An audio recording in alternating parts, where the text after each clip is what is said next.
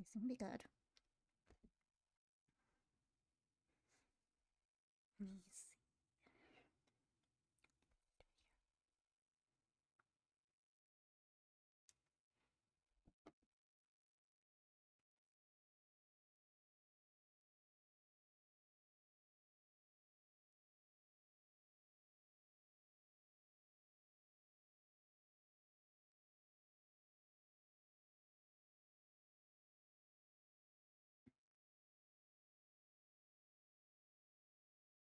Okay, I guess I need to fix that.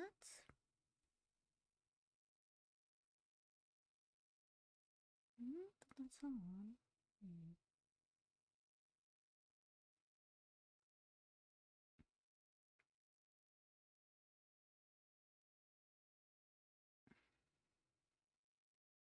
Oh well.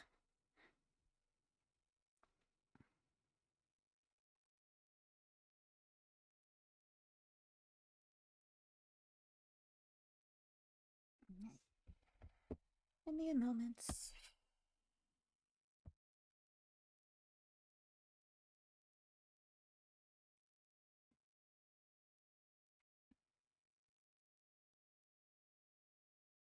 Right, testing.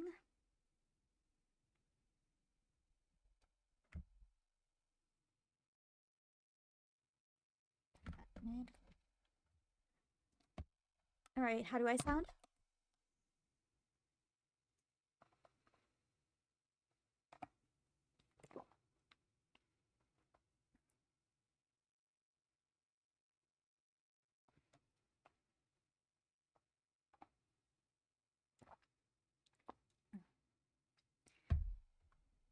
Mm.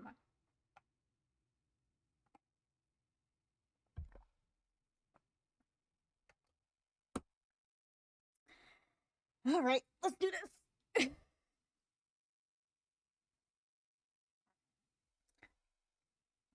Before the power shuts off.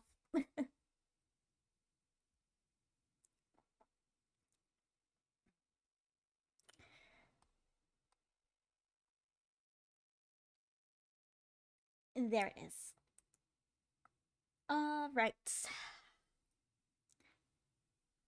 Oh, need this. So I can see the chat. Okay. So I'm trying a little new thing out. Just a full screen version. Anyway, hello, I'm Boxcat. Uh, nice to see you. It's been a while. I don't know if it's been 1 or 2 weeks since I last streamed. That I've been and trying to teach myself how to do new things. So I've been hyper focused on that. Yeah, it's like a habit of mine. No, I'm serious. Literally, it was like August 5th or 7th, the last time I remember.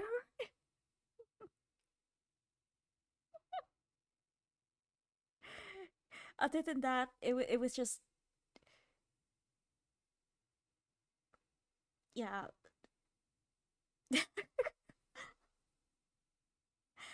I didn't even know time passed.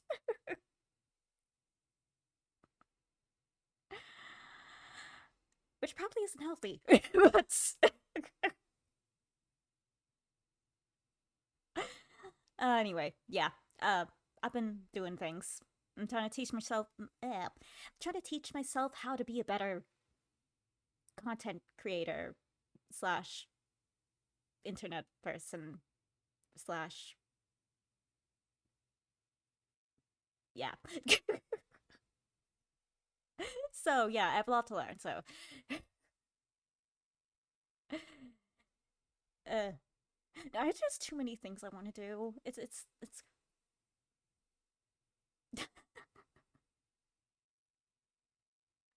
that's not the point right now. Right now, we're going to be playing a indie otome game called Candied Hearts. It was actually a we're playing the demo. It was actually a game, demo that came out for the or during the 2023 Otome Game Jam, on the itch.io. So yeah, I actually did have this in my library of backup, and I like since I've been so MIA this past like however long it's been, I went online and was like, "Hey, anyone got any recommendations?" And I got this as a recommendation. I'm like, "Oh yeah, I think I have that game in my library." So I thought this was a perfect chance to try the game out. It looks cute, very colorful. And liking the title, it reminds me very much of Candyland. You know the board game, especially the fourth image. I loved Candyland when I was a kid. I rolled at that game.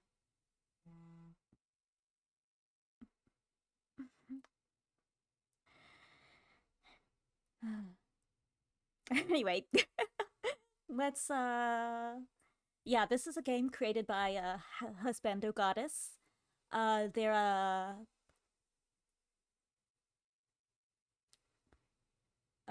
indie dev from Puerto Rico. Yep. Uh-huh. They've done a couple other games.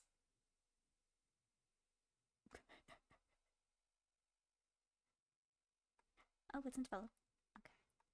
So yeah, they've done quite a lot. They've been oh, I've been wanting to play this one, the cat and this yeah. Maybe I'll make that a YouTube video. Anyway, yes, back on focus. So yeah, they have a bunch of other games if you like their stuff and want to check it out. I do remember seeing their name on like credits on quite a few games I've actually played. So they're pretty active, so mm. Anyway, my pink blouse was in the laundry, so I had to deal with the purple one. Close enough to the candy theme.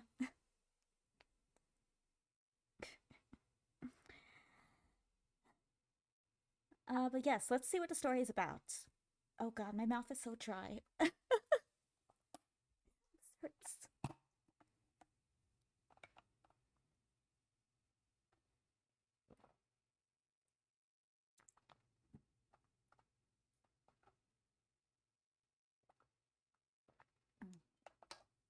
I was actually watching a video about like voice acting earlier today, like not even like an hour or two ago. Mentioned like drinking water every like 20 to 30 lines, and I'm like, I don't even do that every hour when I do my visual novel streams. Like maybe I should make that a regular thing.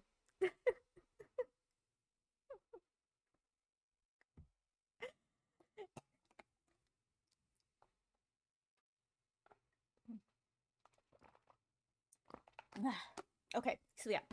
God damn it. Like I feel the dryness back there in the back of my throat.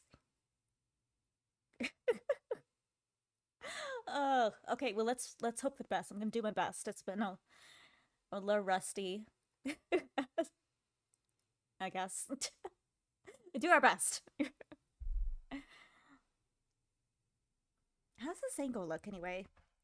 I'm trying a new layouts with the camera and the mic. I'm using the old stand I did, but this time over here I have the ring light. That's what it's called. Right here, I have the webcam. Right here, I have the mic. Right there, I have the monitor, and right there I have the computer. So we're gonna try this out and see how the sound is directional wise, because previously I noticed that like when I went to reach for something over here, nope, I couldn't be heard because my here I can actually turn this around now too. So I was using that thing,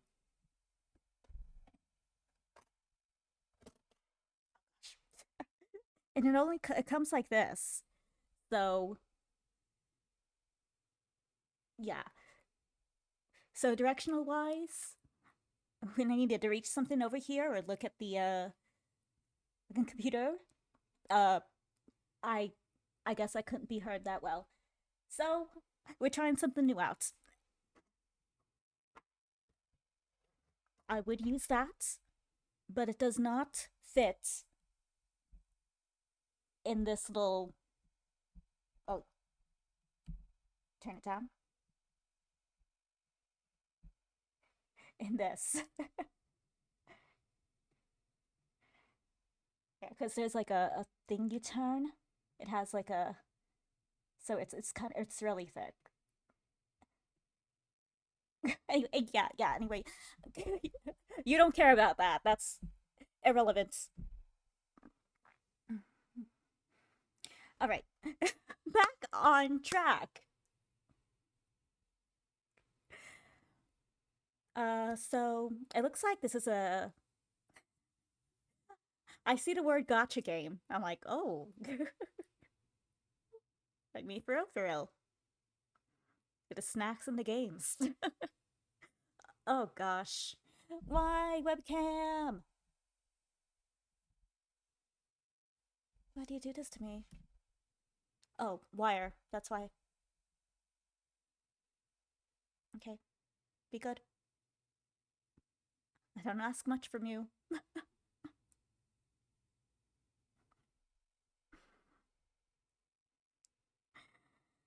All right. Yes. So the story is a girl obsessed with gotcha games. Uh, particularly the game named Candied Hearts.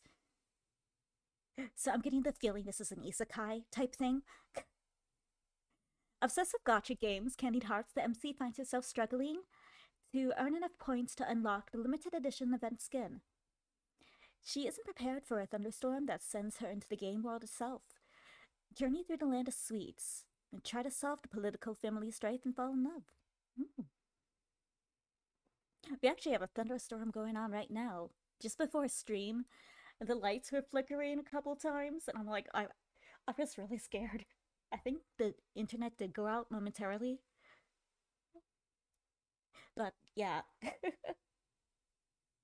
Who knows? Maybe if it actually does go out, I'll be transported into the game. That would be ironic. I'm transported into the game where the main character is transported into the game. It's an inception. I think that's what you call it.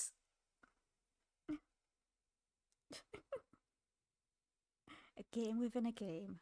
Or an isekai within an isekai? Yeah. An isekai within an isekai. An isekai within an isekai. Wow, that's hard to say real fast. Yeah, so that seems that's what the story is about.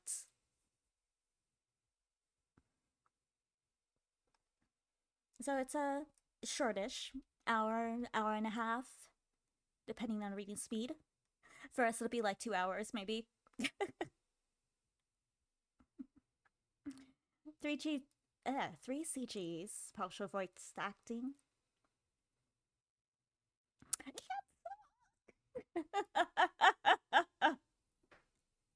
I'm even worse than usual. God damn it. Yes, 3 CGs, partial voice acting, uh, accessibility options, always nice. I actually do like how people do that, like the font options. Because sometimes font can be like tiny. And like, especially if you're like older, which I'm sure there's people of the older age who play otome games, and you never know how people's vision is. So, font size, nice. Or type. I never really played with it too much, so. Also, self voicing.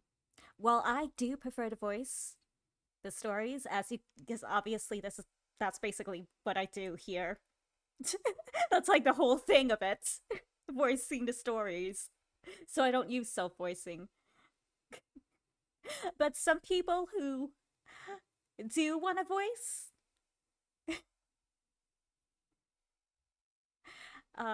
they can activate that self voicing. So that's a nice little feature.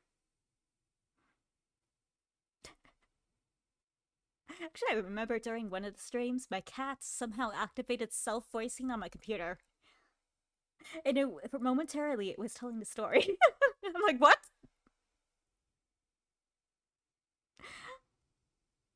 Yeah, it was strange. I don't even know how to activate that feature.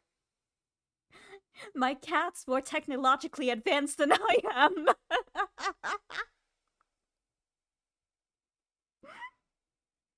Okay, okay, not too close to the mic. So yeah, those are features for the current version, the demo. Full release, whenever that comes out, I didn't get a chance to look further into that. I don't know if there's a set date. Let's actually look at the devlog. Oh wait, devlog's right in the bottom. I do look at the devlogs sometimes. Okay. Okay, so I guess probably no particular announcements for dates for now, but it's being worked on. So when it is done, I guess we'll have two routes: peppermint and lakritz. Am I saying that right? Lakritz. Maybe it's like that. Lakritz. I'm gonna say it that way. Lakritz. These 17k words for endings.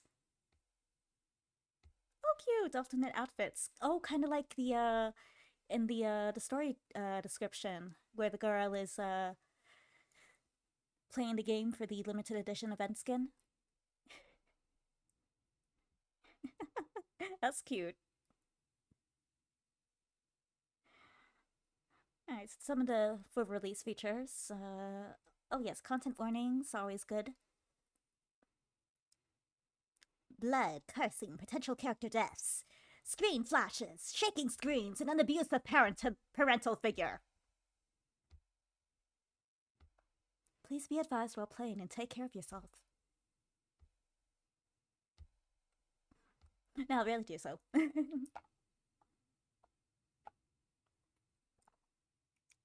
Mental health is important. No. I just noticed a difference when I do I'm listening to the stream right now to, monitor. Anyway, God, I'm so awkward.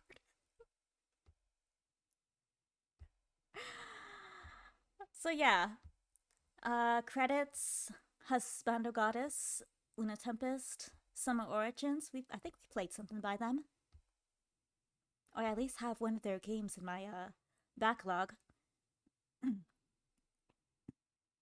uh, Legend X Games, I guess, is the editor. Voice of Peppermint is Max Hertzfeld. The voice of Lakritz is my Sean Lowe. I totally butchered that. Voice of King Carmel, Xander? Xander Maxwell? Is that?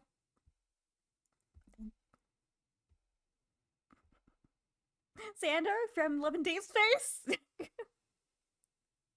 No. Okay. Voice of Philip is Joey Cyrillis. Voice of Reynold? Reynold? Probably Reynold. Is Kai Redell.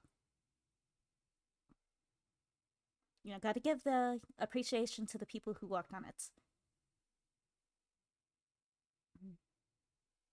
A lot of people put their time and effort into the game. Even if they're not like the actual like dev themselves who like has the name of the game under their name. That makes so much sense. But yes, gotta give appreciation to the people who worked on it. GUI by Skolatsky? Solatsika? Solatsika. Maybe? No, Solatstika. Oh, no, God, Skolastika.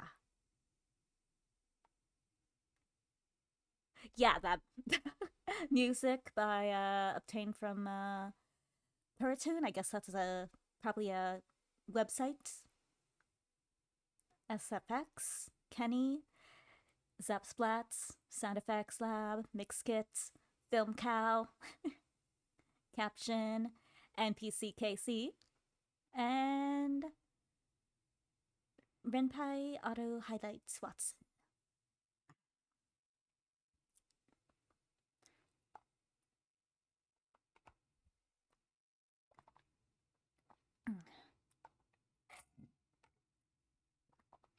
This is what happens when I don't talk for days on end, I guess.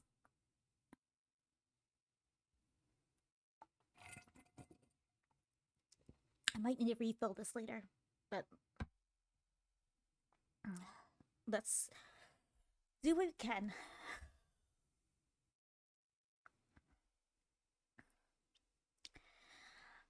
So yes, available for Windows, Mac, Linux. All right. Anyway, enough of this. The introduction. Yeah, you're probably sick of that. But let's get to the actual game. So in addition to being available on the Linux, Windows, and Mac, you can also play it on the web. So I think technically you could play it on your phone. And she's playing it on her phone too. There's just this Inception type stuff everywhere. This.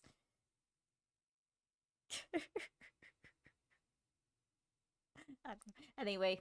I think I have it right here. Full screen this. All right. And this is the page that actually brings you to immediately upon launching the game. So do you want sound captions on?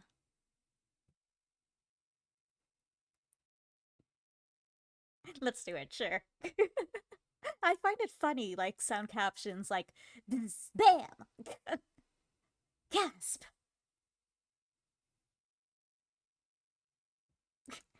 It's just entertaining, so. Do you want image captions on?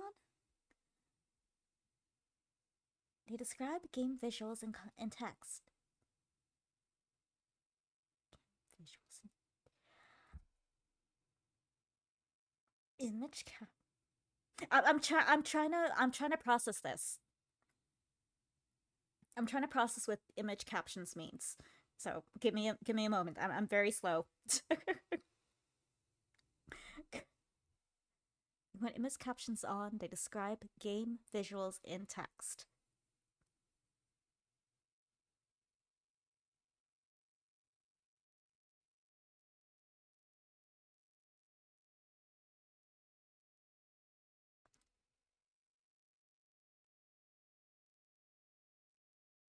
So, My mind's immediately going to like, so how like a fan fiction writer describes the backgrounds of a scene. Like, is that what image caption is, or is it just like a like a little fonts telling the location? Like, maybe that's it. I don't know. I feel like that's probably the most likely to be it, but we'll turn it off for now.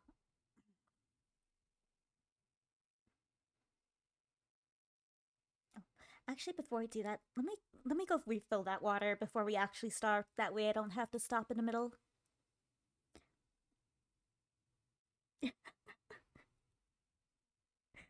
Otherwise, this isn't gonna be pretty.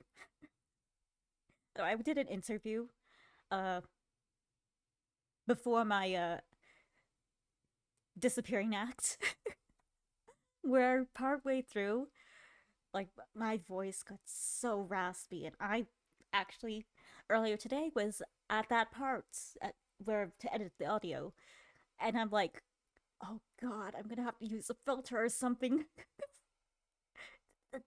Oh gosh, oh my gosh. I need to figure out how to edit a door slam. God damn it. Alright, be right back.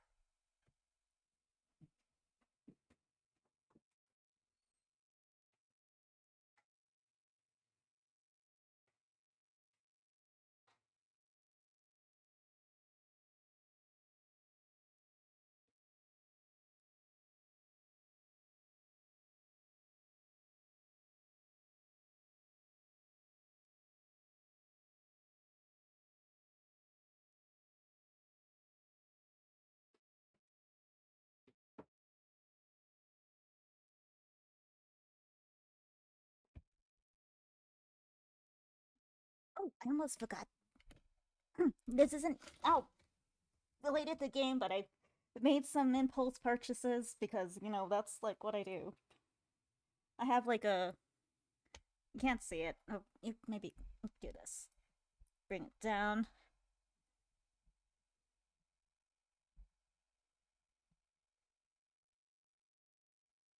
Okay.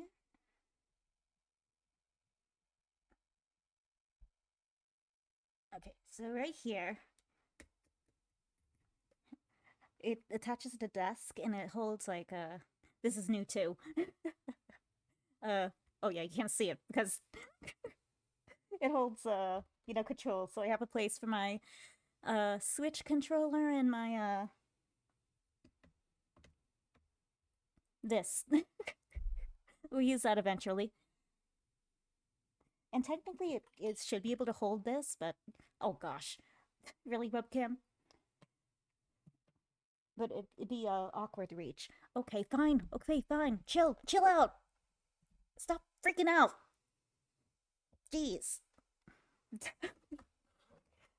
Yeah, that's gonna be an issue. It's filming in this direction. Oh gosh.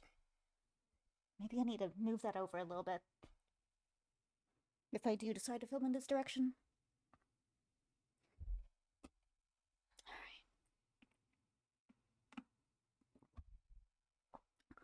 The Hakuoki game I pre-ordered came in too. It's over in that box.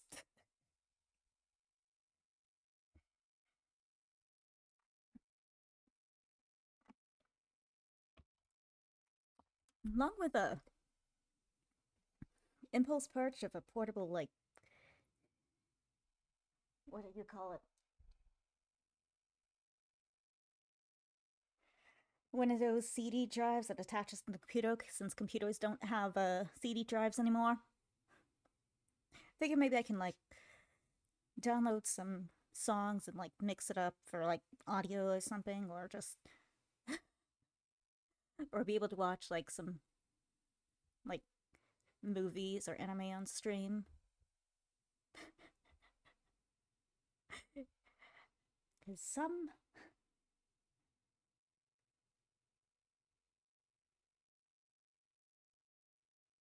yeah, it might. We'll see. But anyway, yeah, it's something I've been. I thought it'd be fun. I found a copy of Jungkook's album waiting for me on the stairs. I guess my parents forgot to give it to me or decided that I didn't need it since my sister had actually gotten it for me. So I technically have two now, but like, oh, this is where, huh? All right, I'll take it. Photo cards. And also, I can listen to K-pop, my all my K-pop albums, which is another reason why I got that.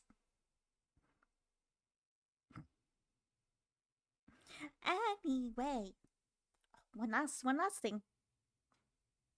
These are adorable. I'll be using these when I play Switch games. I bought these from someone on Twitter. Well, I bought this, and this was something they threw in. It was really cute. So, I love them. They're adorable, the cats and hearts. Talking about candied hearts, we have pink and purple hearts here.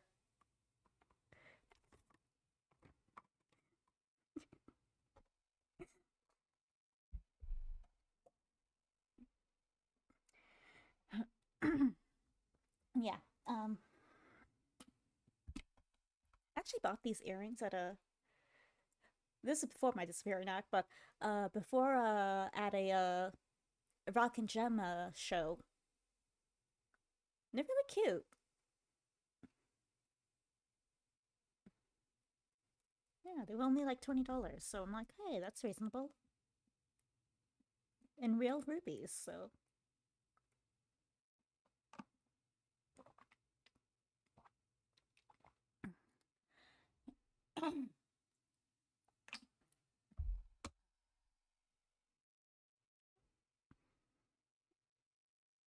Yeah, let me take it off so I can show you. Or, sorry, not rubies. I'm in amethyst. I know my gems, kind of, sort of.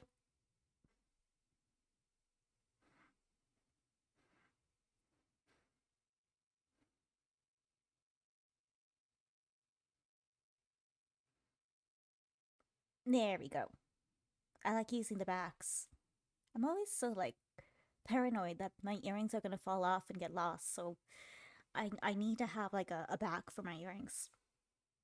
Otherwise, I'm just, like, on edge the whole day. Worried they're gonna fall out and I'm losing.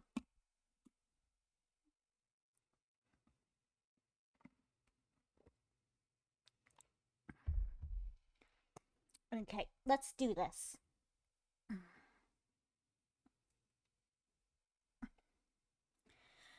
Alright, so I think we'll turn these off.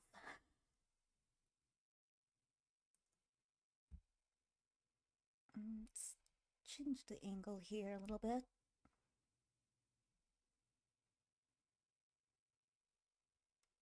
Alright. Cool.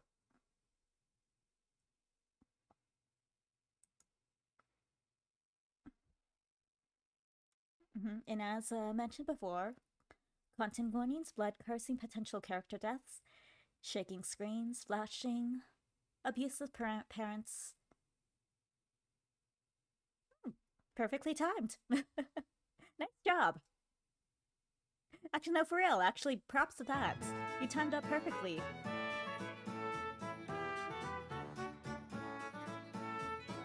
Alright, and let's test audio to voice level. We need to turn this down.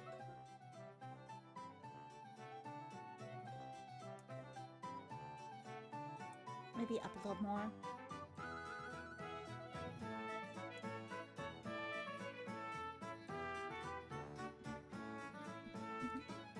Alright, so this is Candied Hearts.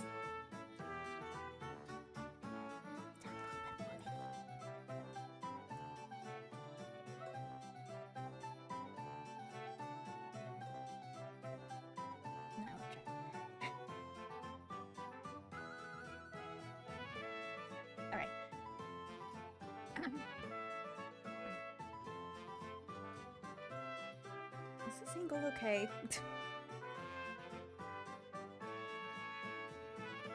I guess we'll find out.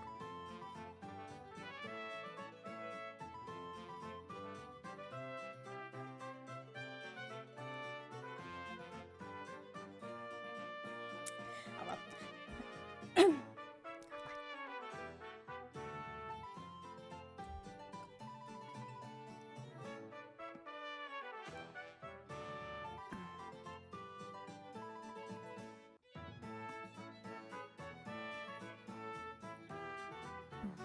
Making up for all the hydration I didn't get this week.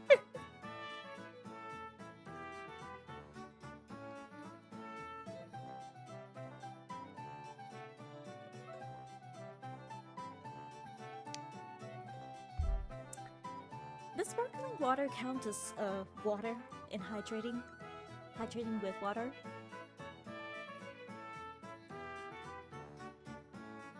I wonder.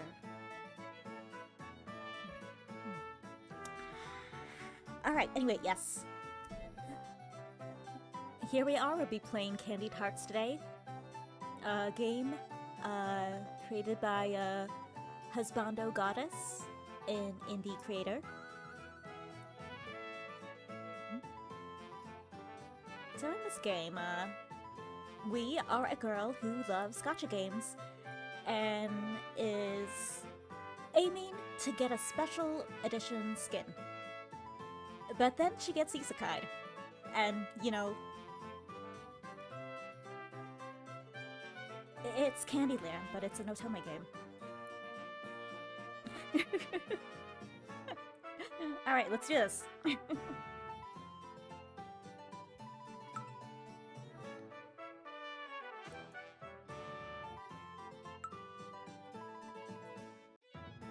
Sure, I am Candice.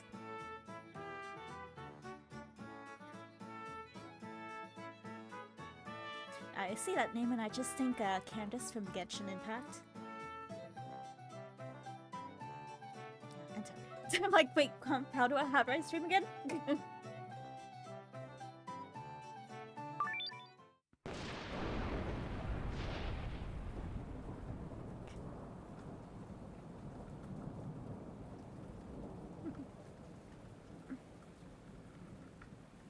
Look at this little gummy bear.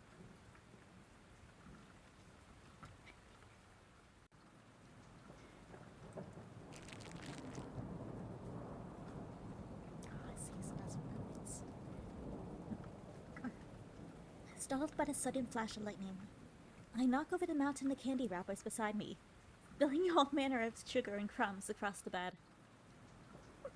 She really is me, for real, for real. I literally have a set when I work here on my computer. I literally have a stash of snacks, a lot of it candy. So the candy wrappers aren't on my bed. They're on my desk if they aren't in a tiny garbage can under the desk.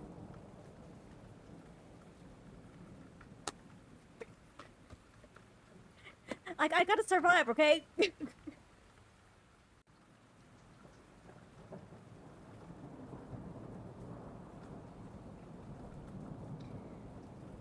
Does that say Dr. Spice? Or maybe it's Dr. Pice, just Dr. Pice. Why am I focusing on this? I don't know. Alright, let's start it one. Startled by the sudden flash of lightning, I knock over the mountain of candy wrappers beside me, spilling all manner of sugar and crumbs across the bed.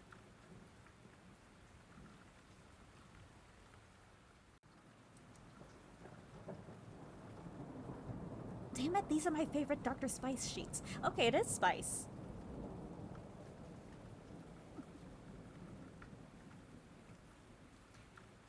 And that worked.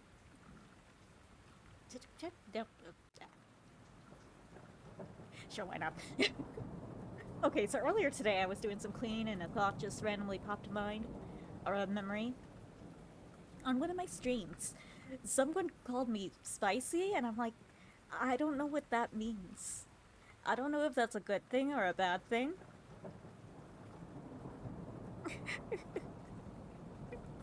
So yeah. Anyway,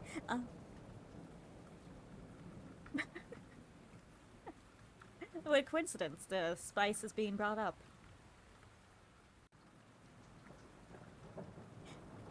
Maybe it means I'm a spice girl. Old reference. Aged myself. It's okay.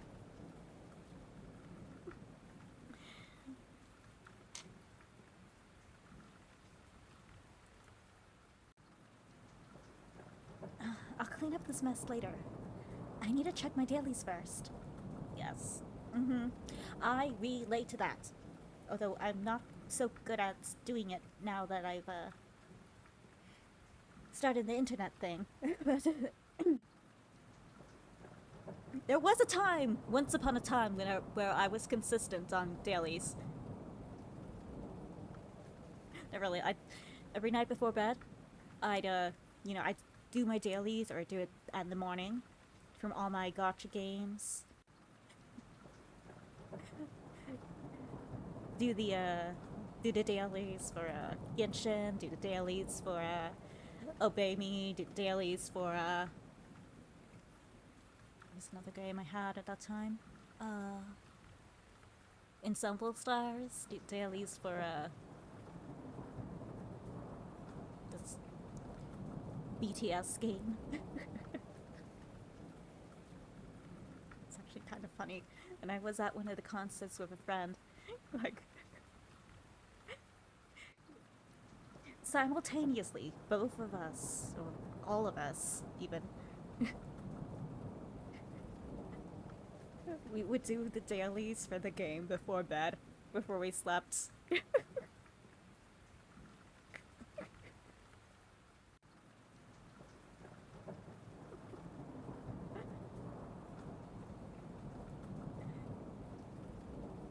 Anyway, yeah, that's the one time when you can do dailies with friends and have it not be rude, I guess. Yeah. At least that's, I think so.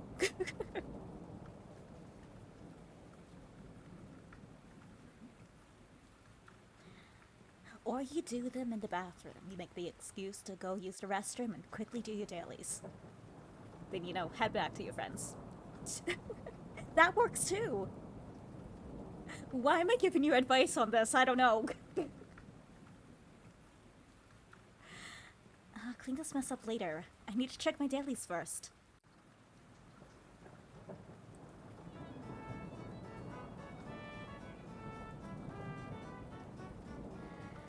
The flurry of rain patters against my window, drowning out the familiar jingle of Candied Hearts. An adorable gacha game that owns my heart, soul, and wallets. Relatable. Many a games have stolen my wallets, and my soul, and my heart.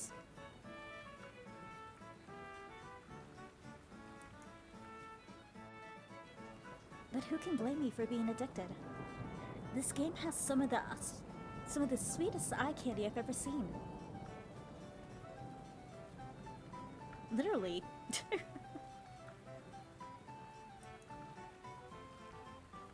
It all started 2 years ago. I was chatting with one of my friends, Noah, on Discord. That's good. And he mentioned Candied Hearts, some new mobile game he was spending all his money on.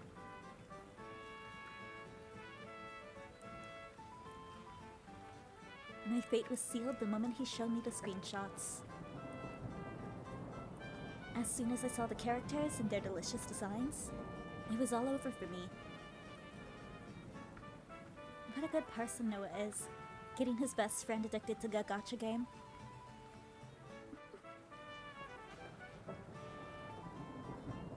The bestest friend ever. Like, how do you think about that? Is that a good thing or a bad thing? Or is it both? You're introducing your friend to, like, something fun. But you're also introducing your friend to debt. Or an empty wallet.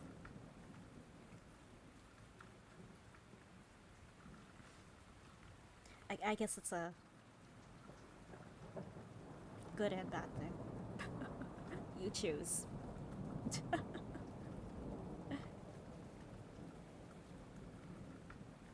Well, at least he sends me daily in-game gifts, so I can't be too mad. See, that makes up for it. If you're gonna get your friend addicted to a gacha game, where they're gonna spend lots of money, make sure to send them dailies.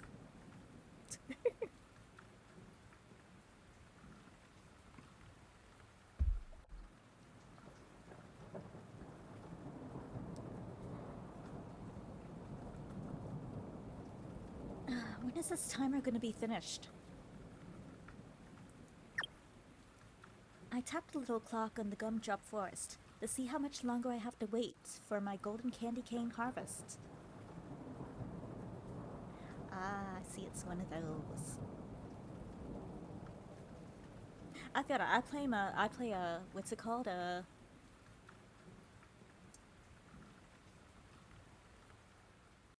township. That has one of those type of systems. You have to wait for things to grow.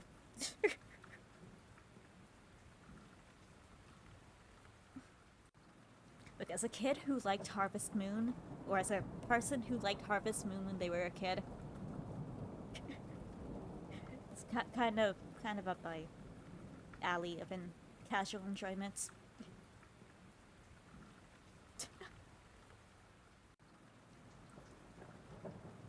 Let's see. My jaw drops when the number flashes on the screen. What? 5 days? Not quite, but you know, equally bad. I feel it. 46 hours, 23 minutes, and 51 seconds? Let's try that again. 46 hours, 23 minutes, and 51 seconds? Try playing Township and building a building. That can be 2 days.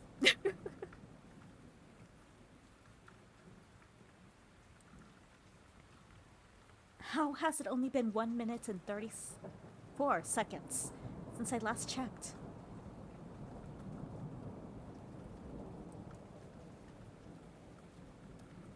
It's been at least 2 minutes and 50 seconds.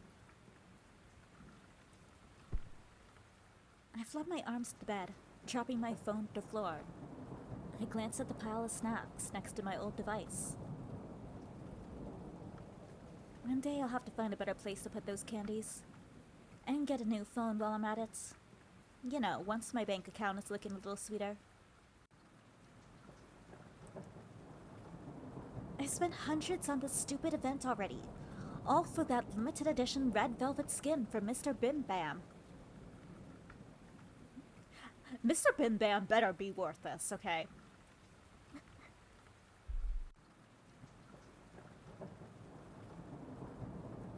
Have you ever spent hundreds of dollars on a gacha game?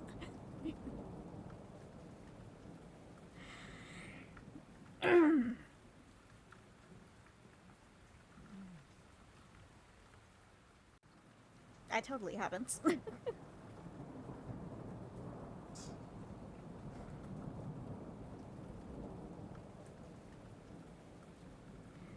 The last time I spent this much was on Mr. G, Letton. A few months back, and I still haven't fully financially recovered from that. There's no way I can spend any more money to speed up my crops.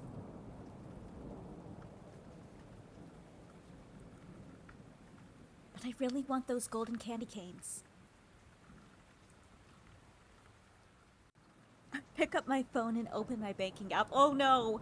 Oh no! Girl, don't do it! Don't do it!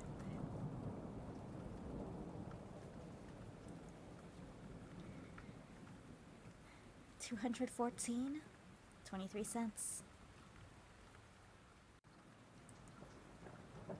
do it.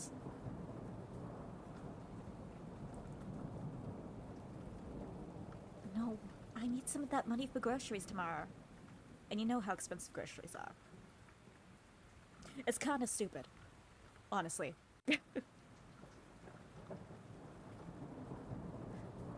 Meanwhile, apparently in, like, Japan, you can get, like...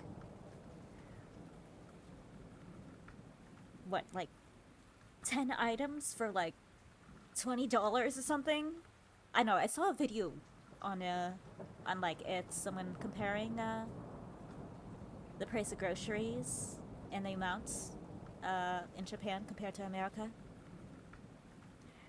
And I forget the exact numbers, but it was... It made me sad.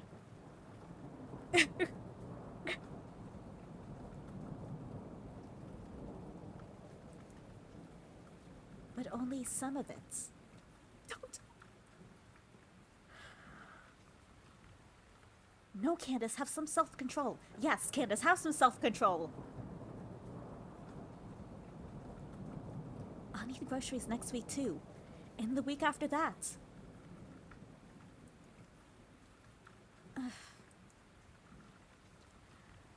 Adulting sucks. I wish I could go back to being a kid when I spent my money on anything I wanted. Like Jawbreakers and gummy fish.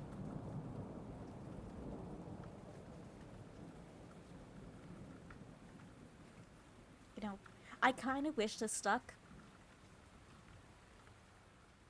But as a kid, I never spent any of my money. I hoarded that.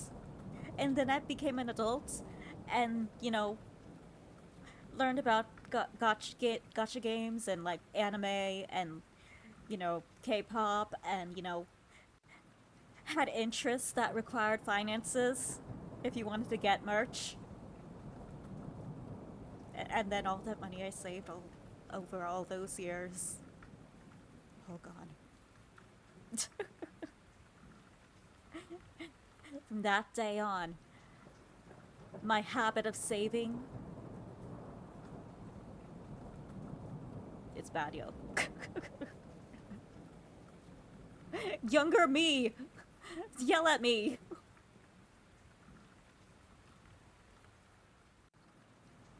I thought I heard my phone go off.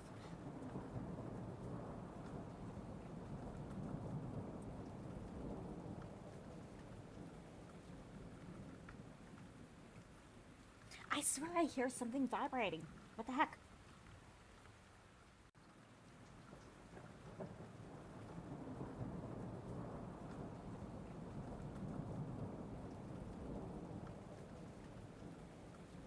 Am I just going crazy? Maybe I am. Oops.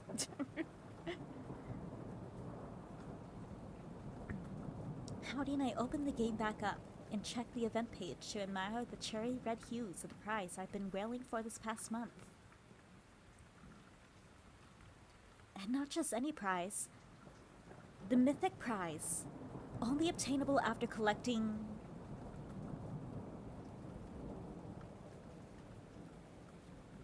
Yeah, no, that's not worth it, hun. From the Gumdrop Forest. Look, if it surpasses, like the hundreds, I'm not going for it. It's not worth it. It's too much time, effort.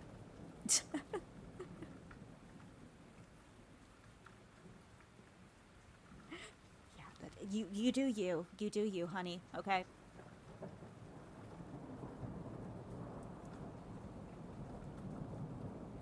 And for the next batch, I only have to wait 46 hours, 22 minutes, and 32 seconds.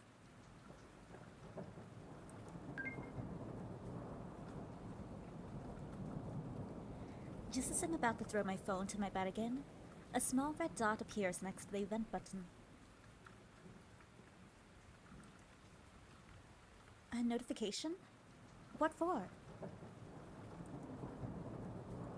Please be some free energy tokens or gold? I tap the icon as quickly as I can.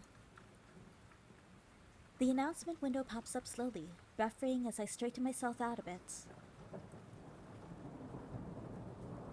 Dearest citizens of the Land of Sweets, this is your friendly reminder that the Bim Bam event will end in 24 hours.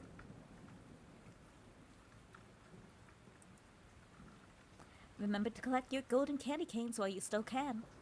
If you need a minute boost, you can grab some goodie bags on sale at the confectionery.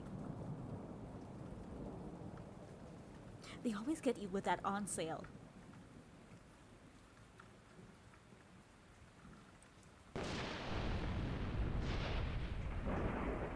Also, isn't that the amount of time she needs to wait? 24 hours?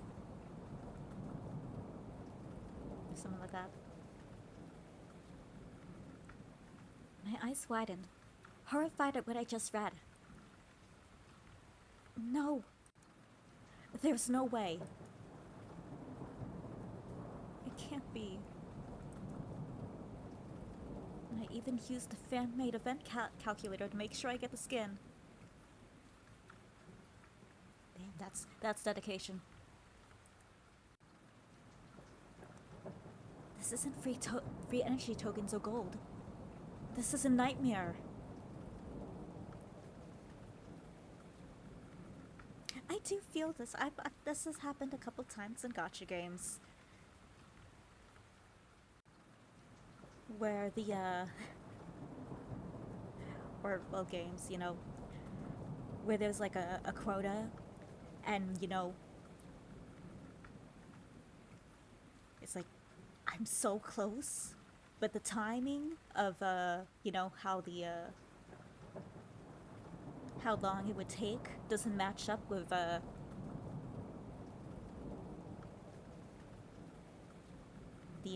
the ending dates of the events, for what you can collect the, reward.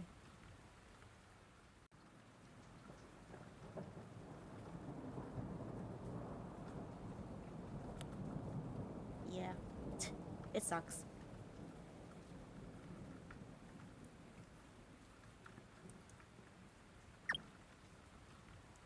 With trembling fingers, I checked the timers once more. 46 hours, 19 minutes, and 46 seconds. Depending on how much, I forget, did she say? How much more she needs of the candy canes to achieve that ridiculous number. Then it might actually be worth investing a little on like one of those time boost things. Although it really depends on how much.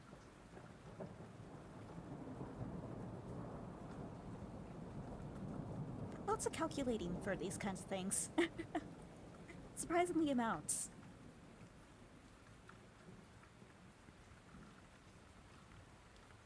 A heavy pit forms in my stomach as I tap the announcement again. Maybe I read it wrong. Maybe I'm just tired from staying up late last night. Yeah, that's gotta be it. I go through the notification again, slowly this time, to make sure I'm reading it right. Dearest citizens of the Land of Sweets, this is your friendly reminder that the Bim Bam Slam event will end in 24 hours. No. I let out a cry, shutting my eyes tightly. No, no! I'm not gonna make it! Not unless I pay a fortune to unlock more speed-ups. So then, she's not close to being there. I feel that.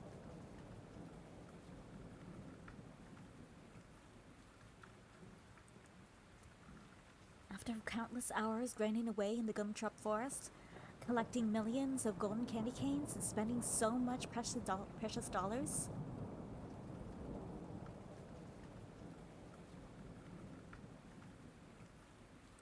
I feel bad for her. It still isn't enough. That's like the worst feeling, seriously. Having spent money on a game to achieve a goal and still not achieving that goal by the time the event ends. Because it feels like such a waste.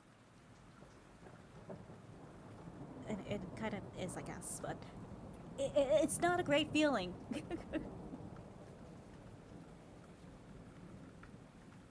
You gotta be fucking kidding me!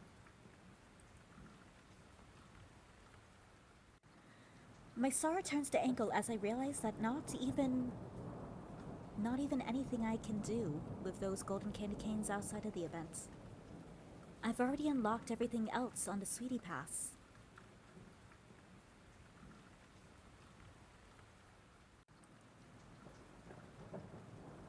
With sweaty palms, I close the app and open up the trusty forums of Reddit.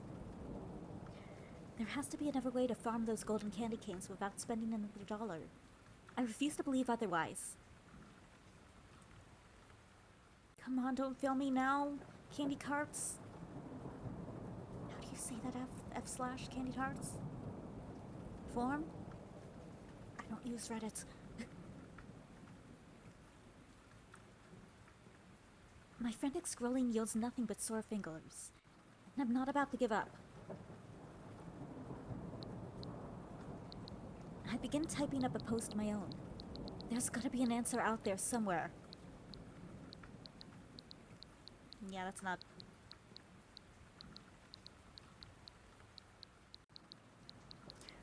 It's gonna take 24 hours for someone to respond to the post. To be real, that's usually how it goes.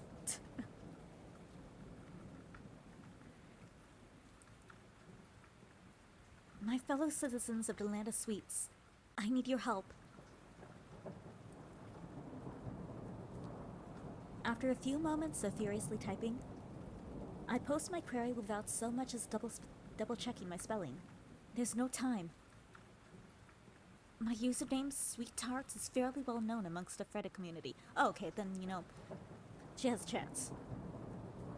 So surely someone will come to my aid. Almost immediately, my phone rings with new notifications. There are 4 replies. 4 chances to save my life. Let's see. No, sweetheart, don't tell me you're not getting the limited edition red velvet Mr. Bim Bam skin. Not after all the money you spent.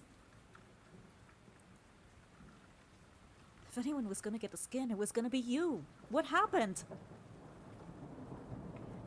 I had work, that's what happened.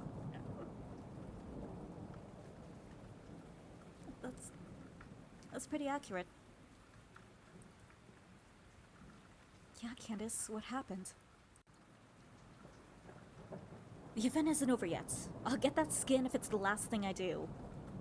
Proceeds to spend her entire bank account. And have it still not be enough.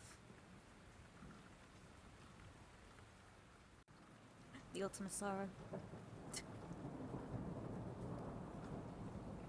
I scroll down to the next comment in hopes of finding an actual solution.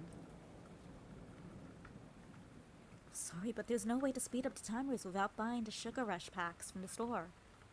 Good luck. Deep down, I know that's the truth. But I can't afford any more power-ups. There has to be a way. I guess we could survive on cheap, unhealthy food, ramen cups. We can go to okay, here's a solution. We'll go to what's it called? Costco. Or Sam's Club, I guess. We'll buy a huge packet of like ramen noodles. We'll live on that for as long as we need to in exchange for you know, spending money for the game. If we need to eat half a ramen pack a day, we'll do that. Wouldn't recommend, but you could.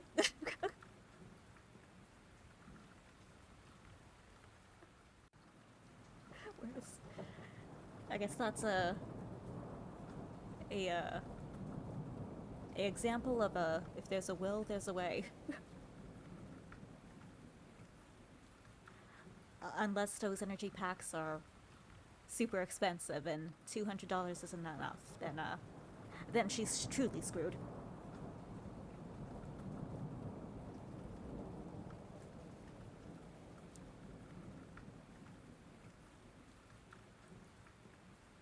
Fourth time's the charm?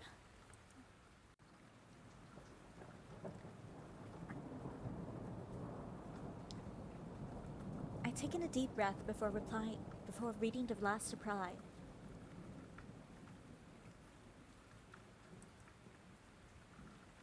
I know of a way, but I can't say it here. DM me if you're interested. I'm gonna hack the game. Yeah.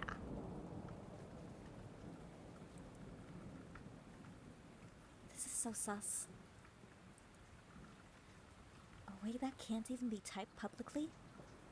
It really is sus. A way the devs probably won't like. A way that can get me banned. Alarm bells are going off in my head. In so few words, CH Lover 123 raises every red flag possible. Red. Like the type of velvet Mr. Bim Bam could be wearing. If I just got a few more golden candy canes.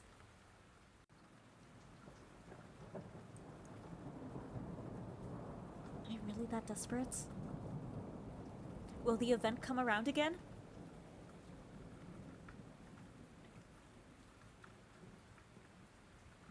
That's actually like a fear. Like, you don't know if an event's gonna come around again.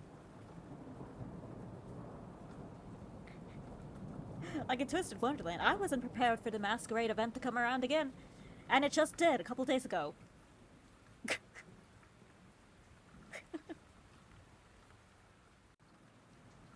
I didn't need to spend all that money on Malleus, goddammit! Yeah, so, gotcha game troubles. Yay.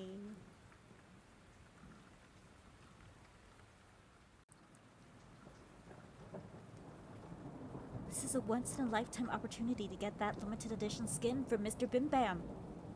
If I don't do it now, I won't have another chance to unlock it. Besides, what's the worst that could happen if I send this totally inconspicuous user a DM? If anything sounds fishy, I can just close the message and block them. Still, something about the interaction feels wrong. But Mr. Bim Bam...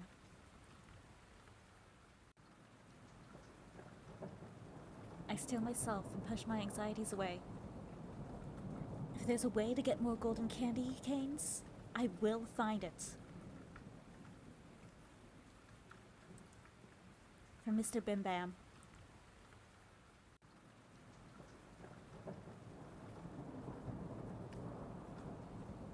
I would say that's a dedicated simp, but I don't know if simp's the correct word. But that's dedication.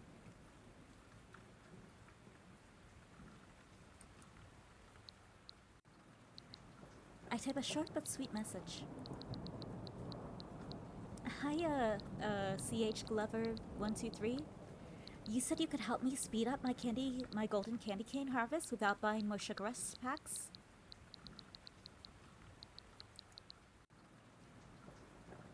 Rereading it a few times, I decide it's now or never. I hit send and wait with bated breath.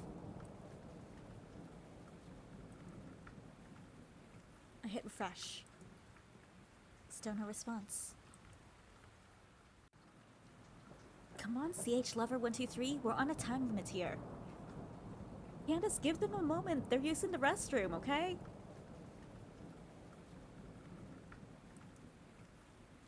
I hit refresh again, but this time there's a new notification. Before I share it with you, I needed to confirm something with me. I swear if you say you need my bank details, I'll scream. Can I trust you, sweetheart?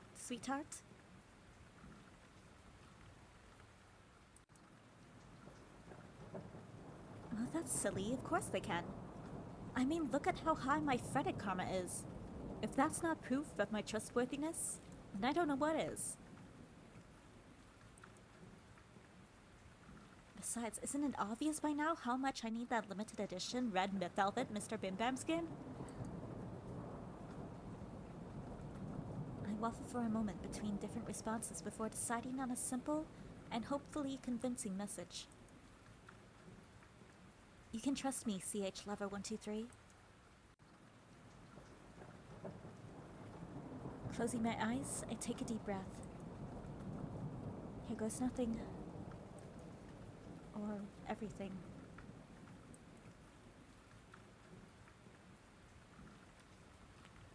There's a way to speed up your golden candy cane harvest, but it's not exactly legitimate.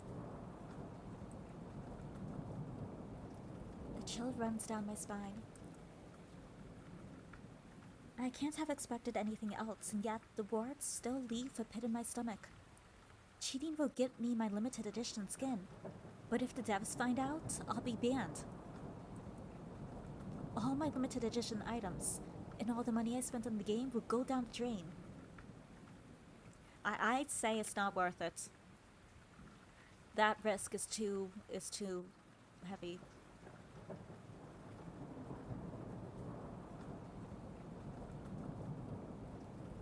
So you did not just lost the money for the Mr. Bam Bam skin. I can't say his name. But you lost your money on everything else.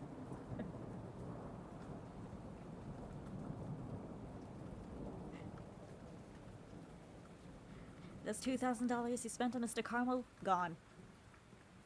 That $50 you spent on mints, gone. I don't know, $125 you spent on lollipop, non-existent. Gone down the drain. Lost forever. It's not worth it.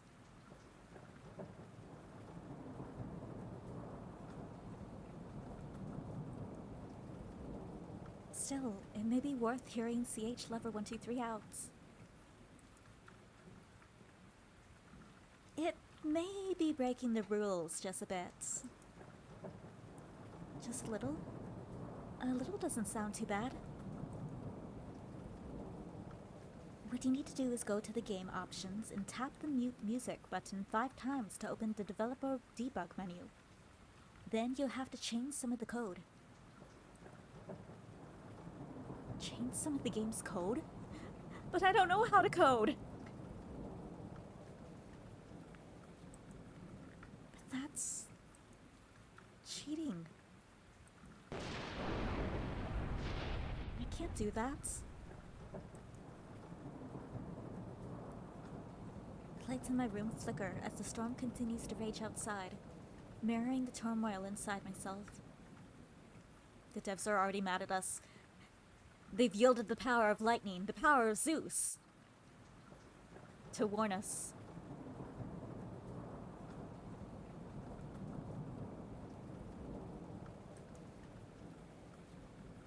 I think back on all the precious dollars I spent on the game.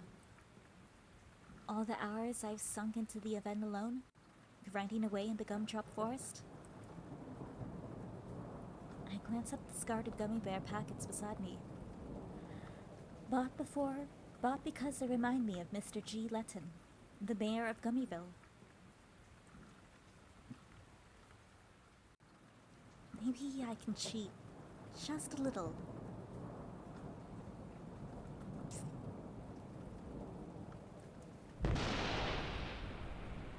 See, the gods are telling you not to do it.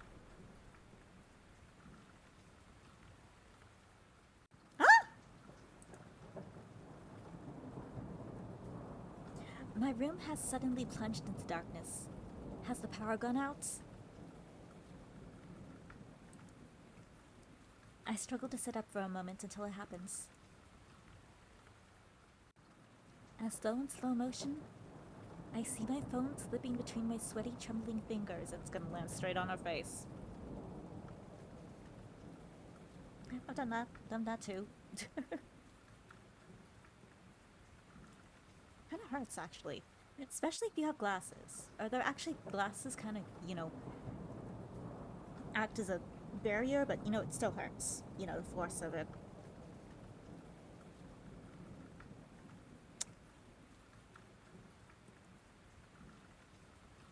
Inching closer and closer to my face, and I'm unable to stop it despite how slowly the thing seems to be falling.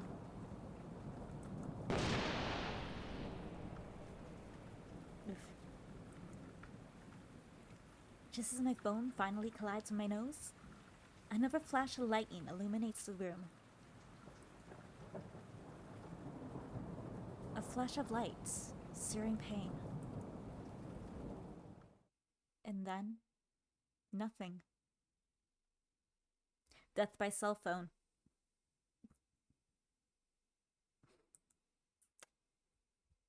I guess not the worst way to go out, but,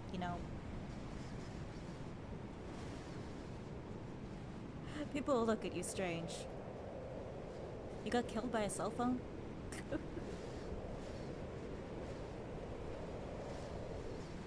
Or at least knocked out. How heavy is that cell phone then?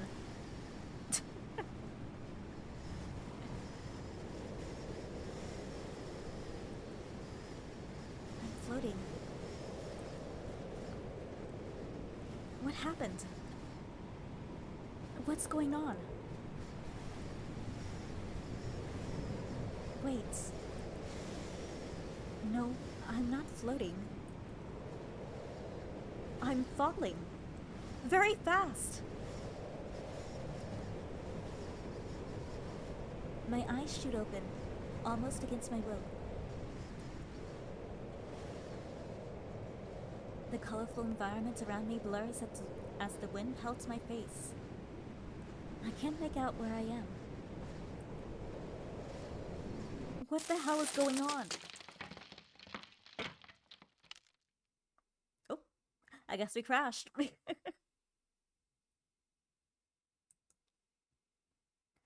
I landed in a tree, breaking every branch I come into contact with. There's a loud thud as I crash into something hard. It knocks the wind out of me. Ouch. I open my eyes once more, a sense of dizziness washing over me from whatever the hell just happened.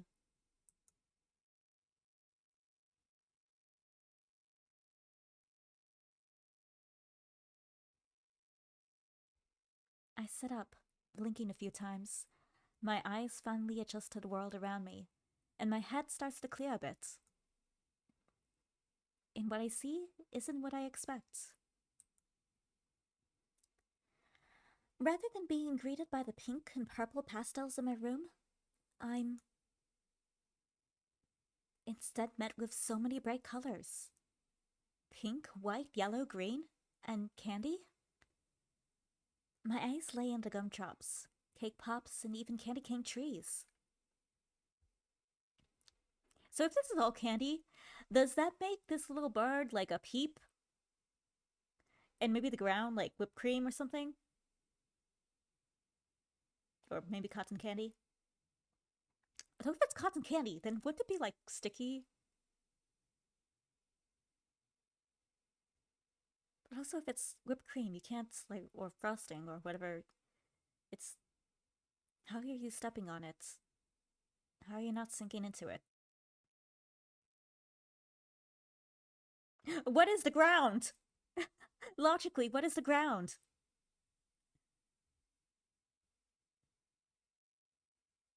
This is gonna bother me.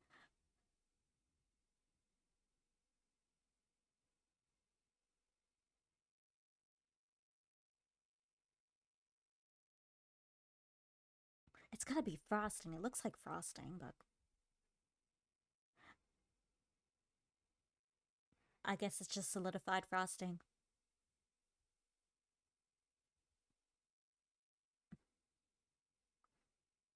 Does that mean it's cold here?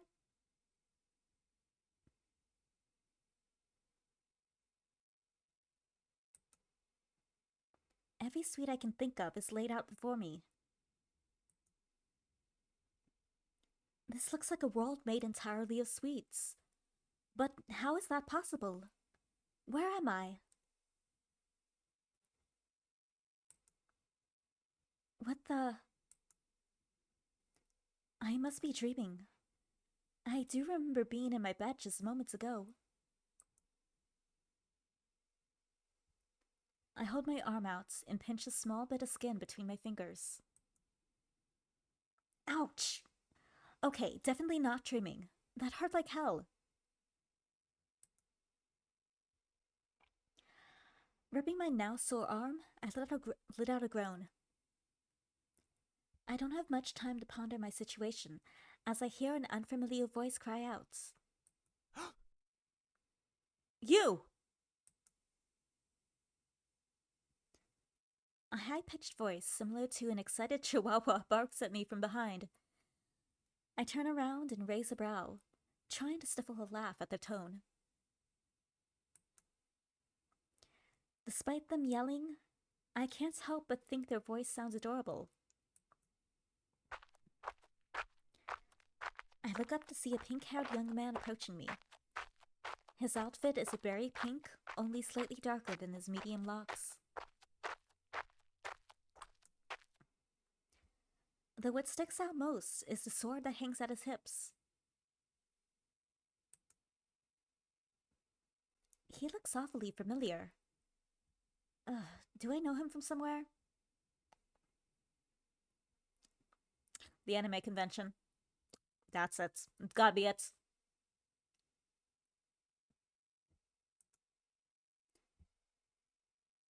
I rack my brain, trying to remember where I've seen him before, until finally the cloud dissipates and my eyes widen. You're... No, it can't really be him. Though now the candy all around me is starting to make sense. The boy bends down to get a closer look at me, placing his hands on his hips.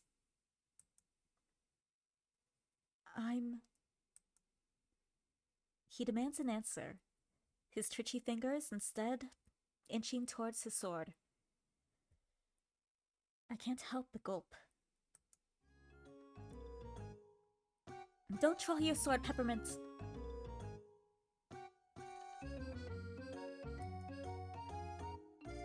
I swear I'm sorry. I didn't use your character for that long, but he was a starter and...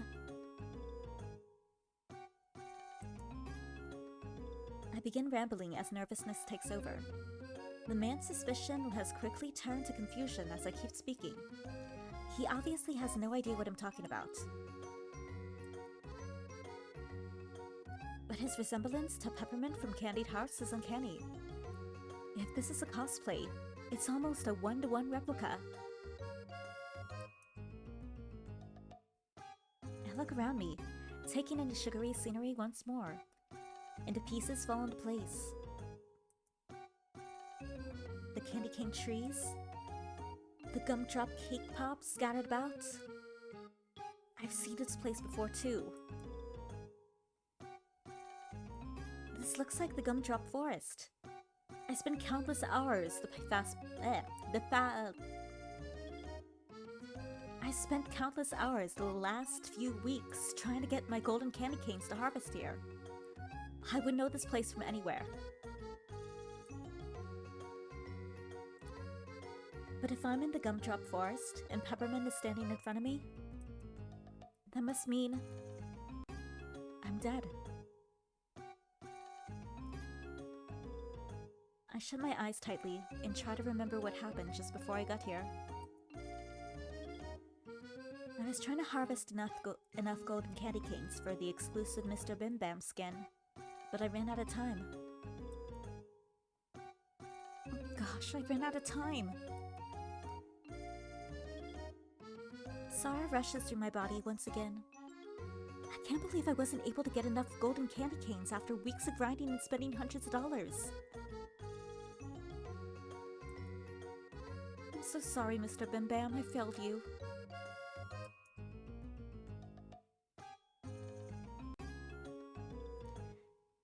When I open my eyes and see Peppermint staring at me expectantly, I stop in my tracks, Suddenly, the event skin doesn't feel so important.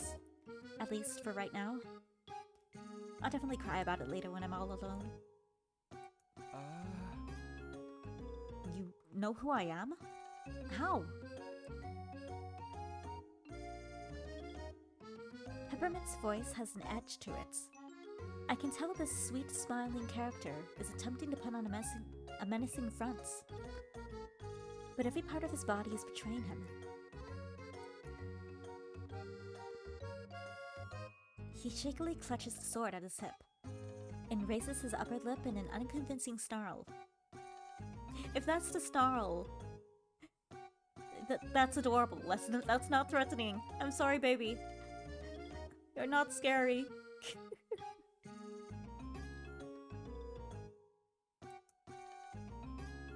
I put my hands up in the air, trying to show him I mean no harm.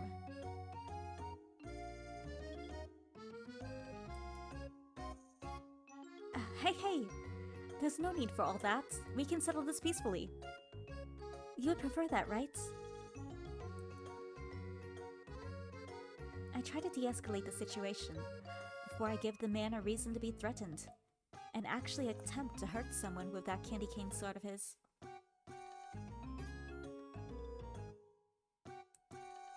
You ever poked yourself with a candy cane? It actually kind of hurts. I'm not gonna lie.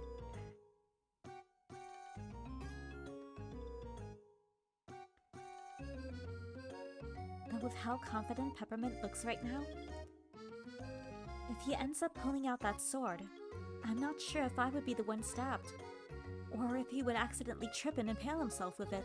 That would be good. Is that one of the potential character deaths?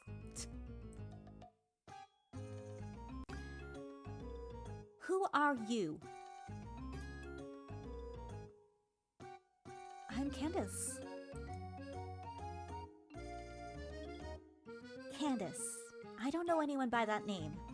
And I know everyone in the Land of Sweets. Did he actually just say the Land of Sweets? Like the one in Candied Hearts? There's no other explanation. You must be a spy for the crits. Oh, here's something. Yay! Look, so fancy.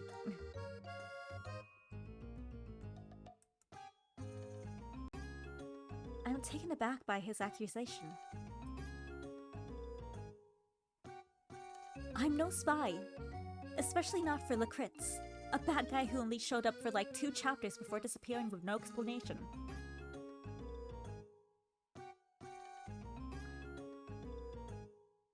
He'll come back in 500 chapters, it's okay. I wonder if he's even a bad guy, like, or if it's one of those issues of like, they make you think they're the bad guy, but there's actually a person who's, you know, the real bad guy.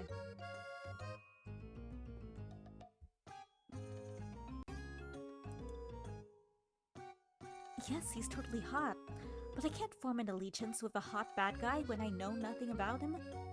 I'm not shallow. Is that shallow? Oops.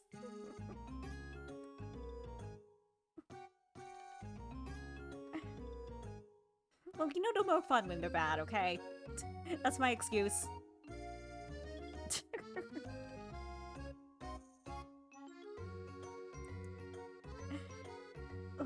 What? What would even make you think that?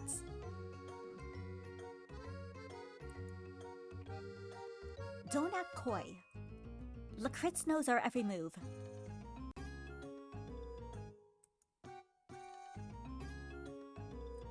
He stopped potential trades by bribing traveling merchants with money, attacked other knights while they were out on top secret missions, and stolen so many golden candy canes from the vaults that we're now short on storage.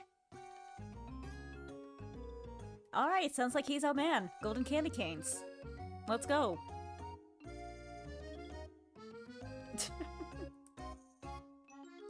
Wait, did he say golden candy canes?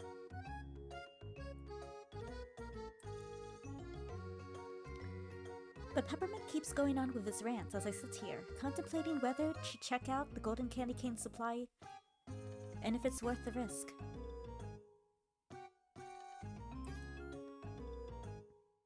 There's no way Lakritz would have known of any of this, not unless someone has been spying on us, and I'm gonna find out who it is. That's why I'm out here to begin with.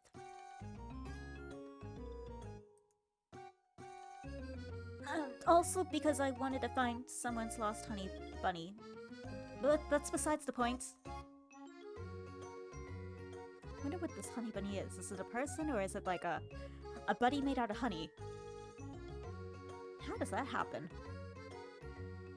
Does he melt?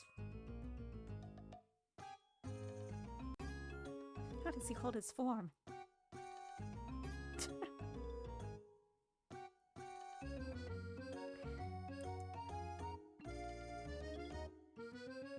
So tell me, are you a spy?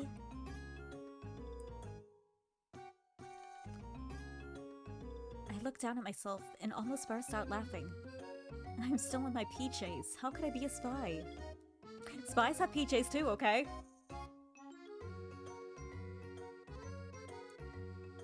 At least I would imagine.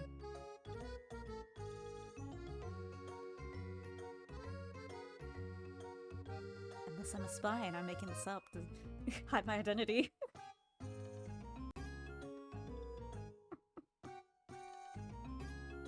Then again, I did come out of nowhere. So maybe I shouldn't be too shocked that he's wary of me. And right now I'm up a creek without a paddle. If I explain to Peppermint while I'm here, he could help me. But on the other hand, he's convinced I'm a spy based on absolutely nothing. Clearly all the sugar has gone to his cute little head. I can sarcastically play along if I want. What should I do?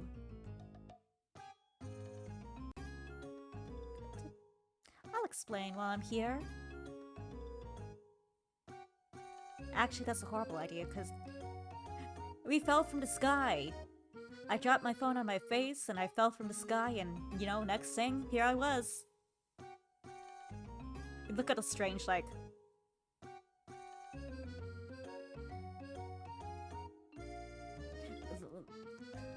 Let's bring you to the hospital, okay, girl?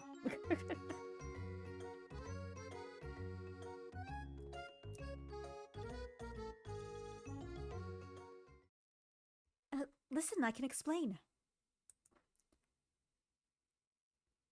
I take a moment to gather my thoughts. How do I explain to Peppermint that the last thing I remember is dropping my phone on my face and getting teleported to this world, which may or may not be my favorite gacha game? Peppermint backs off and removes his hand from the handle of his sword. He raises a brow as he waits for my response. I'm listening. I can't tell him everything.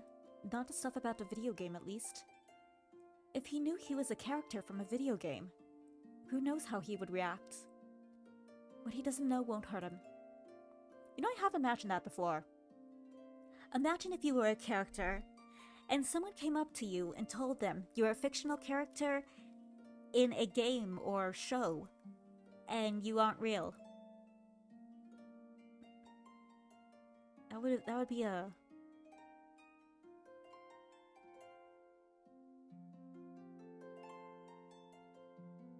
That would mess with you.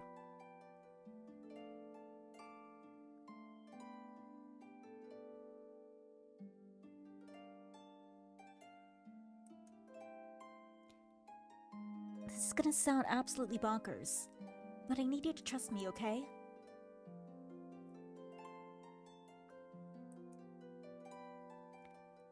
Peppermint stares at me with a hesitant look on his face. You want me to trust a complete stranger? Yes. Who says she isn't a spy? Also, yes. Peppermint nods slowly, that hesitant expression still ever present on his adorable little face. I'll try to be open-minded. Good enough for me. I take in a deep breath, my nerves taking over. Seriously, why am I getting anxious now? Pushing out every possible negative outcome of me messing up from my stupid head, I exhale, ready to tell my story to Peppermints. Okay, well, the reason you haven't seen me before is because I'm not from this world. I'm from somewhere else.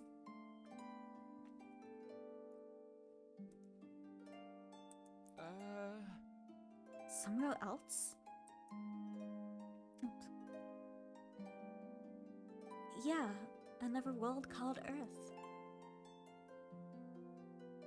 You see, I was on my bed minding my own business, and there was this wild storm raging outside my window. Lightning was zapping every few minutes. I don't know exactly what happened, but the next thing I knew, I was falling from the sky and it ended up crashing here. I imagine we probably have bruises from falling through all those trees, so we could probably show them that as like proof.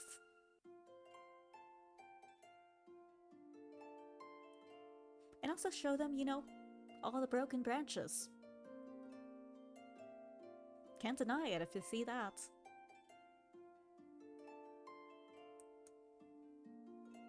Then you showed up. That's all.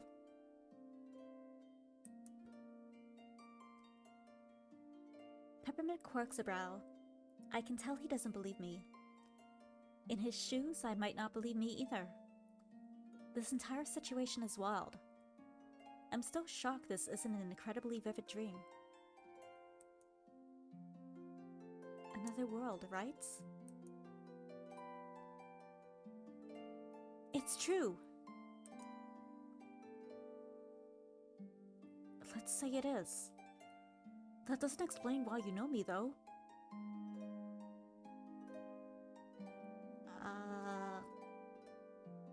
Your outfit reminded me of Peppermint's. And I, you know, it just came out. That's a reasonable answer. This does look like a Peppermint. Right here.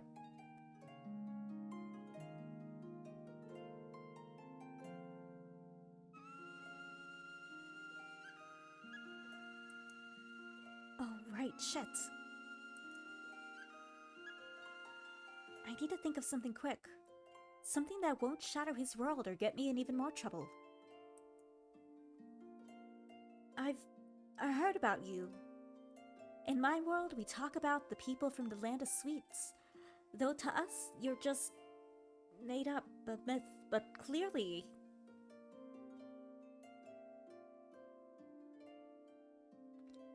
It could be worse. I gesture my open palm to him. You're real. Peppermint scratches his head.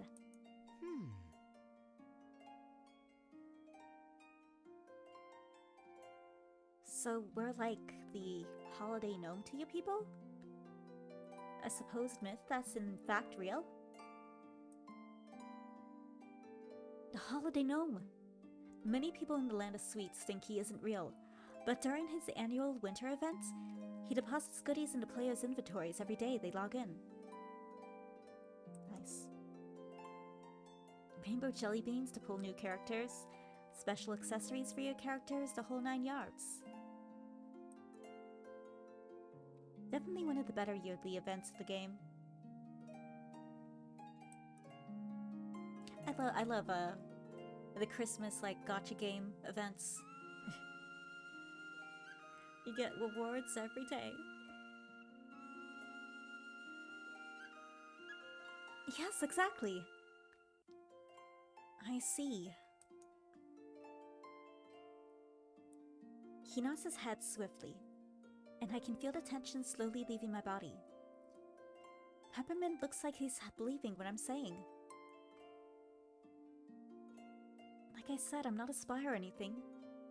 I'm a person who happens to serendipitously find herself in the strangest circumstance imaginable.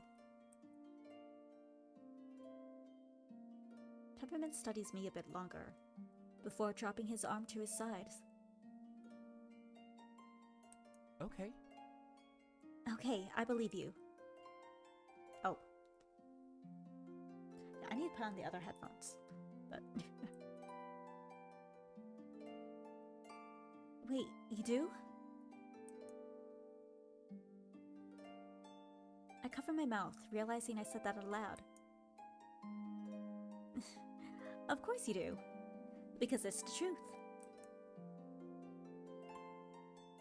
Yeah, plus a spy wouldn't come up with such a creative story.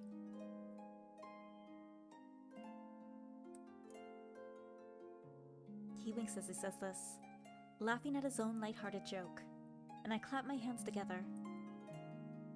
Thank you. The smile from Peppermint's face disappears, as if he had just come to a realization. He furrows his brow. I do have a question though, Candace. If you're really from another world, you must know how to get back, right?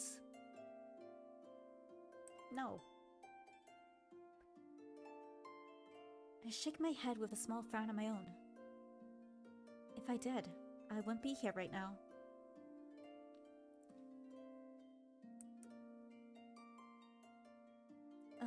That's the problem. I don't have a clue.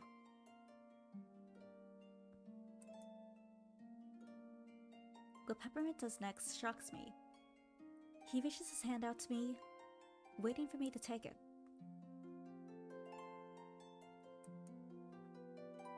Let me take you to see the king. Surely he'll be of help after hearing your story.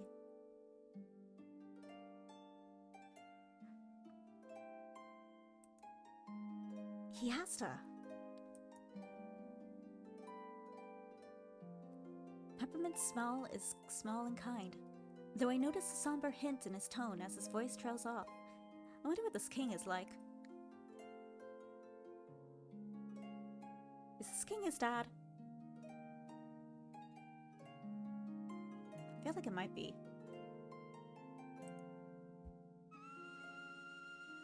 What king does he serve? And why does he sound the way he does after referring to him? Now I'm really wishing I unlocked Peppermint's character story.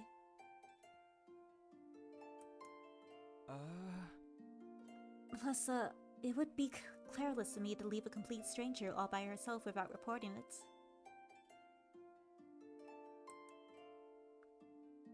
Peppermint adds that last part in, as a rosy tint dusts his cheeks.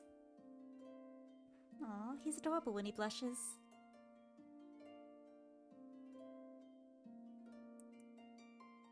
I just want to pinch his cheeks, but I'll refrain from doing so.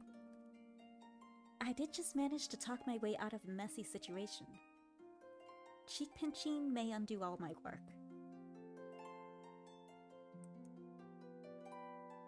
I decide to take his hand. There doesn't seem to be any ill will in his words, and if he's trusting me, I'm gonna trust him as well. Peppermint's hand is warm as he helps me onto my feet. It's a strange sensation as I think about how just a few moments ago, he was only a code in a free-to-play gacha game on my phone. Free-to-play. So I just realized.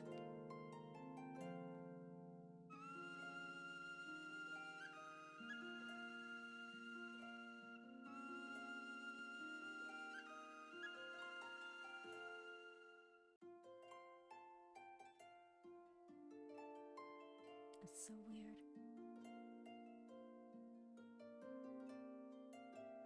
You know, my chat bar seems to have disappeared from my OBS, and it's not an option in the docs. so I can't look over and see if there's an ad coming on. So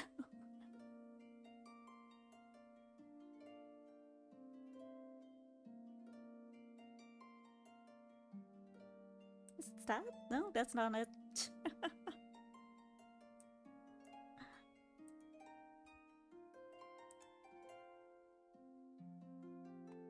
Like, seriously, where the heck did it go?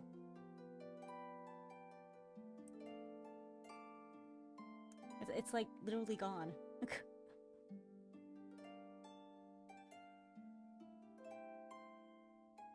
so strange. Okay, whatever.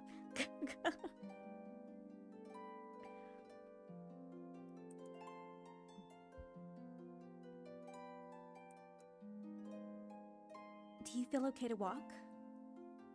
You mentioned you fell from the sky and crashed here, which must be a loud sound I heard a few minutes ago. Can't imagine you had a pleasant landing. His words break me from my thoughts, and I clear my throat, trying to push the warmth of his hands out of my mind. Considering that I'm still alive and able to stand, I think I'll be fine. Peppermint's eyes widened a bit. Was what I said really that hard to believe? Though I noticed his hand hovering a few inches above from my hair before he drops it to his side. Aww! He was gonna pat us on the head! I want pet pats!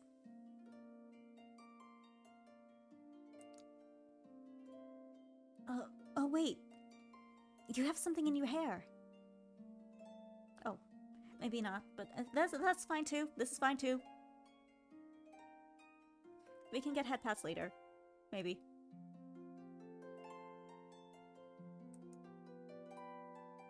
Do I? I shake my head frivolously to try to get whatever it is out. All good? Actually, it's still there. Let me... With a light pink flush dusting his cheeks once again. Looks adorable.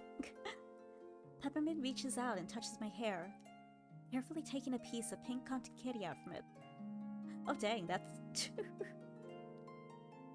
I just about to be like sticky. I feel like that's not easy to get out. At least not completely.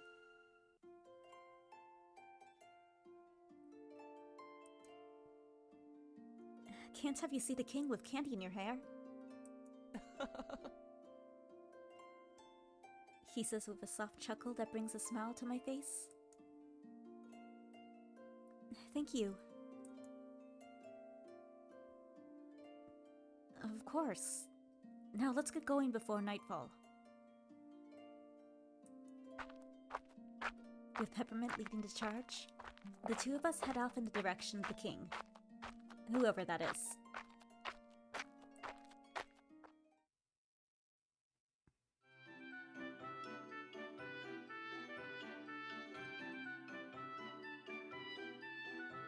Now actually I'm gonna pause right here.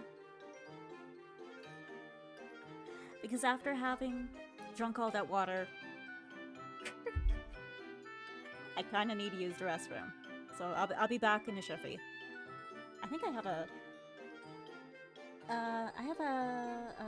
be right back thing somewhere.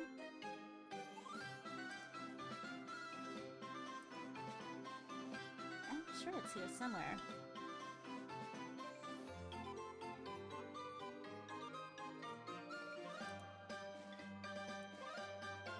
I swear I put it in.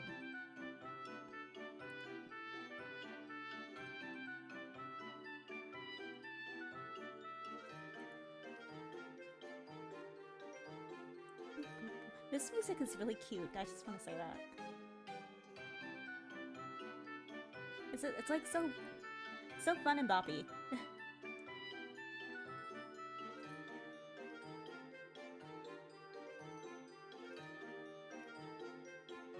Alright, let's do this one.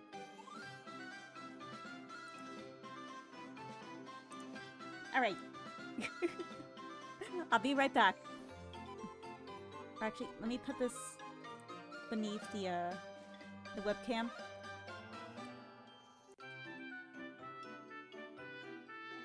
Where'd it go?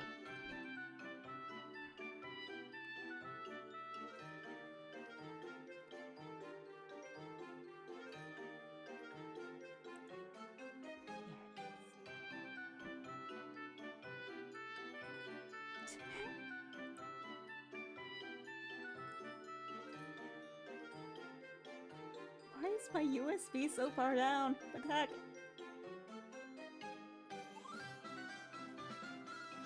Oh, so, okay. What the heck?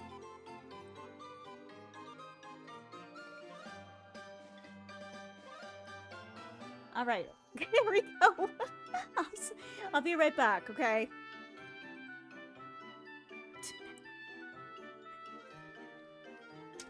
Here.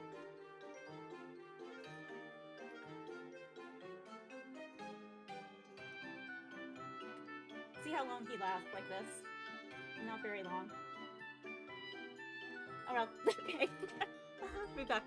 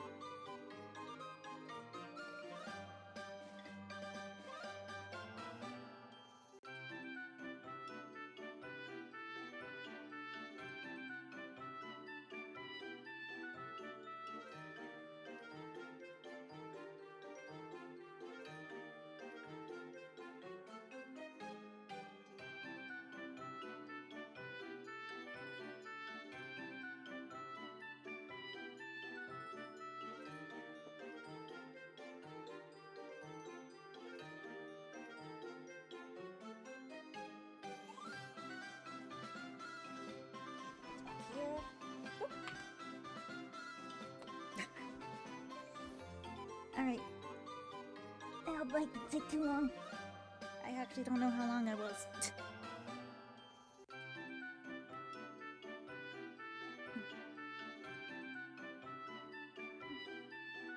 That's much better. He's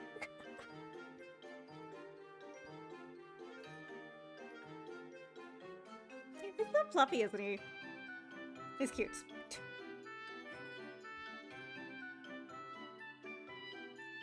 Down a little bit. I had this on max so I could listen to the, when I was editing audio. So I could listen for the little beats and bops and all that stuff. Alright, let's go!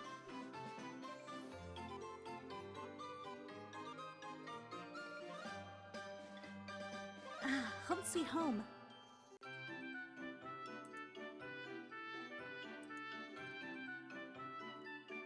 Peppermint's cherubic face breaks into a grin so sweet it gives me a toothache.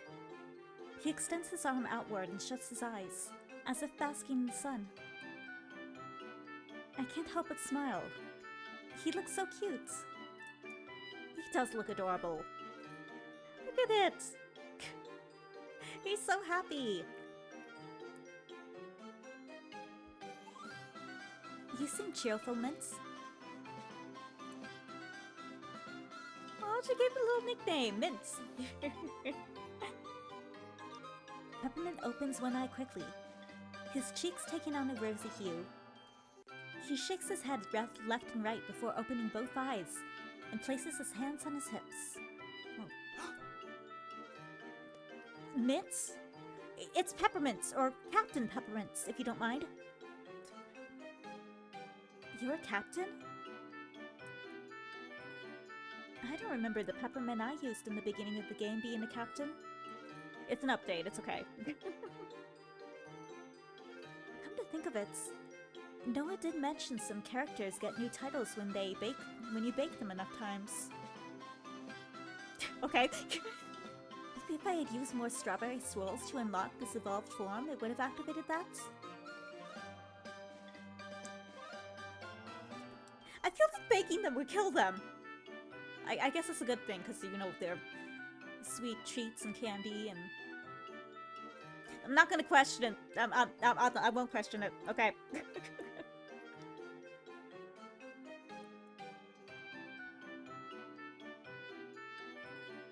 Yes, I'm a captain. Is that really so hard to believe? I look over at Peppermint, who, despite his formal words, pouts and refuses to meet my eyes.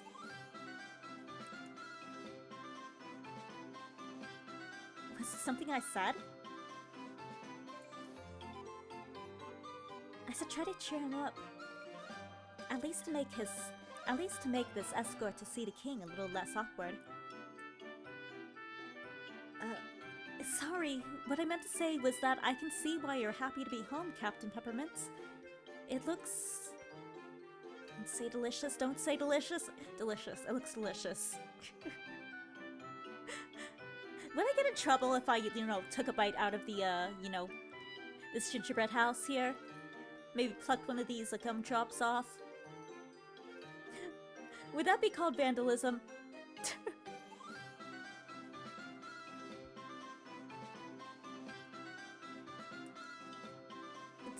Delightful! Nailed it. Peppermint beams at my praise for his beloved hometown, all but forgetting my earlier fumble. Although his enthusiasm doesn't appear to be catching on for everyone. Townsfolk quickly clear the streets as Peppermint escorts me back to the castle. Or to the castle, looming in the distance. Okay, so townsfolk either... I highly doubt they're scared of him.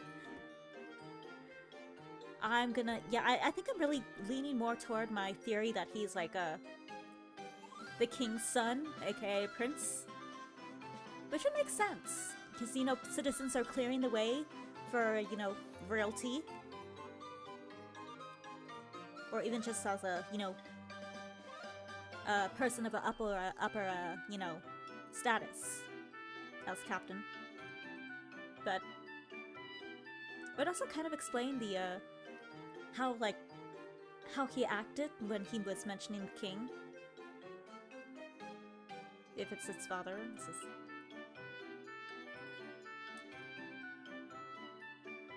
Also, I think the character page, or character? No, story page said Peppermint is a love interest option? I think. If it did, then that would make sense if he's a prince, because usually one of the love options are, a prince. That's, their standard love option in a fictional storytelling. Or at least one of the options, usually. Anyway. Peppermint? I try to ask him what's going on, but he quickly changes the subject. Hey, Candace, look over here! He points to a fountain in the main square. Its bricks seem to be, made out of fudge. Ooh. And the water running through it looks like soda? Is it Dr. Spice? It's totally Dr. Spice. Peppermint winks at me. Yes! Yep. Did your stories tell you about this? Call it a fountain of youth or something? He chuckles at his own joke. This is the finest soda in all the land of sweets. All citizens are allowed to drink from the fountain for free, with bottomless refills. Ooh, awesome! Yeah! Take that, grocery stores. We don't need you. We got free soda.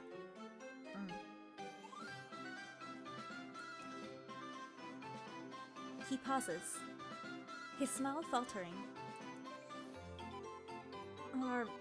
Well, they were. Sorry, I got a little overzealous here. There. Everywhere.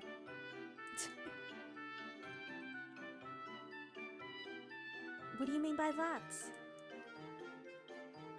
Oh, it's just that until recently, people were allowed to drink from the fountain. But now the king has some new rules. It's technically property of the king, so...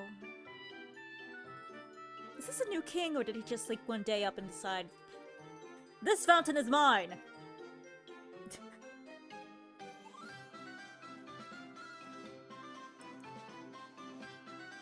I see. Is his father the king and evil, tyrants?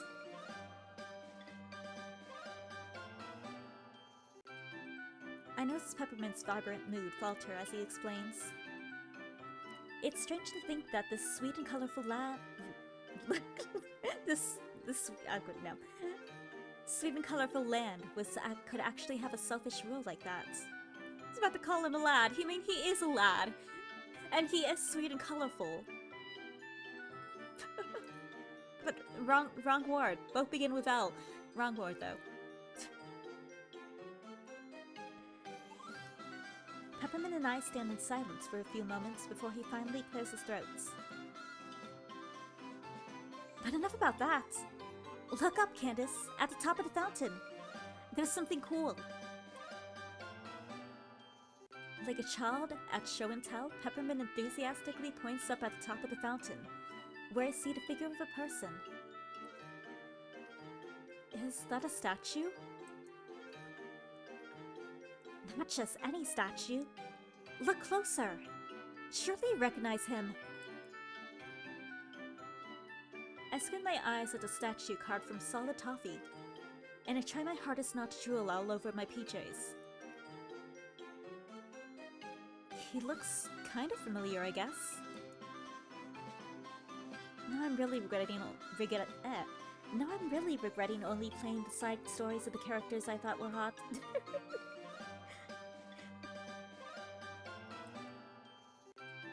Wait, nope, never mind, no idea.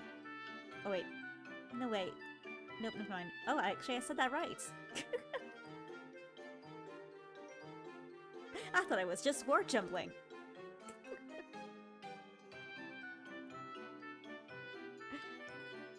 Peppermint's jaw drops, and he lets out a small squeak of shock. What? Surely you've heard of King Caramel? He's the most important man in the land of sweets.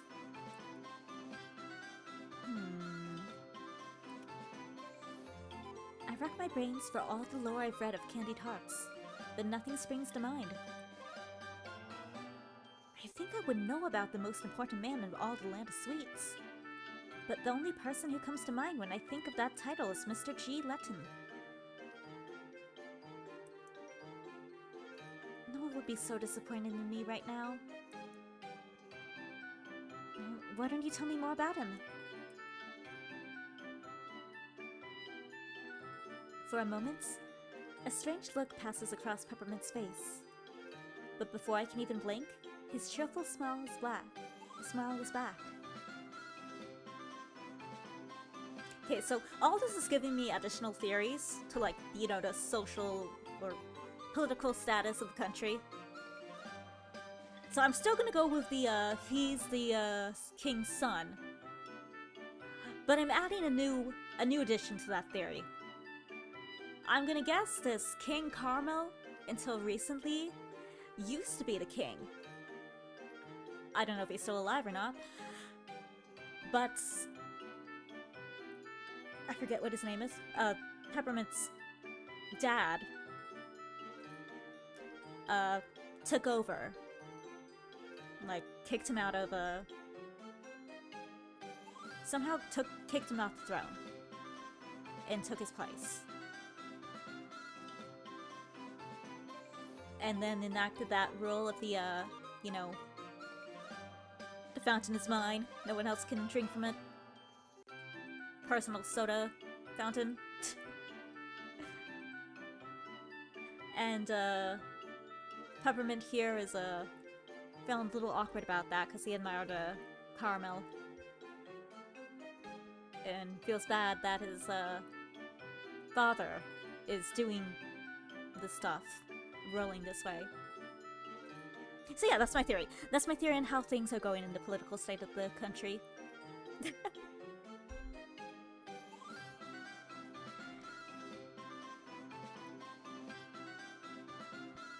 Of course! What a great idea! You should know who he is before you meet him, after all. Oh, he is the person we're meeting? Okay, maybe the theory changes.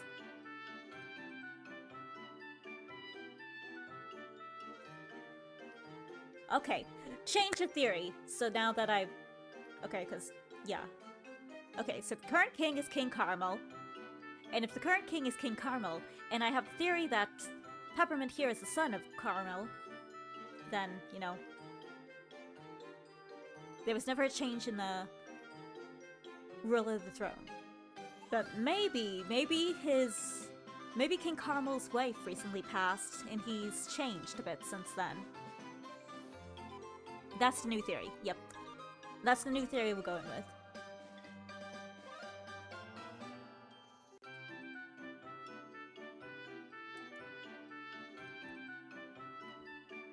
He places a hand under his chin and stares up at the sky. Where are the stars? He really is cute. Peppermint was the first character that Noah showed me that piqued my interest in Candied Hearts. His gumdrop and button nose, the adorable sugar puff pants, his big eyes and rosy cheeks. There was no way I could resist. All in all, Peppermint was a good starter unit. He carried me through the first 2 chapters of the game. Only the first 2? Oh well, I guess depends on how long the chapters are. Depends on how the game works.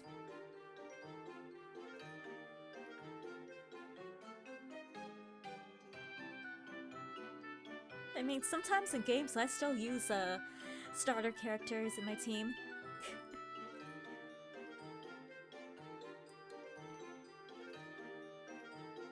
Especially those tedious Gummyville ones where I had to get an absurd amount of chroma starbursts for the mayor, just so he would trust me enough to continue the main quest.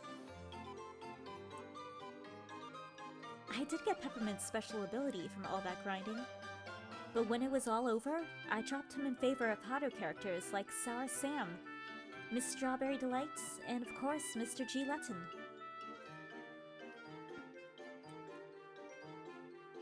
think he would blame me for Mr. G. Letton. Have you seen that gummy bear? I could take a bite out of him any day.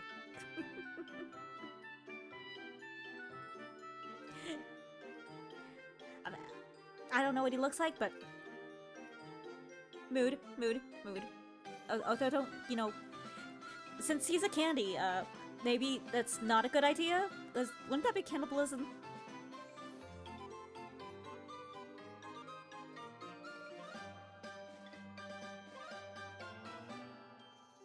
Maybe we should reward this.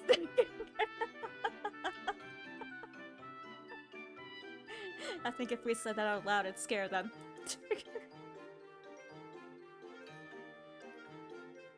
But being with him now? I feel awful that I left him wandering around the town plaza aimlessly, waiting to be called upon for a quest that was never gonna come. Aww. But at least he's not stuck in an inventory. At least he's free and walking around.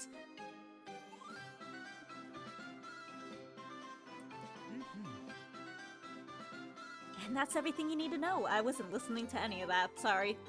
Can you repeat that?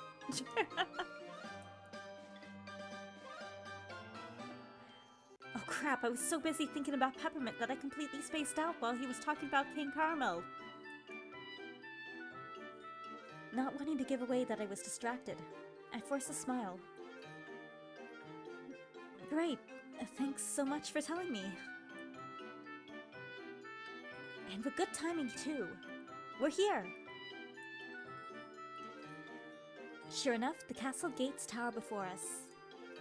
Peppermint turns to face me with a reassuring smile. A smile I didn't think I needed until I saw it. I really am a little nervous to meet King Caramel. Are you ready? No! Sure, what's the worst that could happen? Oh gosh. Never say that! The worst is gonna happen! This is not gonna be good. This is not gonna be pretty. This is gonna end up horribly. We're gonna be in jail. Candy jail.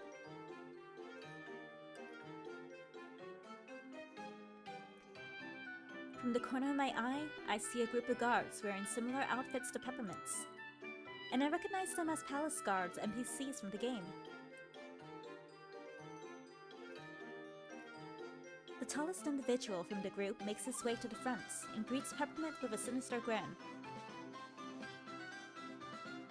So he's probably not the best person ever.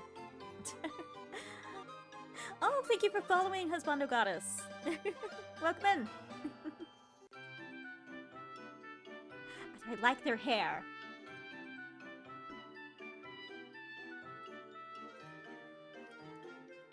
Ah, Peppermint! I see you returned with a guest no less. Peppermint straightens up, placing a hand on his sword and doing his best to look stern. But instead he looks adorable!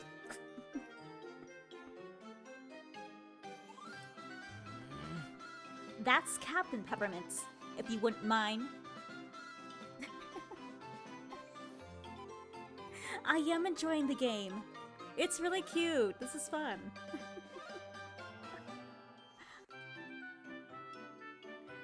We're about to go meet the king, who I'm theorizing is Peppermint's dad? I don't know if it's right or wrong, but you know, I'm trying to figure out the political stability of the country based on a few words. But I'm having a good time. This is fun. This is cute. And MC's relatable. You know, the gotcha games.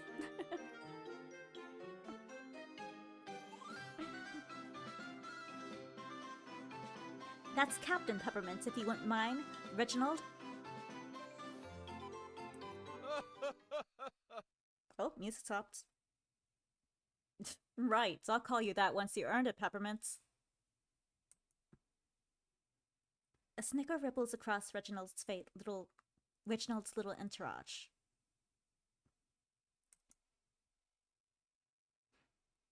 Okay, so there are a bunch of meanies. Peppermint's gaze falls to the ground, and I can hear him quietly sigh. I need to go see the king now. If you don't mind, Reginald. With a smirk on his face, Reginald places his hand on Peppermint's shoulder and gestures to the castle with his free arm. Well, of course, Peppermint. Go on through.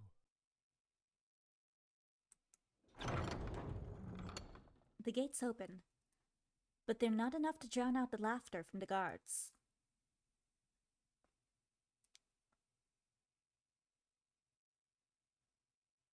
Okay, additional theory info.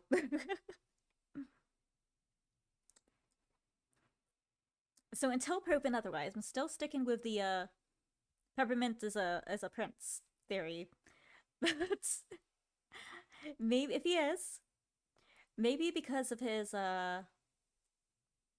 his status, he was immediately, you know,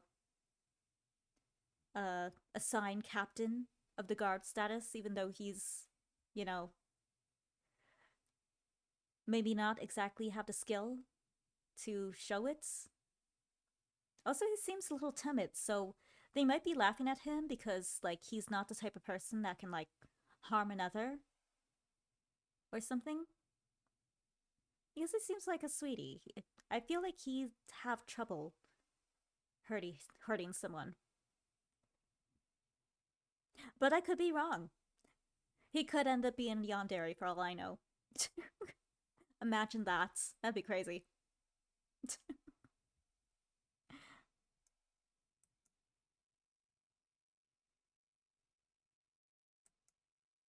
Aww. Without a word, Peppermint speed walks forward, and I quicken my pace to catch up with him. As I pass by Reginald, he catches me by the arm and looks pointedly down at my wrists.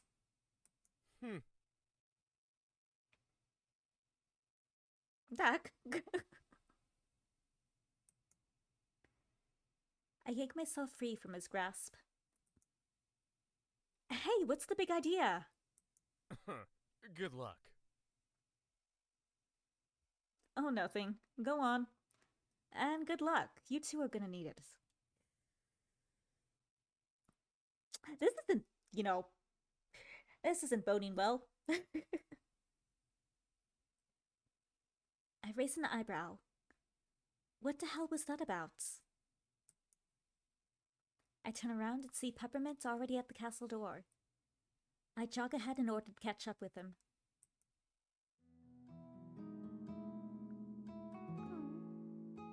Hey, are you okay? Yeah, never better. His shaky voice is almost a whisper. It's a complete 180 from how he was talking to me earlier. Don't let them get to you. They're just being jerks. I tell myself that every day, Candace. Yet they still somehow make me feel small. Every day? How long has Peppermint been dealing with their snide comments? I can't help but wonder if this is part of his side story in Candied Hearts, or if the real Peppermint standing in front of me is a lot more complex than a few lines of code could ever make him be.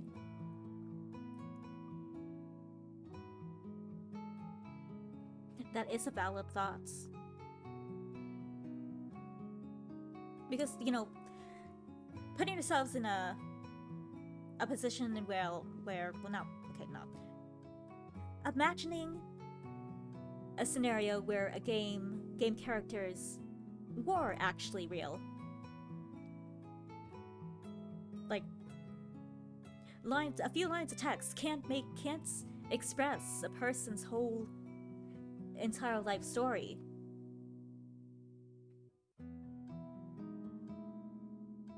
So, like, if they were real, there's a whole lot more going on there than what you know.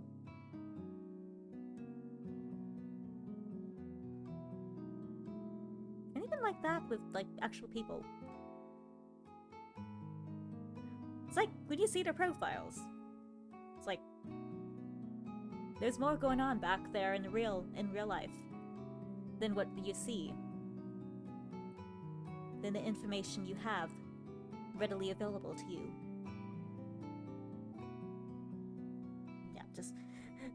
You know, yeah, that stuff.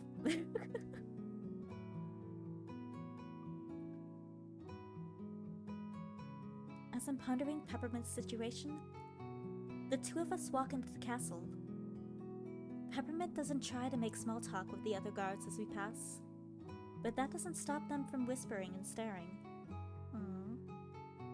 Feel bad for Peppermint. And also I wonder, is this made of like... I was gonna say gummy, but I think it's probably like a hard candy. That would make the most sense. Never mind. That probably should have been obvious.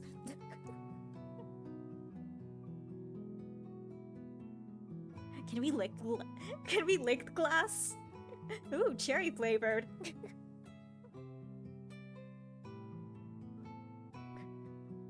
They're just like licking the walls. Oh gosh. I would do it secretly.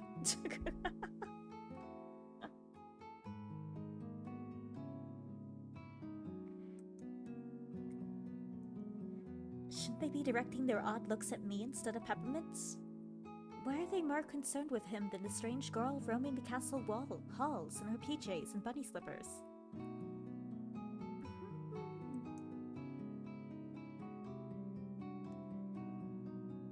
We come to a halt at two very large double doors. Peppermint clears his throat, despite his earlier bubbly demeanor. It seems this castle and his people have drained him of his cheerfulness. Aww.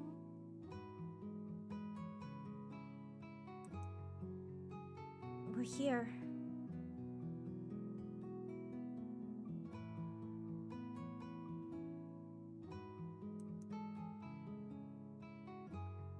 Peppermint turns around, giving me one last look over. He nods, believing that I look presentable enough to show my face in front of the king. For my sake, I hope he's right.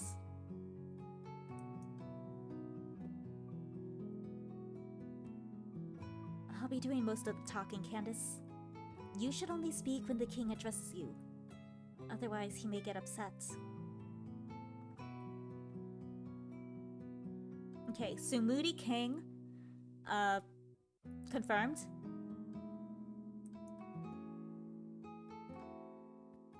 Why would he get upset?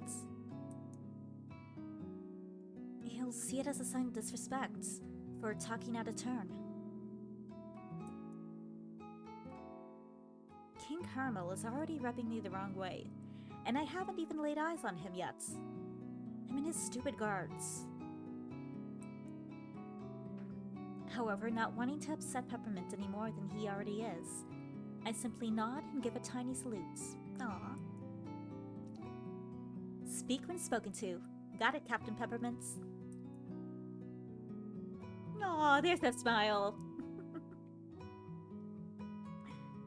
This apparently catches him off guard, as his eyes widen a bit before he smiles. You know, it feels weird being called by my title, especially by someone who isn't one of my men. But it made you smile, right? Yeah, it did. But moving forward, Peppermint would do just fine. You're not my subordinate, after all. Though he could be. Actually, I don't think we could. We don't have any battle experience.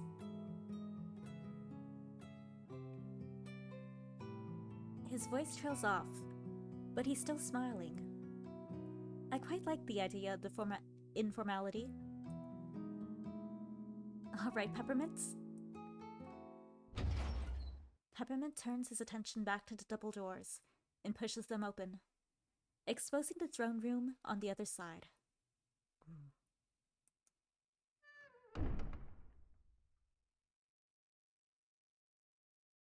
There are a handful of knights standing around, looking more stern than the guards I saw at the gates. It's just like biscuits, like shortbread, and we got maybe like a, I don't know, some kind of like a, I forget what you call them, but you know, they're like a sugary gummy string thing.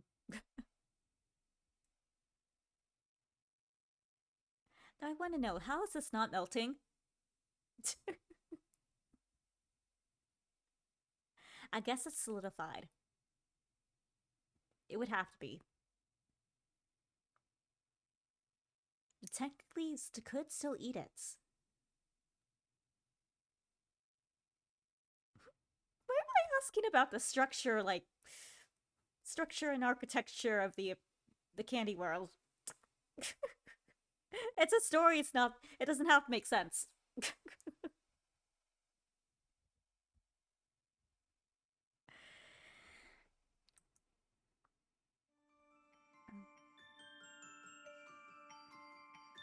In the middle of the room, sitting on his throne, a man with lightly tanned skin, a faded red beard and hair, and a lean figure. That's when it clicks for me. Oh, King Caramel!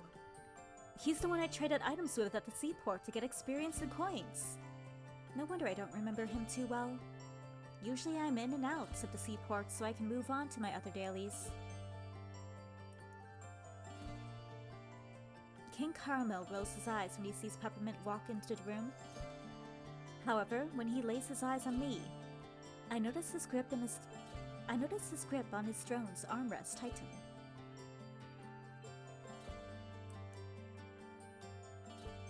Jeez, I was trading all my valuable goods with this guy?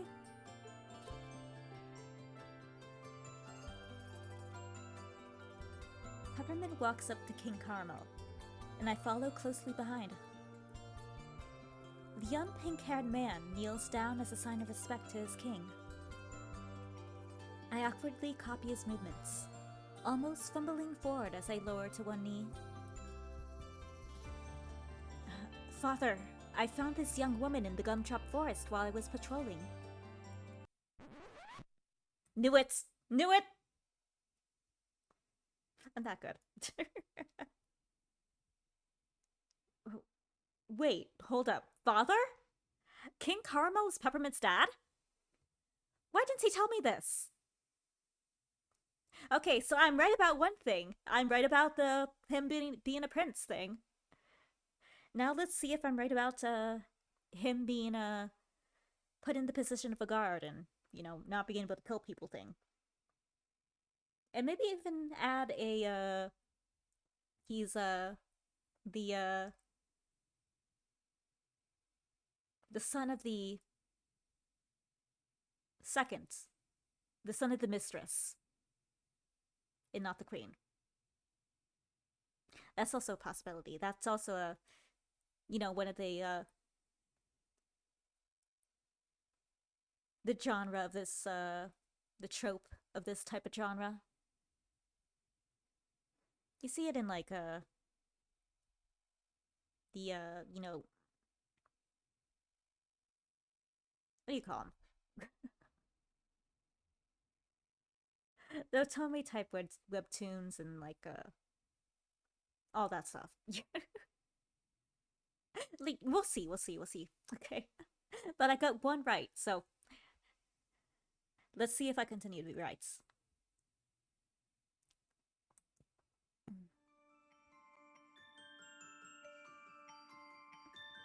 Before I can question Peppermint about this, he looks up at his father, who is glaring daggers at the both of us now.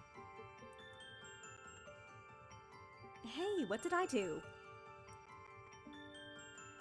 We existed, that's what we did. Peppermint's mouth forms a tight line, and he pauses before talking again. Father? Why isn't she handcuffed? You really let an outsider whose intentions are unknown into my castle, my throne room, without restraints? Chill. Please. Although I won't lie, he does have a little bit of a point. They don't know who we are. We could be an assassin for all they know. So, I mean, on one hand, I do see where he's coming from. On the other hand, he's kind of acting like a dick.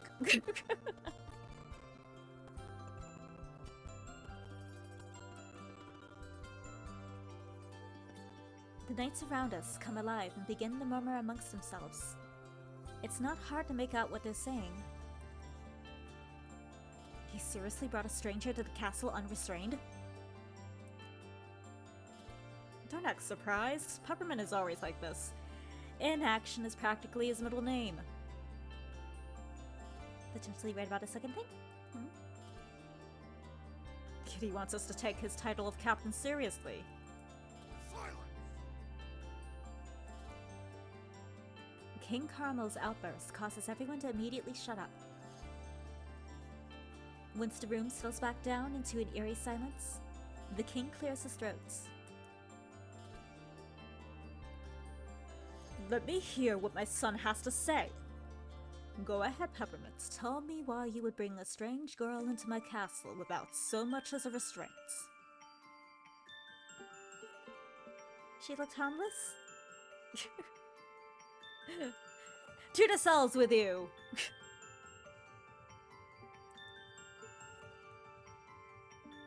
Peppermint rises to his feet. We probably are gonna end up in the cells. Father, you know I don't like using those. Restraining someone only makes them more irritated.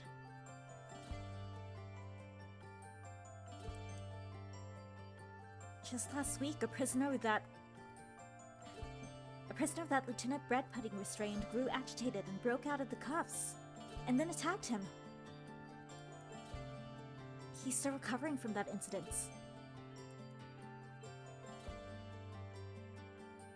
You know the rules, Peppermints.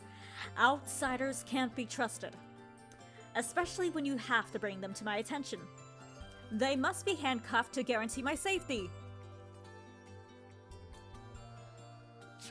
Always disappointing me. The Peppermint No, the king scoffs, and Peppermint's eyes glisten, but he remains silent. Quit dawdling. Who is she?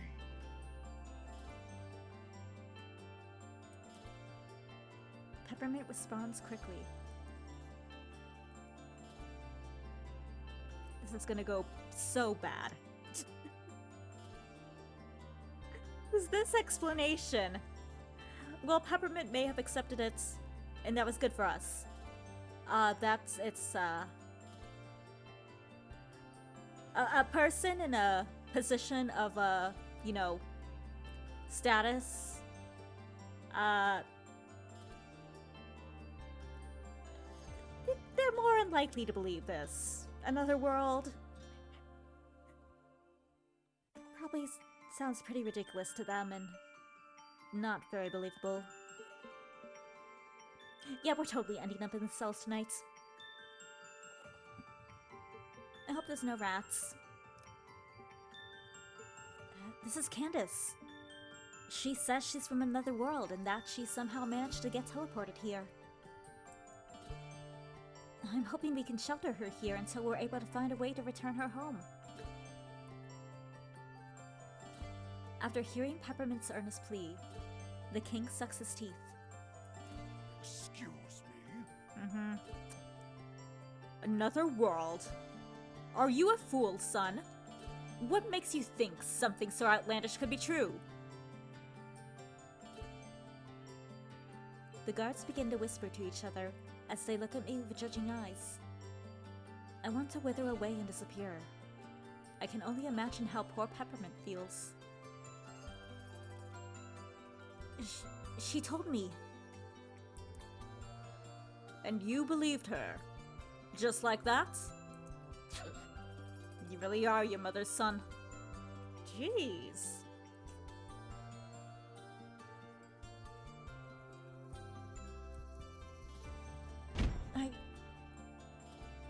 King Caramel slams his hand down on the arm of the throne. The guards and I jump, startled by the loud noise. However, Peppermint only winces. You what? Answer me! She...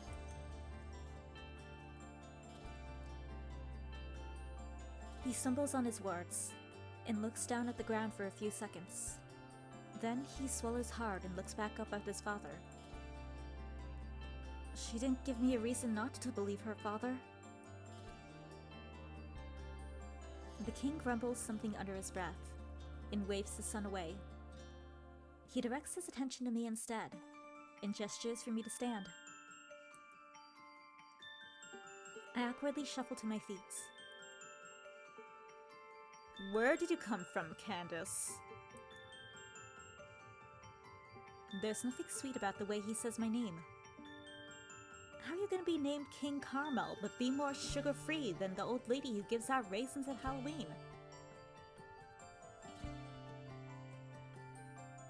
Could be worse. Actually, I don't mind the raisins, the little raisins.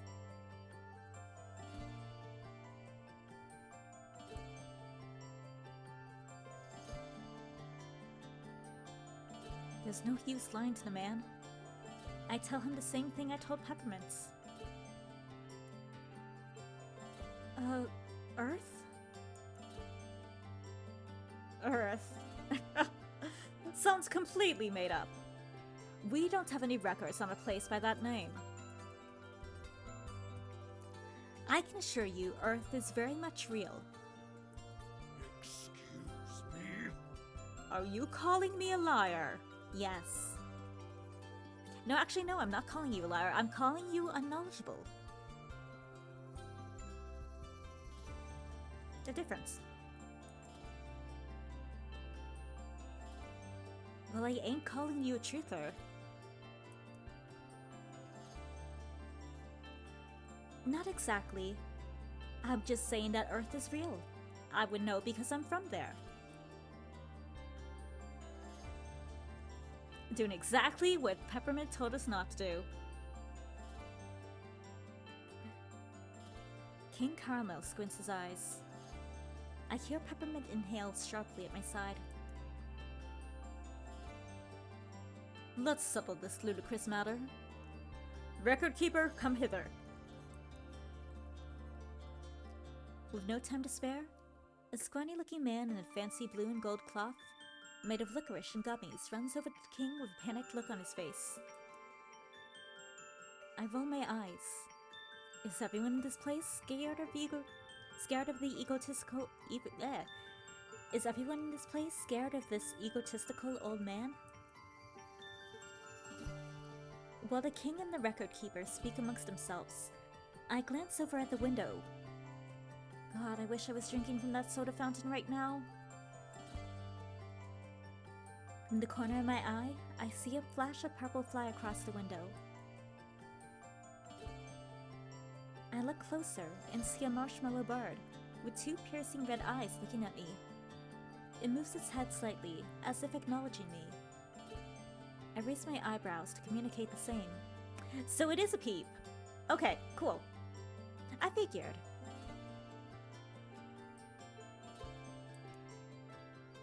Is it watching me? Probably belongs to, oh gosh, why am I forgetting his name? You know, the fancy name. Lakritz? I think it was?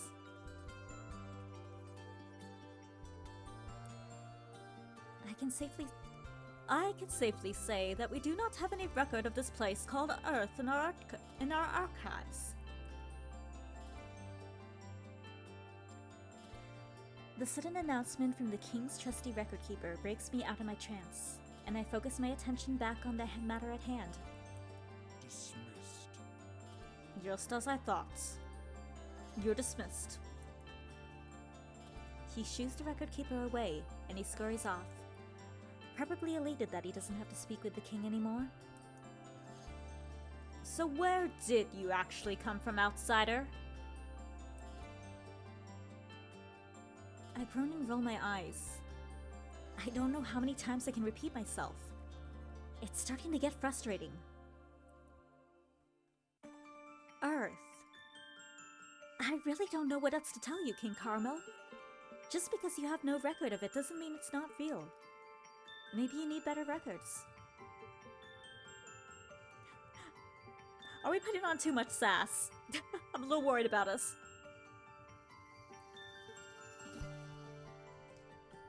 The king's face turns red with anger. Are You insinuating that the records that were passed down for centuries from the great Candy Elders are in need of fixing, yes? Yes. Candace!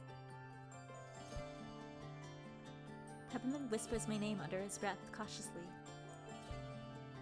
For your own sake, please be careful with how you talk. Not that I think it'll make things any better for me, but I don't want King Caramel's wrath to be directed back at Peppermint's. I force a toothy smile. My apologies, King Caramel. I didn't mean to infer anything about you or your kingdom. However, what both Peppermint and I have said are the facts. So if you could grant me sanctuary here until I'm able to find my way home, I would appreciate it. I feel like I'm talking to my boss at work, kissing his ass despite him being a pompous jerk.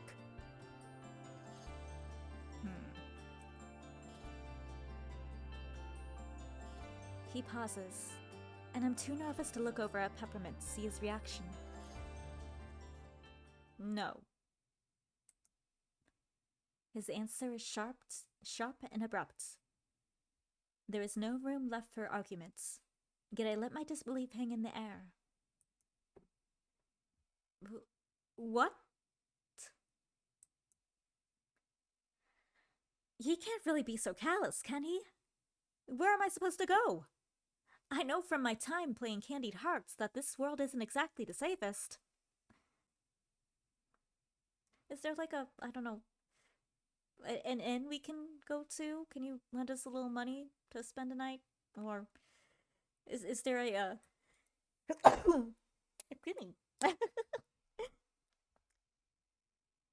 Is there a shed we can, like, you know, chill in until we get back, and somewhere with a roof?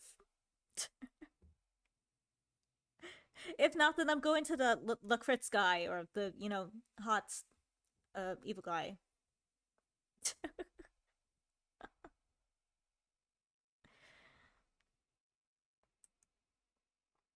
What if I run into one of the monsters that are roaming about? Or any shady characters like the Blue Raspberry Bandits? Peppermint is quick to rush to my defense. Father? Hush, Peppermint. I've made my decision. You trust this woman as you do with everyone you come across. However, I am not as naive. For the safety of Sugar Rush Kingdom, I sentenced this outsider to the underground prison. Knew it. I will decide in the morning if she gets executed or not.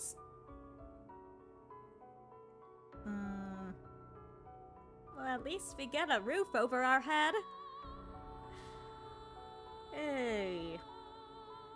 This is, yep. This is turning out great. It's okay. I'll go make friends with rats in the cells.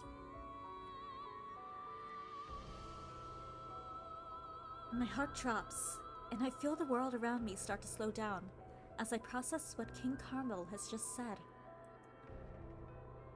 Executed? I spent years playing this game, and I don't remember anything this dark. No one has ever been murdered. This is a joke, right? I look at Peppermint, whose eyes are now as large as gumballs. Right? But seeing my companion off to the side doesn't give me any confidence. I'm gonna die inside my favorite video game. For what? I didn't even do anything wrong. Father, please, I beg you to reconsider. Why?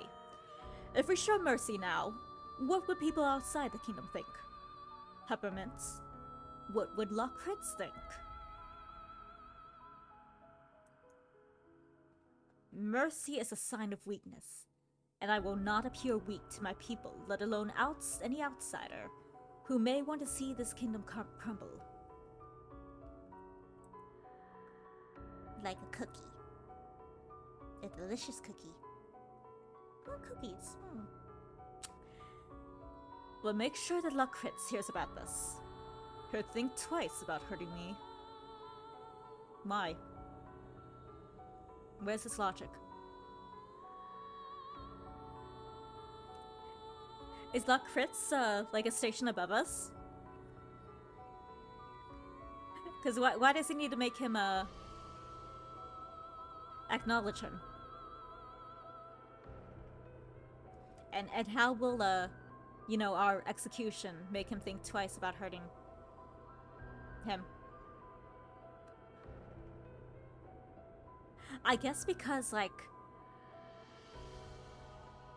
I guess if we're the first person to be executed, if this is like a thing he suddenly decided, then he's working on the theory that if our country, you know, if we show that in this country we do execute people who offend the crown,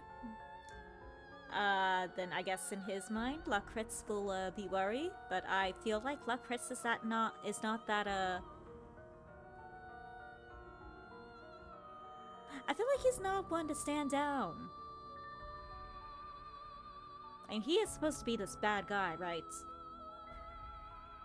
I don't see a bad guy easily standing down.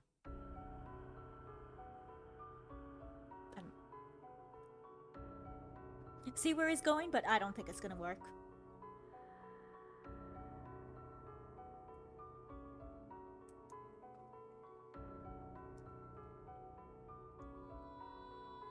My despair morphs into anger. Without even realizing it, my hands bundle up into fists. This entire time, the guy has been saying me, me, me. He believes being a paranoid tyrant is better than showing little mercy to someone who has literally done nothing wrong to him. Except for talkback. Things are finally starting to make sense in this town.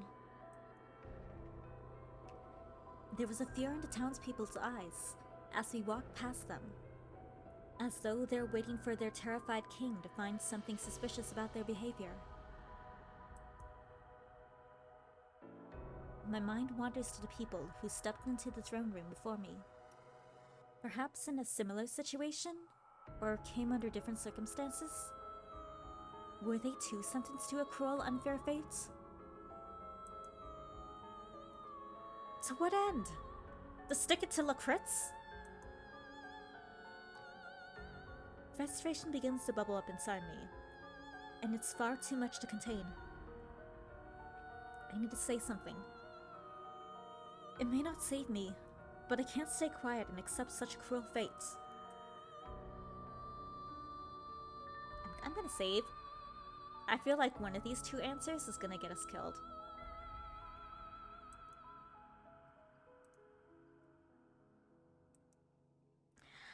Alright, so which answer do we choose? Do we tell him off?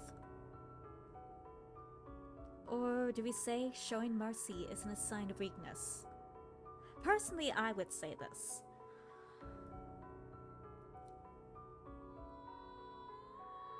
But, you know, he's not gonna agree. I think we're ending up in a slammer either way, so, I'll be honest. Showing mercy isn't a sign of weakness. Peppermint's eyes widen at my outburst.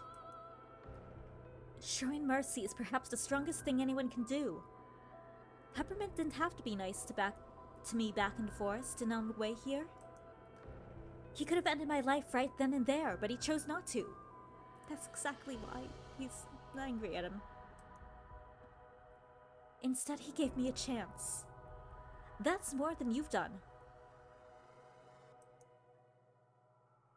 Perhaps you could learn a thing or two from him. Oh my god, we're Well, we're dead.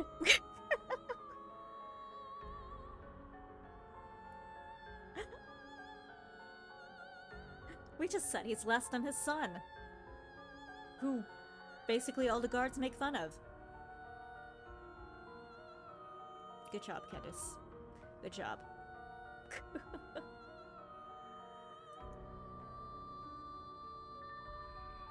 I look around at the knights around me. All of you could.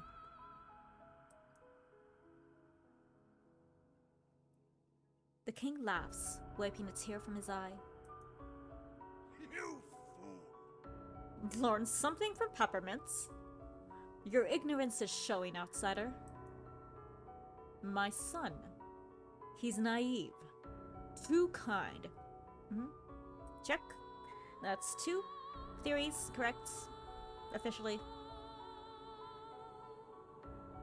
King's son and too kind to, you know, for his position.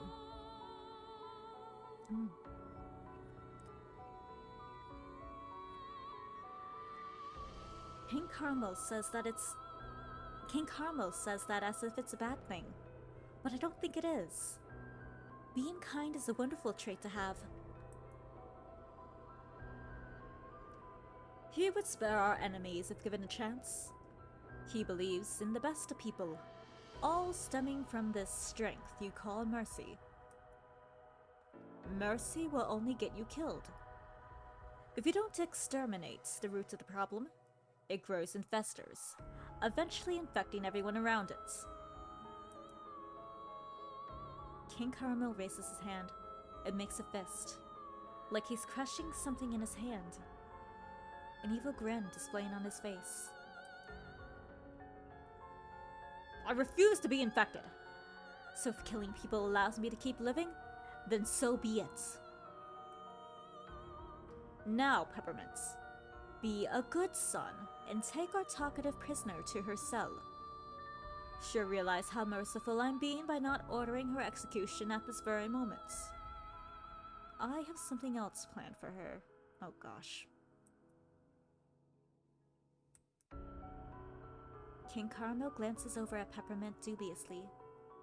The boy looks down at his feet with a frown. He clearly doesn't want to take me away, and yet he can't disobey his father. Did I speak in a different language, Peppermint? I said take our prisoner to the cell now!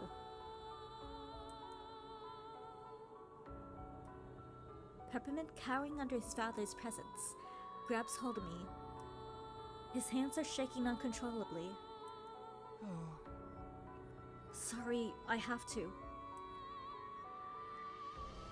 He mumbles this close to my ear, so his father doesn't hear, and I can't help but feel pity for the sweet boy. We're both victims in this. Ah, I almost forgot. Before you two leave, Peppermint... yes, father? Handcuff our prisoner so we can ensure she won't escape.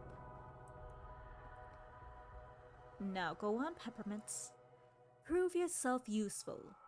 For once.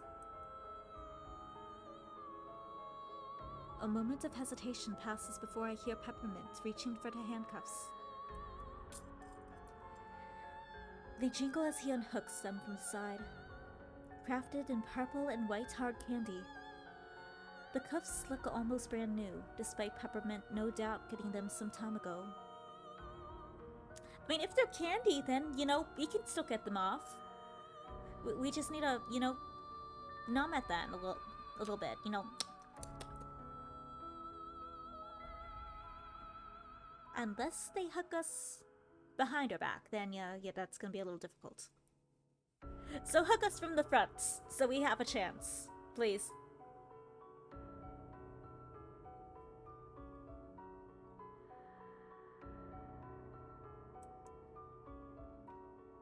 I'm sorry, Candace, forgive me.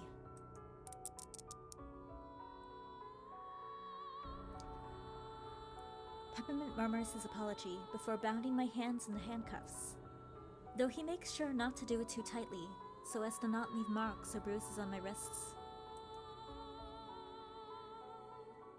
I glance over my shoulder at King Carmel with a look at the stain on my face. He looks all too pleased with himself. But that's when I see something else. Or rather, something missing. The raven that was once perched on the tree is gone. I look forward once more, and follow Peppermint out of the throne room. A small group of knights carefully watching us as they head toward a set of stairs that no doubt lead to the prison below.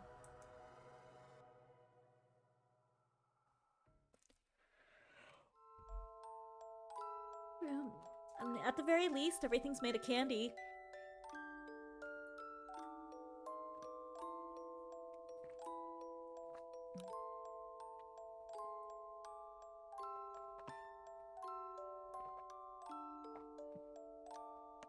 At the very least, we have a chance since it's edible.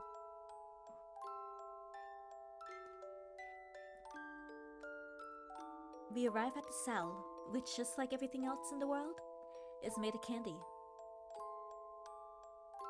At least we won't starve. It shouldn't still surprise me.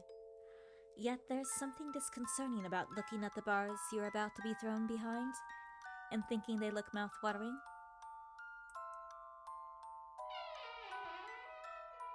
I almost miss Peppermint's small figure as he opens the door to my sugary prison.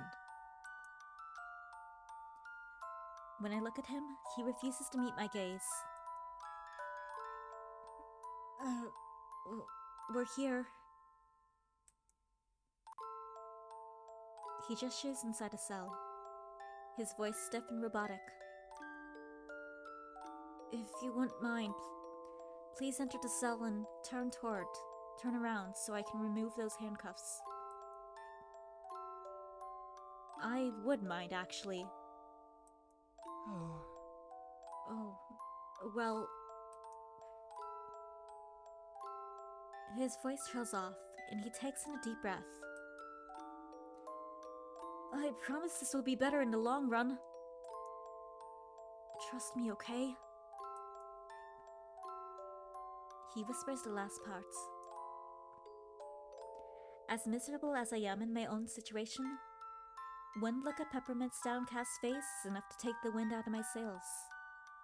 He's got it just as rough as I do. Thank you, Peppermints.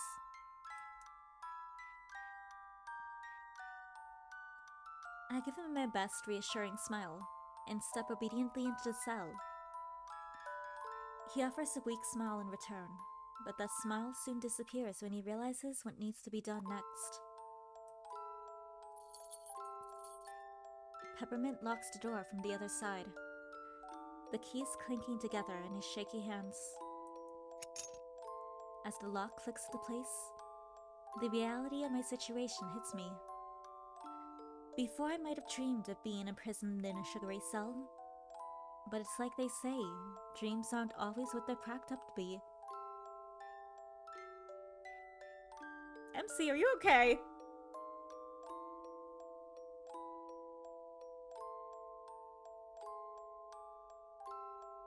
Okay. Because don't we all dream to be imprisoned?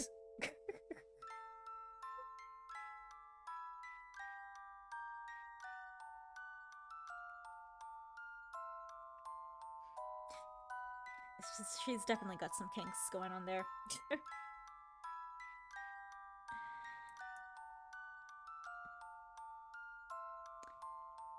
The unappetizing walls and floor are carved out of cookies, and rock-hard gumdrops litter the edges of the room. Surrounded by sweets, this should be an absolute treat. But the candy cane bars, segregating me from the rest of the world, remind me just how far from a sweet tooth heaven this place truly is. Heaven. That's what I thought this game was. A sanctuary. A safe space where I could escape from the real world. That's the reality I created for myself. A reality that has been shattered into a million pieces by the very thing I love most. I feel my soul leave my body at the mere thought of Candied Hearts even being remotely bad. I love this game. I love its world, its characters. But now that I'm here, I want to disappear.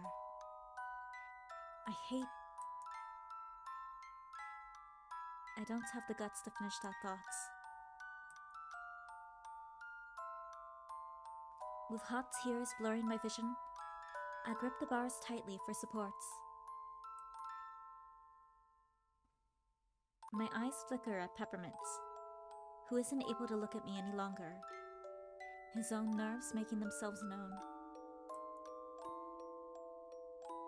I think about saying something to break the tension, but I don't know what could make the situation any less awkward. We stand around aimlessly, until finally it seems Peppermint can no longer take it, and he clears his throat. You know... His brow furrows as he searches for the right words. King Caramel. He wasn't always like this. Peppermints. I don't mean to be a jerk, but I seriously have a hard time believing that. So what do you think? This is what... Actually, I was gonna say his wife died and changed, that was the original theory, but considering how he spoke of his mother, that might not be it. Unless he's mad at her because she was so nice and got herself killed. And that's why he spoke like that.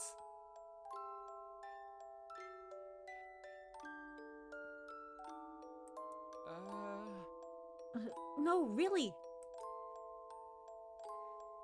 I can't help but wonder why Peppermint is so quick to come to his father's defense. Why does he care if I believe him or not? He used to be a great king, and an even greater dad. I can't believe King Caramel would ever put his son's well-being before his own, or his people's for that matter. However, Peppermint is insistent, so I give in despite my skepticism. We're talking about the same guy, right? The one who wants to make an example out of me? Peppermint nods, his face softening as he recalls a rosier past.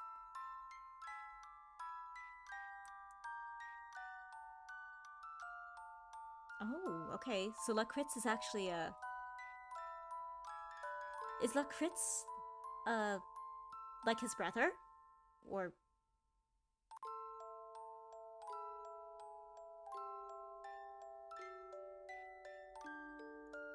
Well, he's definitely related, so...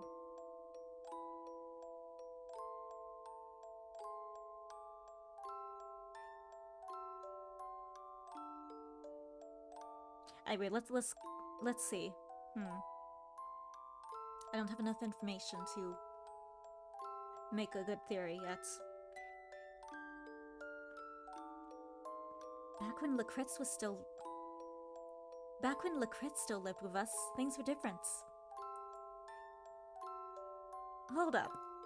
Lakritz, as in the mortal enemy of the kingdom? I'm really kicking myself for not playing through Peppermint's side stories now. Yeah, he's our enemy now, but he wasn't always. Was he like the castle mage or something? Like this Lakritz?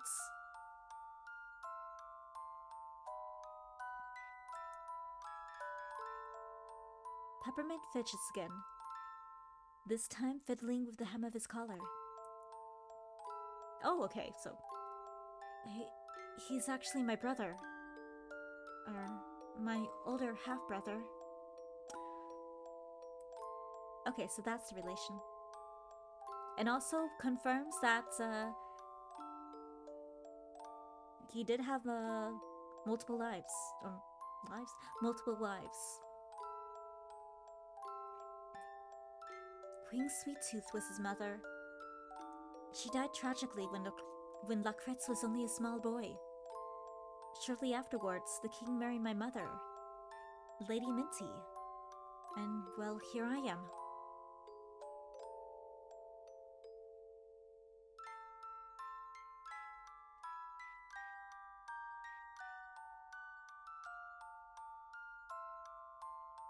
Okay, so Queen Sweet Tooth is dead.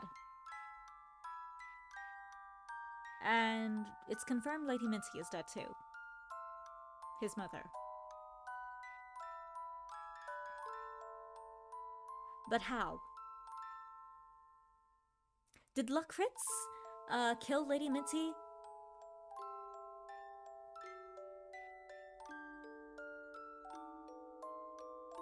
Was it jealousy because, you know, they love Peppermint so much? Or was it petty jealousy that he, like, killed the queen?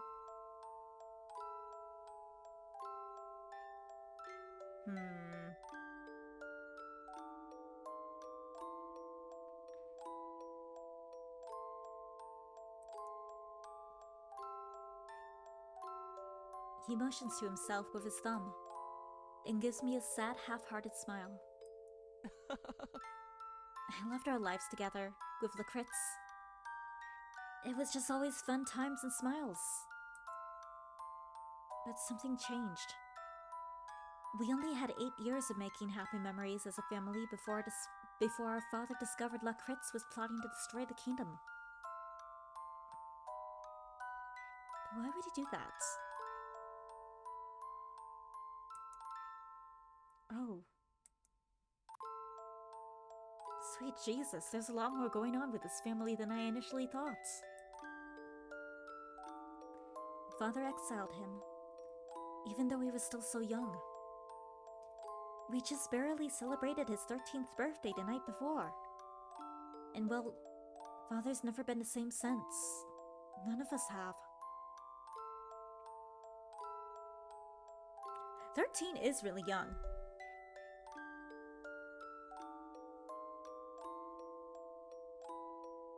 But something about this doesn't feel right. What would he have to gain for as a 13-year-old in destroying the country?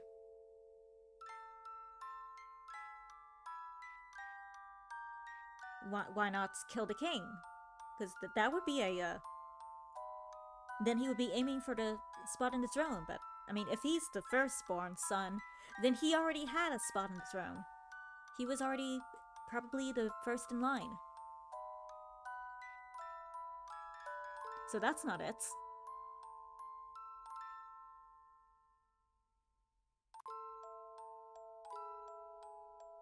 I feel like there was a misunderstanding somewhere along the way here.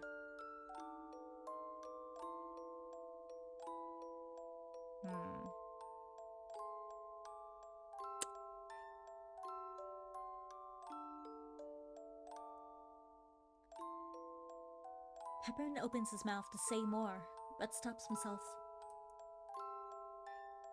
His eyes meet mine. They're wavering, but there is passion there, hidden deep behind the fear. I can't help but wonder what he might be able to achieve if he didn't have to endure the constant torment of his peers and the wrath of his father. I'm sorry, Candace. I really am. I want to help you. I really do, but... He shakes his head, letting his eyes flutter closed for a moment. I should say something while I have the chance. What should I say? Yeah, I want to know more about Lakritz. I don't get why he would want to destroy the kingdom. There's something that's been bothering me. It just doesn't make sense. Surely there's a less extreme way to handle things. Why does Lakritz want to destroy the kingdom? Peppermint simply shrugs. I was so young when it happened. I don't know why Lakritz would turn against us like that.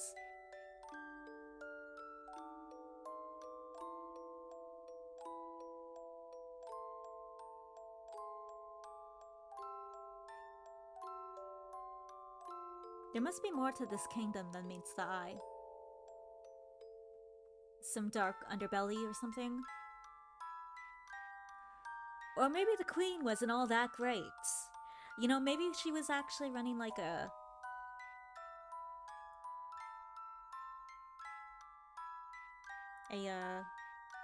what you call...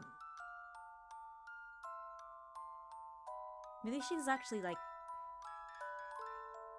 trading slaves or something.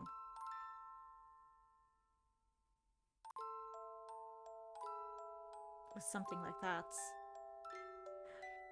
Is this gonna be a reason why he would decide to destroy his own kingdom? I would imagine he found something out that's, you know, something dark out.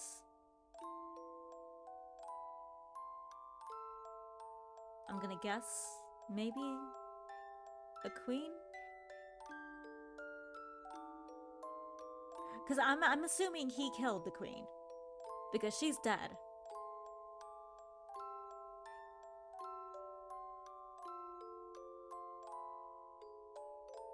I don't know. I don't know.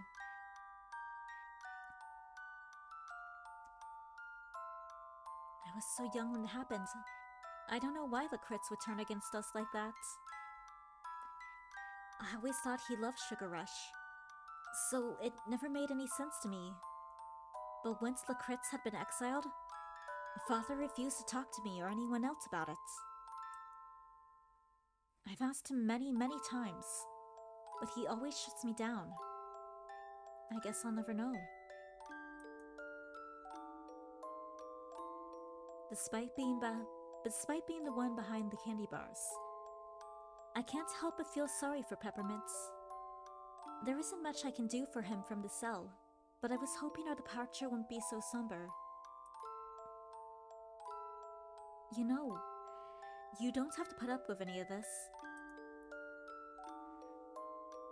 Peppermint looks at me to meet my gaze, tilting his head to the side like a puppy.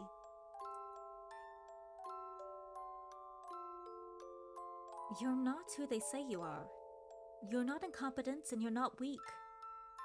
So what if you hate violence? That doesn't make you a coward.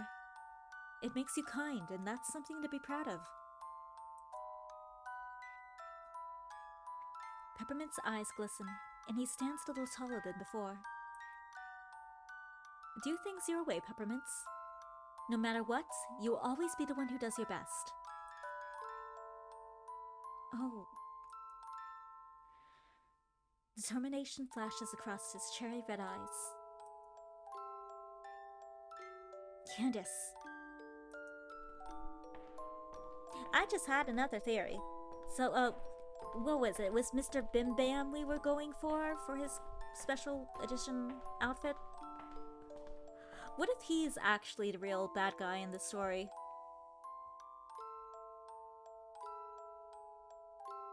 I mean, that would fit in.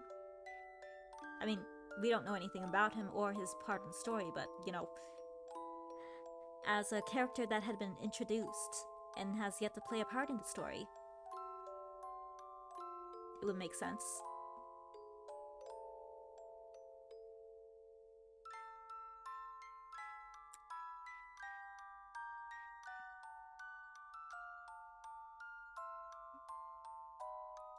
The sound of footsteps echoes down the hall as guards pass us by. Peppermint leans closer to the bars, a finger pressed to his lips. I follow suit, leaning in so I can hear him whisper. I promise. I'm sorry I got you into this mess, but I promise to make it right. Wait here. I'll be back soon to... He hesitates, and that's when it dawns on me that it might not be over after all. Peppermints, do you have a plan to get me out of here? Peppermint steps back and clears his throat. No, not yet. But I will, just you wait. Before I have a chance to say anything, he waves goodbye and practically skips through the door out of the prison. For the first time since I arrived in this vibrant, multicolored world, I'm alone. After the chaos of my arrival, the silence in this cavernous prison sounds deafening. All I can hear is syrup dripping from a crack in the ceiling. Let's not stand under that. That would be messy.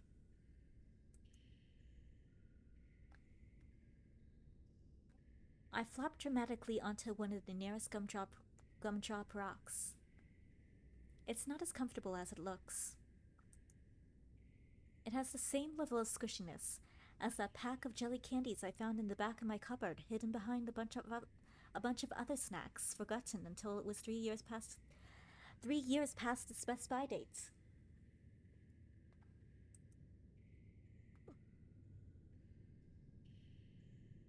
I'd still try to eat it, as long as it's not like, obviously bad. I give it a bite.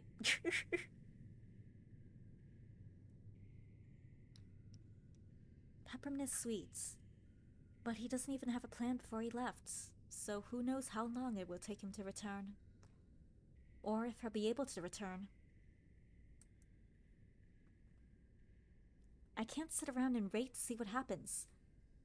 I have to take matters into my own hands, otherwise I'm screwed.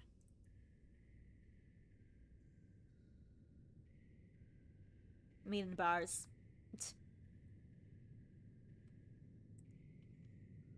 After I save.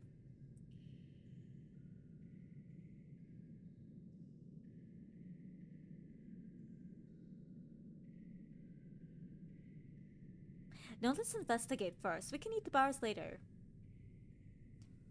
I doubt we're gonna find a way to escape by, looking around here. I highly doubt someone's dug a tunnel and covered it with a gumdrop. But who knows?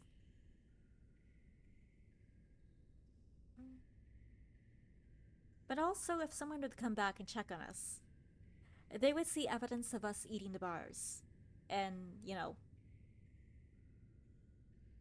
maybe we can find some candy that can act like a lockpick or something. So,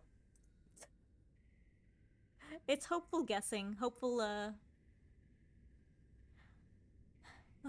thoughts.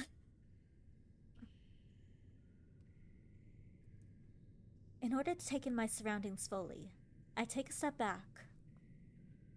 My footsteps echoing through the empty prison. Maybe there's something in here from a past prisoner that I can use. Something that the guards overlooked. Maybe we'll find a hidden diary.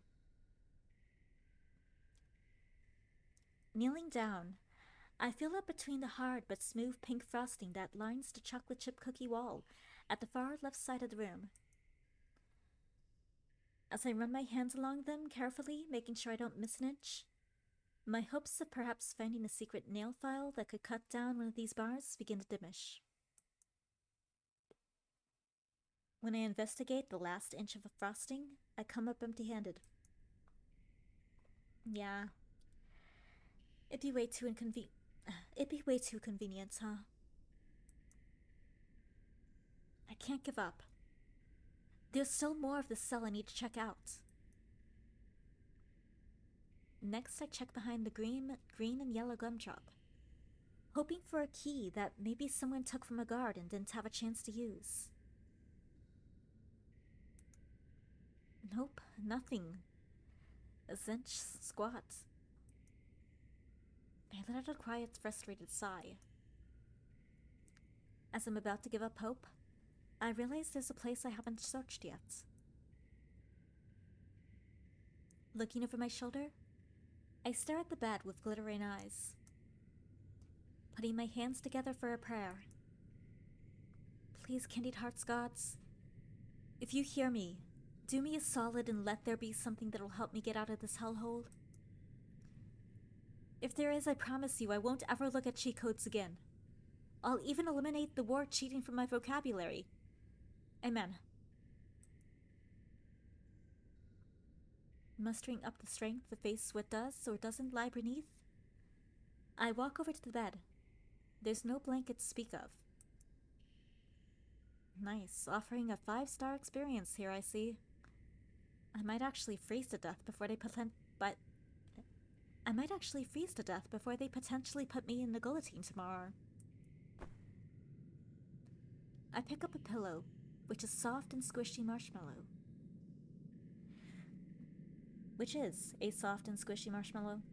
Try that again. I pick up the pillow, which is a soft and squishy marshmallow.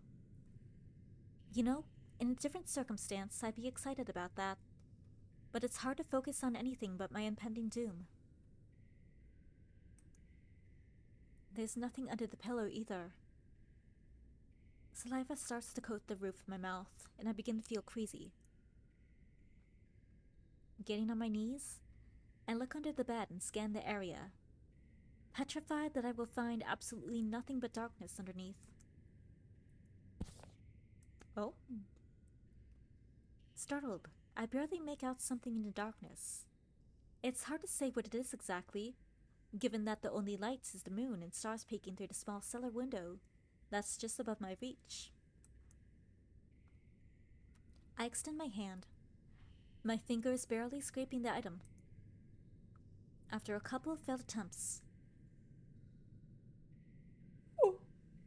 Excuse me. After a couple failed attempts, my fingers manage to drag the item close enough for me to actually grab it. Pulling it out from under the bed, I can finally see what it is. An apricot fruit leather journal caked in dust with a thin red bookmark stuck in the middle of its pages. Does it hold the secrets of why I let crits try to destroy the kingdom? Maybe? Well, we have nothing better to do. Let's read it. Not what I was hoping for. There could be information in this book that could help me escape. But it's probably more likely some kind of depressing diary about a prisoner's last days. Ugh. Now I sort of don't want to read it. But there aren't many other options here. Sitting on my temporary bed, I open up the journal to the first page. Cocoa Day, 1893 AS. After sugar. I guess sugar is Jesus? Well, all things are born from sugar. Yeah, all sweet things. So I guess that makes sense.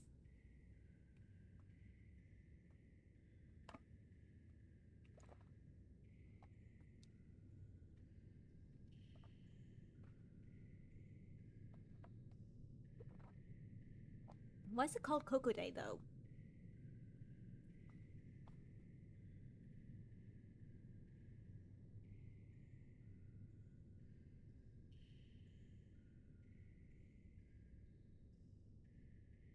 I'm trying to remember the username that, was gonna give us a cheat code. What their username was.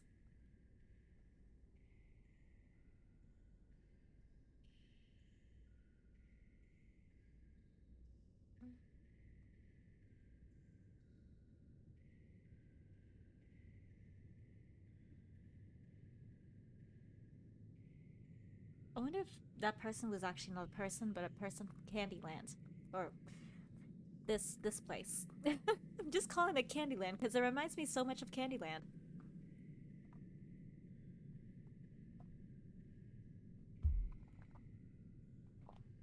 Anyway.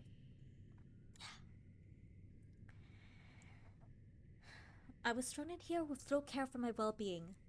My crime?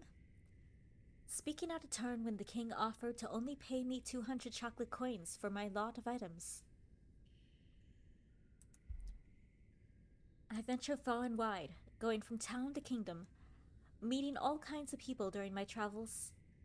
During my 30-plus years as a merchant, King Carmel is by far the most unpleasant man I've ever had to work with.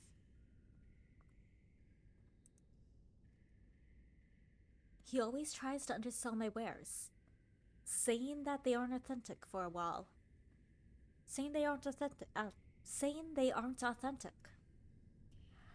For a while, I managed to haggle him back up to a reasonable price.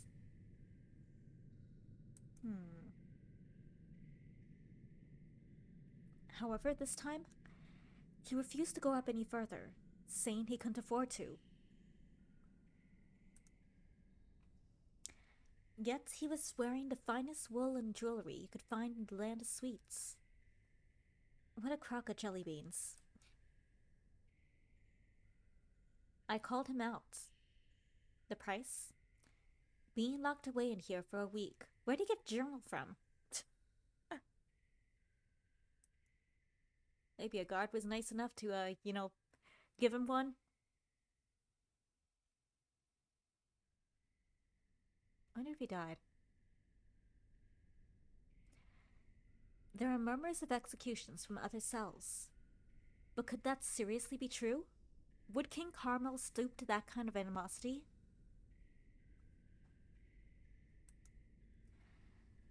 I believe the reason he isn't sentencing me to something much harsher is because of the trouble he might get in with leaders of other lands.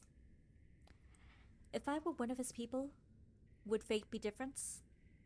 It's certainly a scary prospect. I flip through the journal, skimming through the different entries until one catches my eye. It mentions the name of the man who dropped me off here earlier, Peppermint. I start at the beginning of the entry.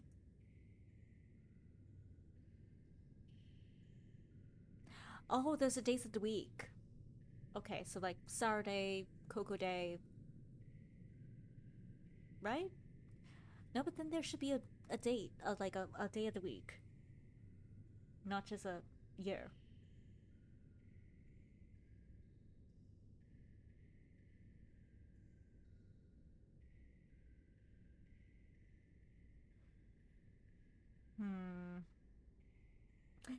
Oh well.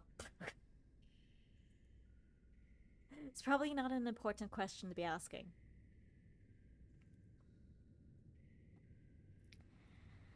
It's been a few days since I was thrown in here. The cries of the other prisoners make my stay here almost unbearable. All of them are townfolk who are also put in here for idiotic reasons. I say almost unbearable, as there is one glimmer of hope in this god-forsaken place. The king's son, Peppermint. I heard about the boy in passing, even seen him a handful of times as a young boy and as an adult. However, I was never able to get a proper read on him until now. Ever since my stay, he's been tending to me, making sure I, as well as the other people here, are well fed and able to sleep comfortably. Or maybe he gave the diary.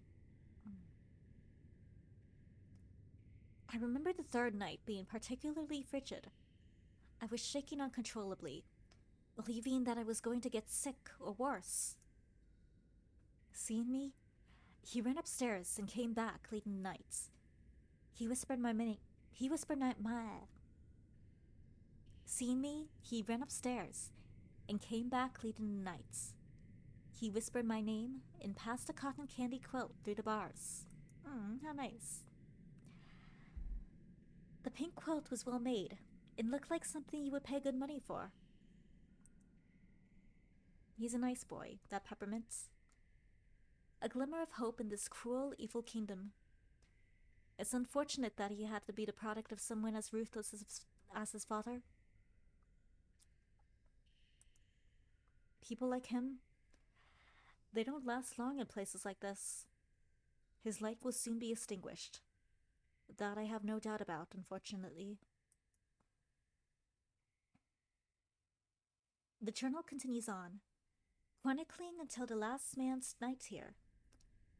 It seems that Peppermint really made an impression on him.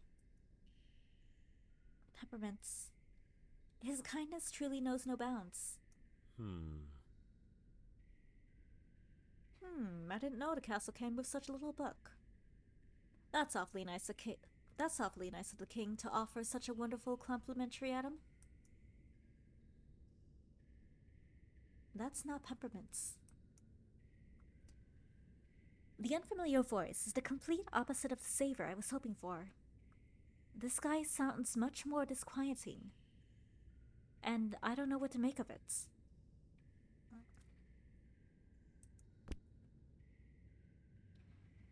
Trying to steady my breath, I quickly shut the book and place it next to me on the bed.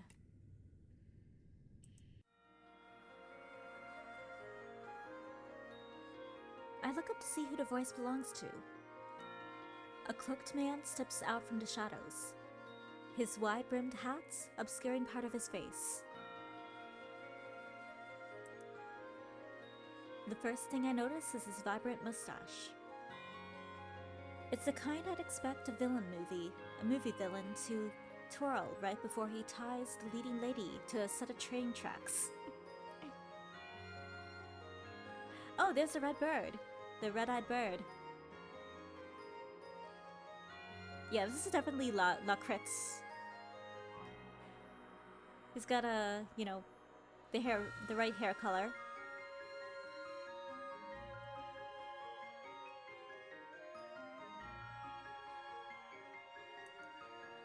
But damn, is it hot. As he steps into the lights, he looks at me with passionate eyes the color of strawberry pop rocks, glinting with glee and a hint of danger. There's something captivating about him that holds my gaze. He walks toward me, slowly and deliberately, the elaborate feather on his hat bouncing softly with each mesmerizing step.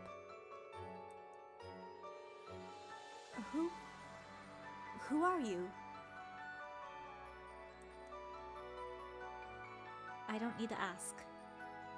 There's only one person he can possibly be.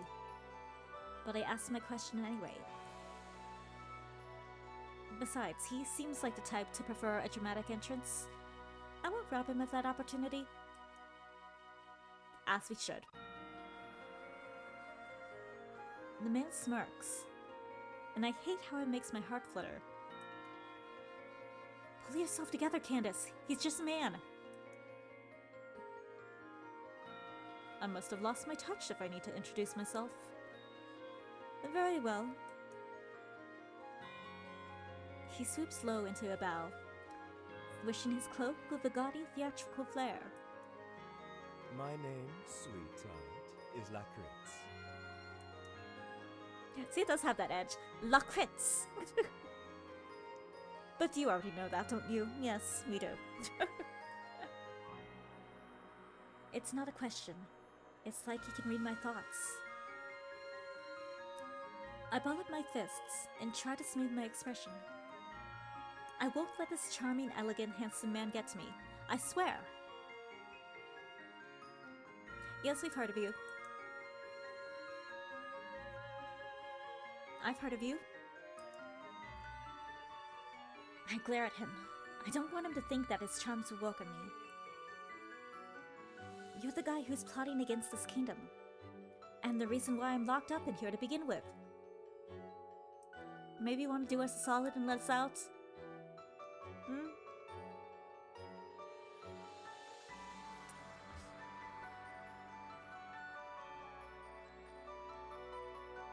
Lacritz grins at me, looking far too delighted to be told he's the reason for my imprisonment. Just who does this guy think he is? He clicks his tongue as he looks the bars up and down. My, aren't we in a pickle? Lacritz grins and gestures to a small raven perched atop his shoulder. I recognize it immediately as the bird observing the throne room earlier. This time, however, it's clutching arena keys and speak. Those keys. I don't suppose they're the ones that happen to unlock this cell, are they? Naturally. Little Veronica works so hard to snatch them. Aw, it's Veronica. Cute name. And look at it, it's snuggling against him. That's adorable. It's like... It's so cute.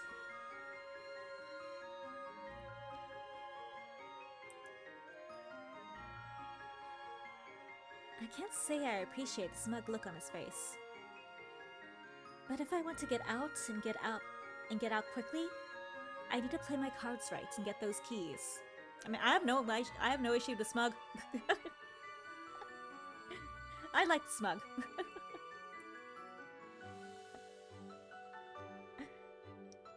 What do you want, Lakritz?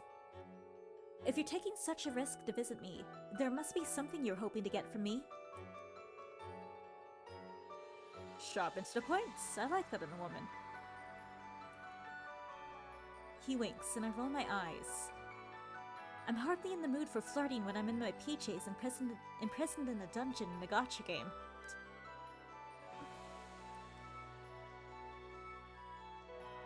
I'm aware time is of the essence, so I'll be direct. I'm willing to use these keys to unlock the door and release you from your cell, on one condition. Obviously, the condition's gonna be we're gonna work with him. Be his underling or whatever.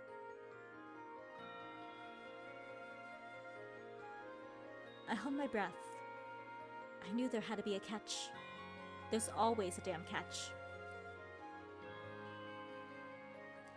You use your newfound freedom to help me destroy my little quest to destroy the kingdom.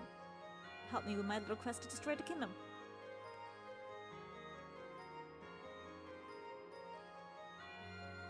We're destroying the kingdom. Well, actually, no. First, we need him to give us a reason to destroy the kingdom. I need more information, okay? If I'm gonna side with him, I need info. So, start talking.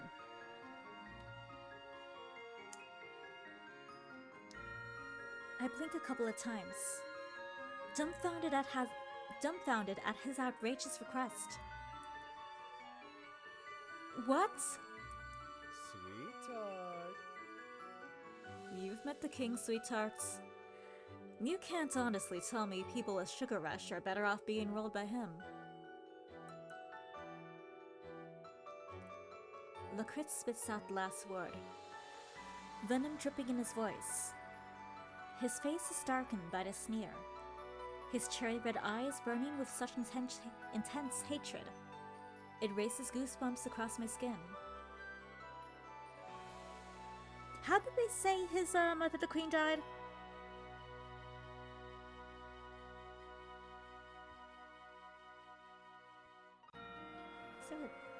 Is there a log?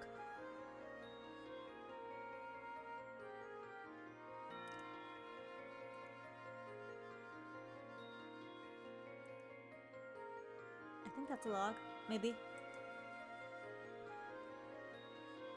It would be way up here, if I can even get it. Yeah, no, okay. Can't go that far back.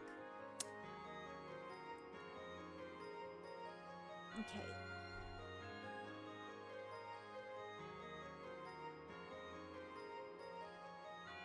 I should have paid attention.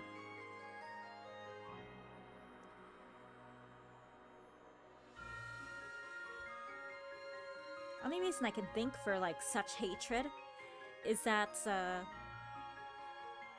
his mother didn't die of natural causes. That she was like assassinated. Or the Peppermint's mother killed her to take her place. And then when he grew up at 13 years old, he killed it was like something Mint. Mistress Mint. To get back at her. I don't know. That's a possibility.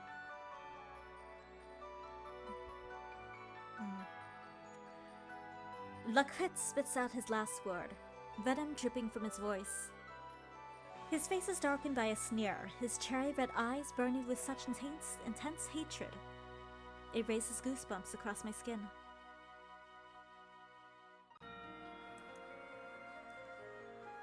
He takes a moment to breathe and compose himself.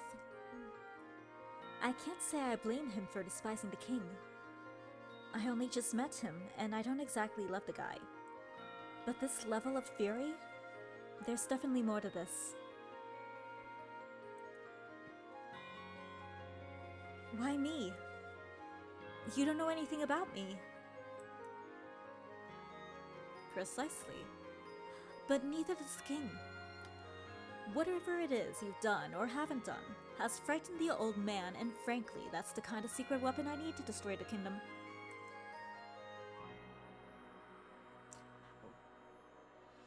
I mean, if it gets us out of here, sure, yeah, but I don't think we're gonna be of much help. And I can't just leave a pretty woman like yourself to rot away in a cell, can I?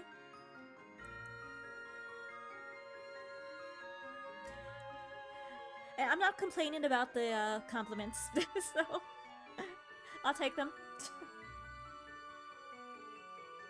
The sweet talk never stops with this guy. But why destroy the entire kingdom? Why not just overthrow the king? Yeah, I actually had that question.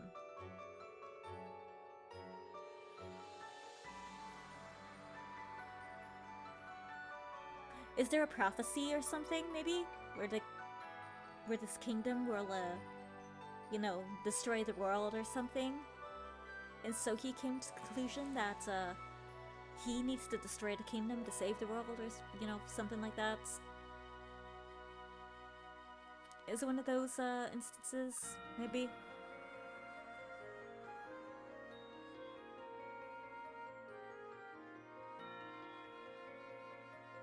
Can him and Peppermint work together? I want them to work together. I want the two brothers to work together.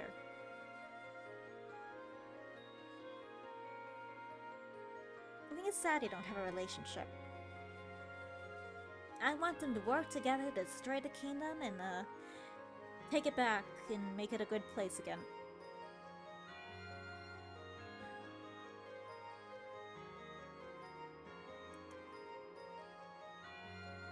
I asked myself the same thing once. But what happens when King Caramel is gone? Someone has to take his place? The wretched cycle would just continue.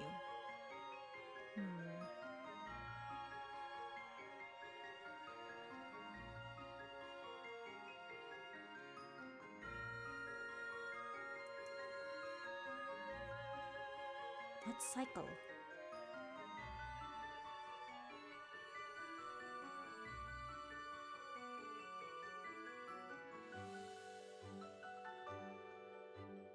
If he's talking about the state of the kingdom, if Peppermint's were to become its ruler, Peppermint's a good guy. What? He could change the kingdom.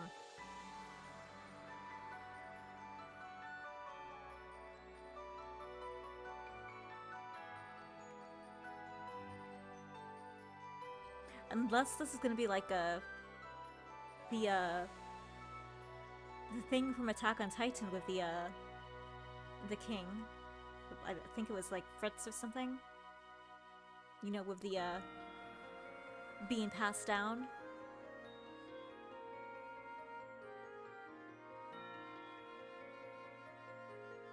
And that's what he means by like it would just repeat itself. But I feel like that's not quite it, but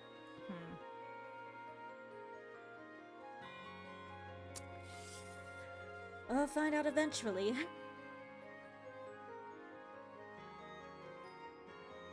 You can't just assume the next king will be bad. The next in line would be Peppermint, right? I think he'd make a fine leader for this place. Can't I? Power corrupts even the kindest of souls. Well, what about him? He's the older one, so... Well, I guess he's no longer in the family, right? They kind of disowned him, I guess. Right? So never mind.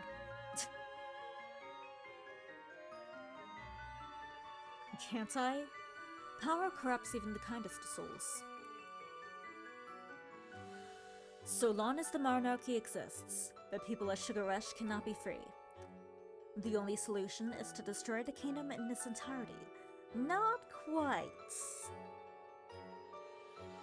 We can easily make this... I don't know. Actually, I don't know about easily.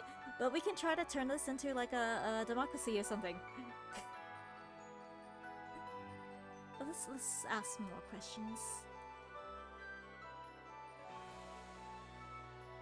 understand where he's coming from, but still. Destroy the kingdom? That just seems so extreme. Surely that can't be the only solution. I do see where you're coming from. Lakritz folds his arms across his chest and looks at me expectantly. He raises an eyebrow. But surely there's a less dramatic way to handle things. Besides, even some form of leadership, Sugar Rush will run itself into chaos. Everyone needs a leader. Or, besides, without some form of leadership, Sugar Rush will run itself into chaos. Everyone needs a leader. Yeah.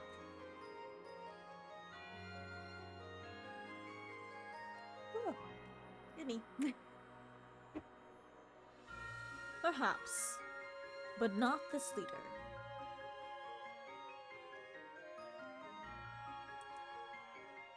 I agree that King Caramel is cruel and unjust. But even so, getting rid of the whole hierarchy is not only unrealistic, it's absurd. There must be another way to get rid of King Caramel without needing to take such drastic measures. I'm disappointed. I thought you, an outsider, would be sympathetic to my vision. But I suppose that's understandable, since you only just arrived. You haven't seen the full extent of King Caramel's corruption. Lakritz sighs, looking me over with contemplative eyes. Perhaps with time, you can see how much the people suffer under his rule. You'll come to understand why such drastic measures are necessary. Despite not agreeing with his methods, I can't help but be intrigued by such a unique individual. Considering Lakritz completely disappeared from the story in the game, this might be my only chance to get an inside scoop. Lakritz, these plans for a new Sugar Rush, do they have anything to do with why you were exiled? His face hardens, and he waves a hand, as though brushing my question out of the air. I'm afraid we don't have time for idle chit-chat. The guards will no doubt be here soon to check for any unsavory types lurking about. Well, he's not wrong. We could be caught at any moment by one of the guards. Though I can't help but think he doesn't want to divulge any more information to someone who isn't completely on board with his plan.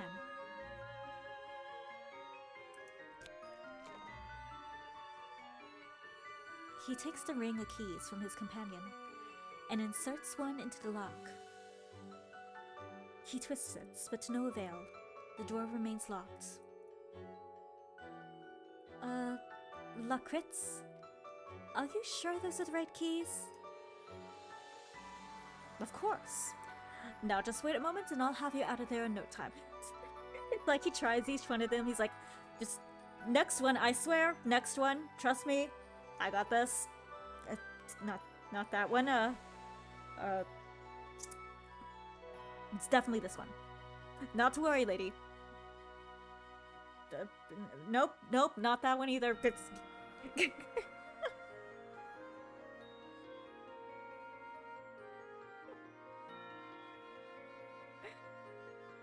oh gosh, imagine. Of course, now just wait a moment and I'll have you out of here in no time. Yeah, sure. It's not like I have anywhere else to be. He sighs and begins flickering through the keys, testing them in the locks. You know, for someone who came in with such swagger, he's really taking his time unlocking the door. This is the guy who wants to dismantle the entire monarchy?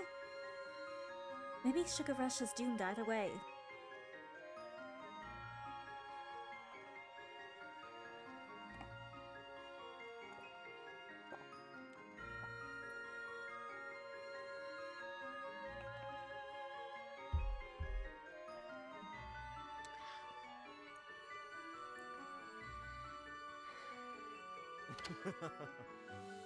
Haha, I told you I had it. Yeah, do you mind opening the door? I'd feel much better when I have never... I'll feel much better when I have never have... Oh gosh, let me try it again. Yeah, do you mind opening the door? I'll feel much better when I never have to see those bars ever again.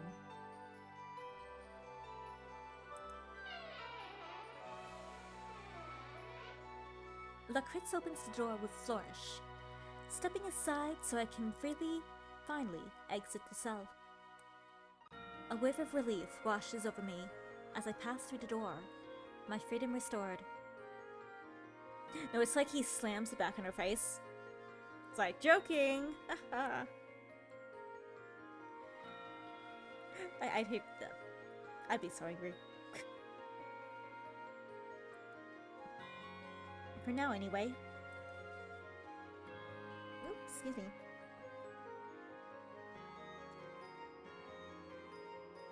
I turn back to face Lakritz.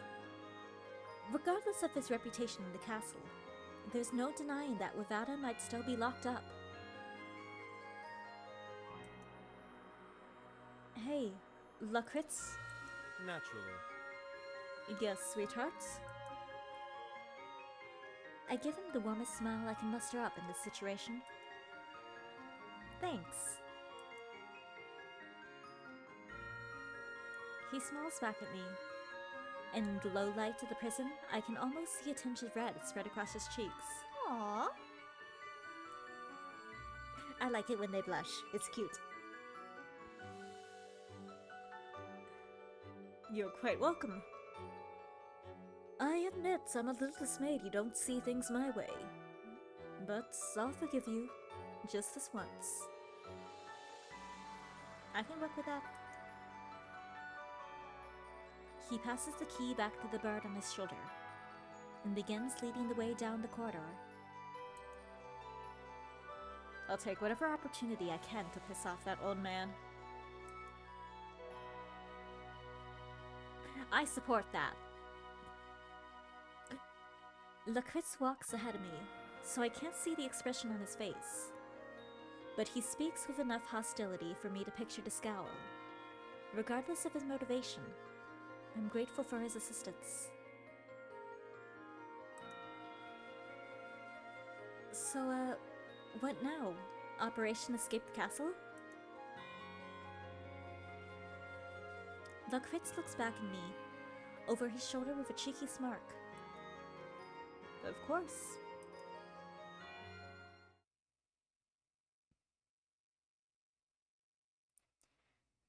We exit the passage Peppermint had walked me down earlier and re-enter the castle proper. What's Peppermint gonna say when he finds us gone?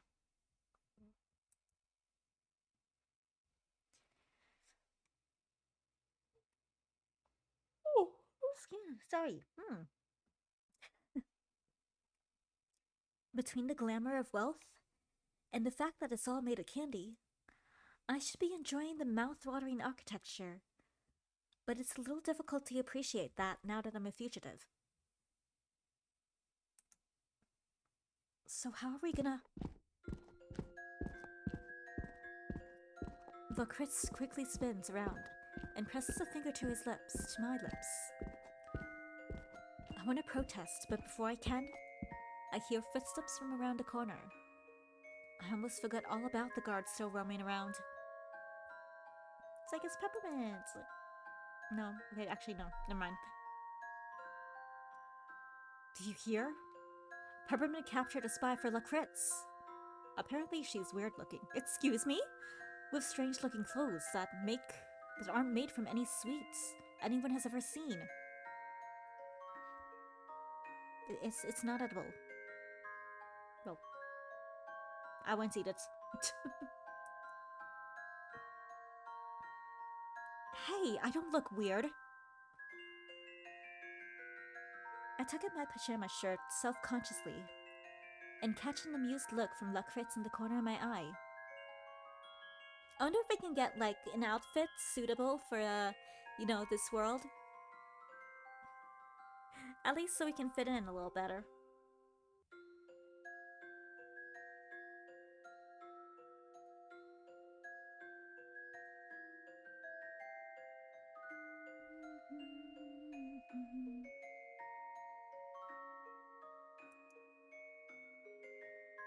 Wait, Peppermint as in our captain? There's no way someone like him actually caught a spy. The only thing he can catch is a cold.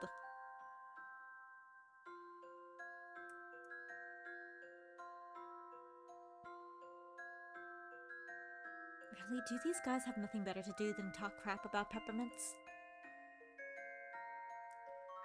Hearing them berate such a kind man makes me angry, and if not for the predicaments I find myself in, I'd definitely jump up and let them know how wrong they are.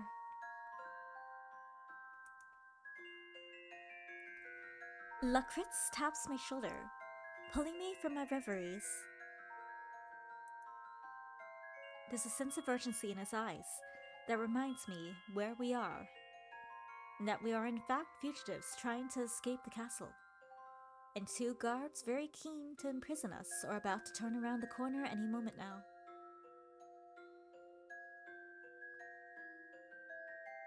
Can we phase through the wall or something?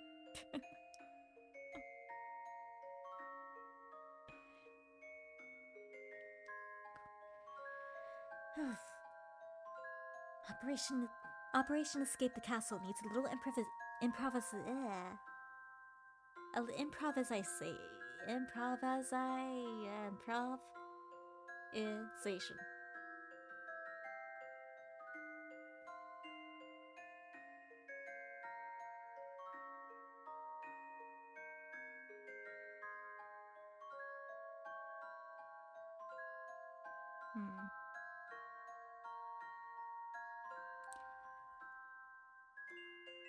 How would I get out of here?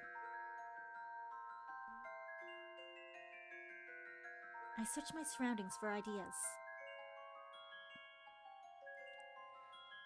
To our left looms the grand doorway to the throne room. I remember passing through it when I was being brought to the prison cell. At this time of night, it's likely to be empty and we could hide in there while we wait for the guards to pass.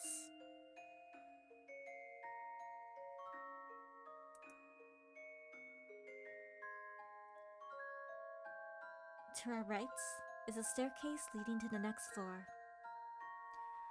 But I have no idea what could be up there. It's a mystery. But it might be better than jumping out a window or waltzing out the front door. I don't...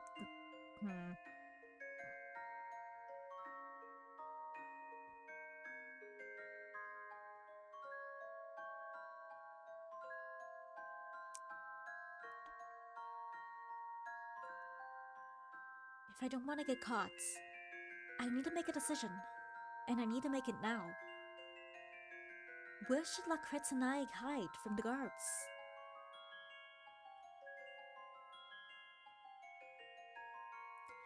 I'm gonna say the stairs, because opening the door and closing it is gonna... It's gonna make a sound.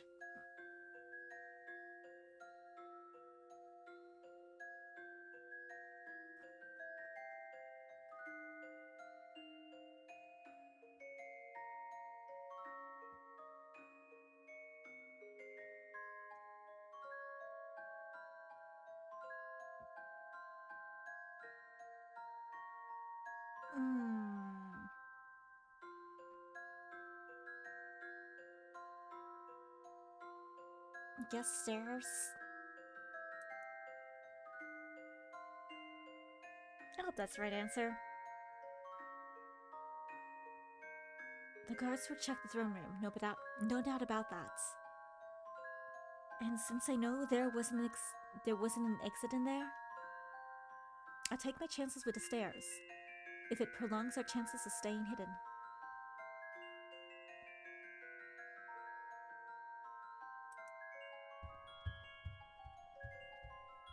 I dart up the staircase as quickly and quietly as I can. My footsteps muffled by my fluffy slippers. I catch Lakritz following behind me, though his movements are almost as silent, if not more than mine. He must be used to being stealthy.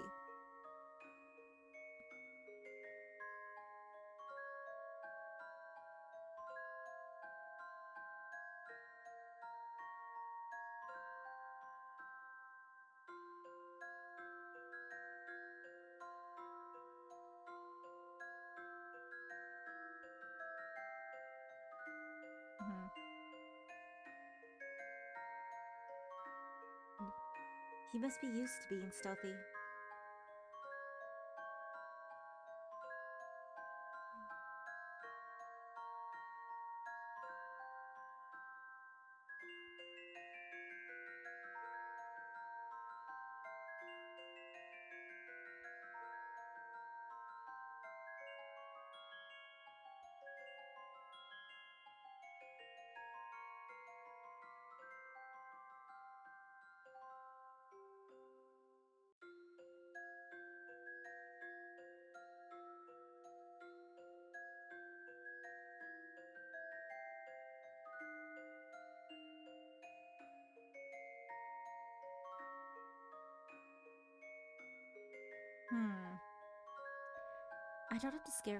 I dart up the staircase as quickly and quietly as I can.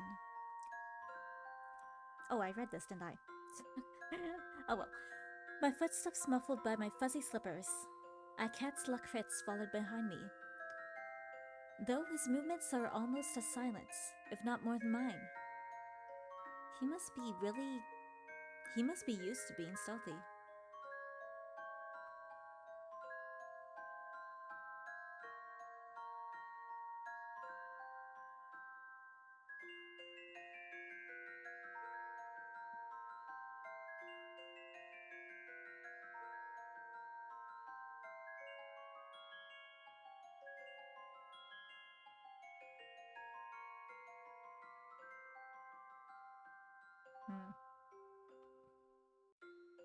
I dart up the staircase. I did read that. Why am I reading this again?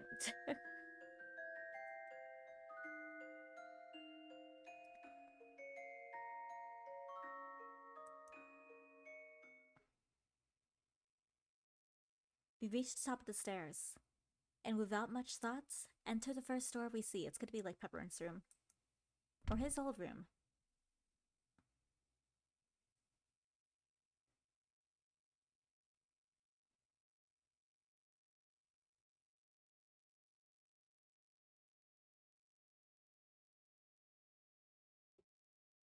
We're sure to close it softly, and take a step into the darkness to evade the guards that are passing below us.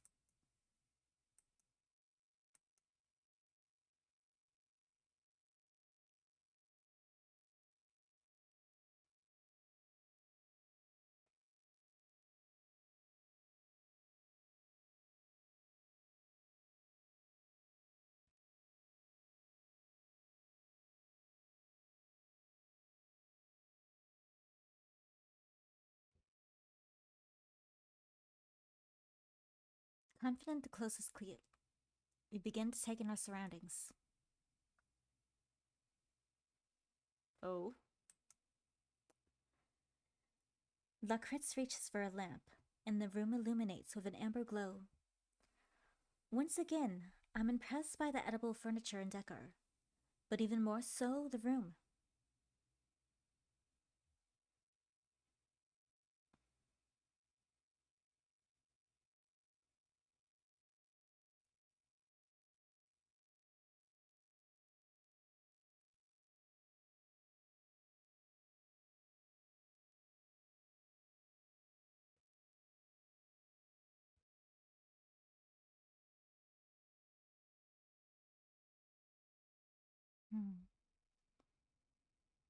Is it safe to turn on the lights? I feel like we're giving ourselves away.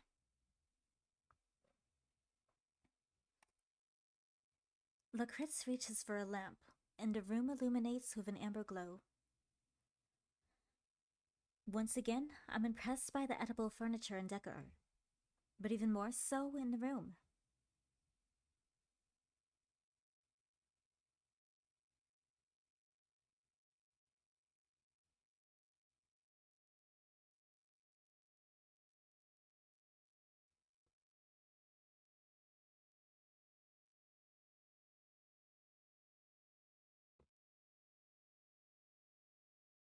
Hmm. Mm. Everything in here is a delicacy. Eclairs, exquisite cakes, dainty fluff frosting. Everything has been crafted with the finest details.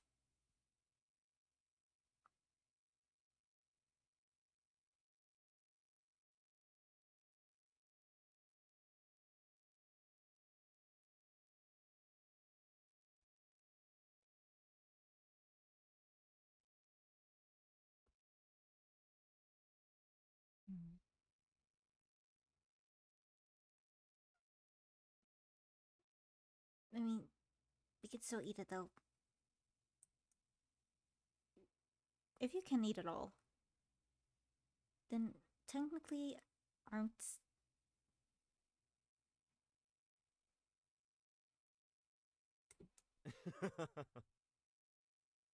Lakritz chuckles at my expression. It does in fact belong to someone of high caliber. A member of the royal family. Peppermints, to be precise.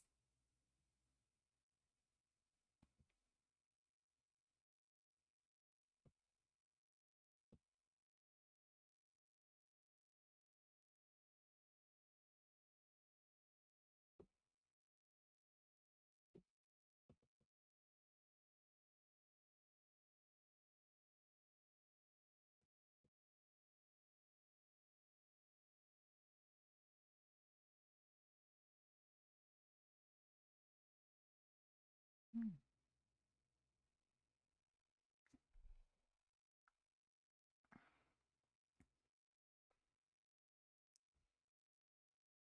Okay, so this is actually Peppermint's room.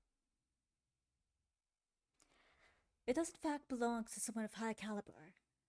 A member of the royal family. Peppermints, to be precise. Peppermints?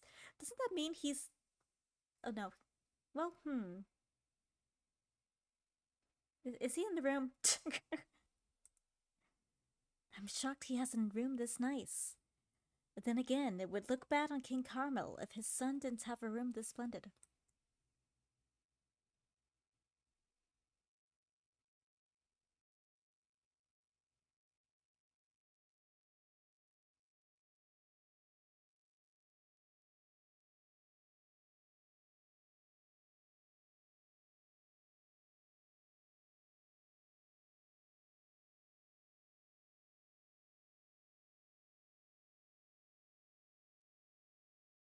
I glance over at Lakritz.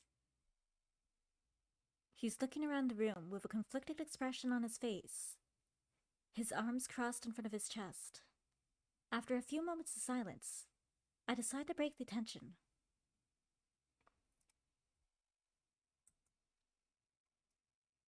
A chocolate coin for your thoughts?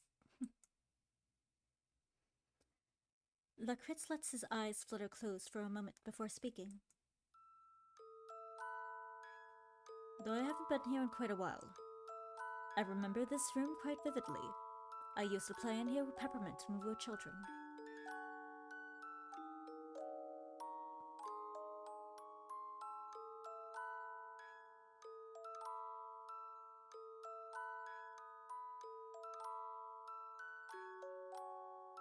Though I haven't been here in quite a long time, I remember this room quite vividly. I used to play in here with Peppermint when we were children. He mutters softly under his breath, so quiet I almost don't hear them.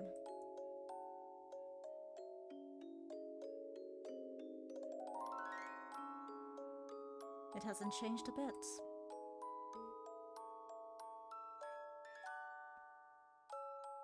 I take a look around the room itself, myself.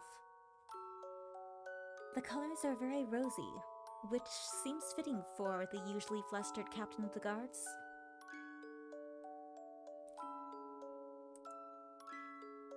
However, unlike the rest of his room, something crude sticks out on his nightstand. It's not often you get the chance to look around the room of royalty after all.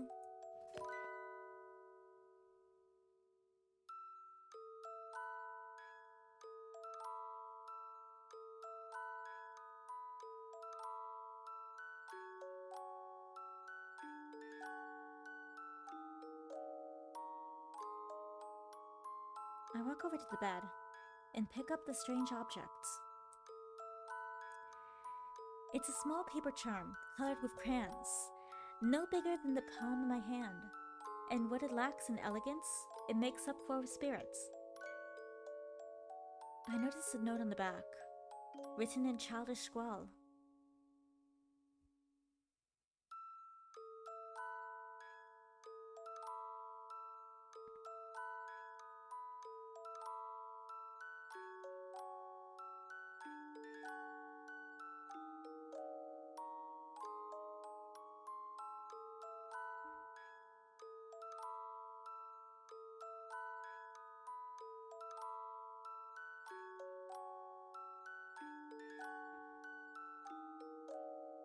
Let's travel this trial.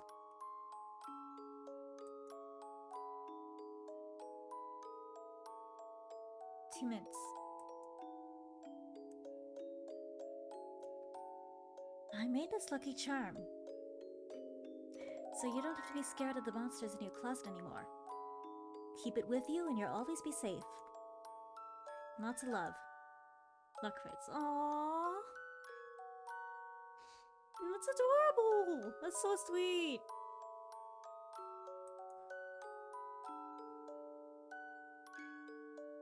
I swallowed the lump forming in my throat as I come to the bittersweet realization that not only did the brothers used to be close, but Peppermint still thinks of the older mysterious gentleman. Despite everything.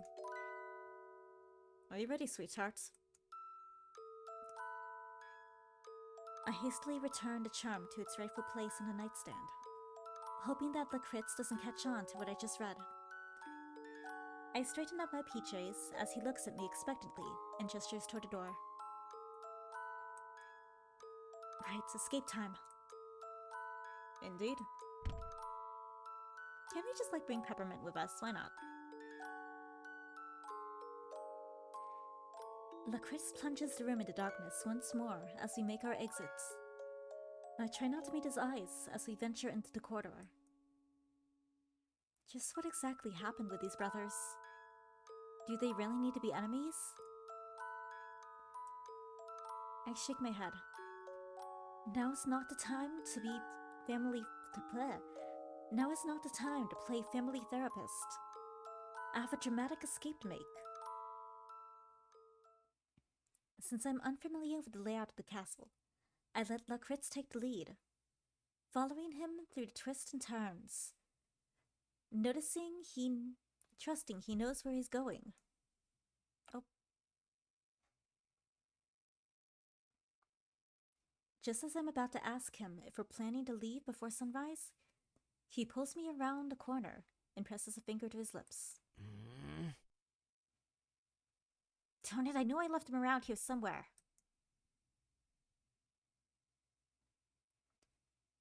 Is he gonna come with us? A familiar voice pipes up further down the corridor. I peek around the corner and see Peppermint standing not too far away from me, frantically patting down his pockets. He lets out a frustrated sigh.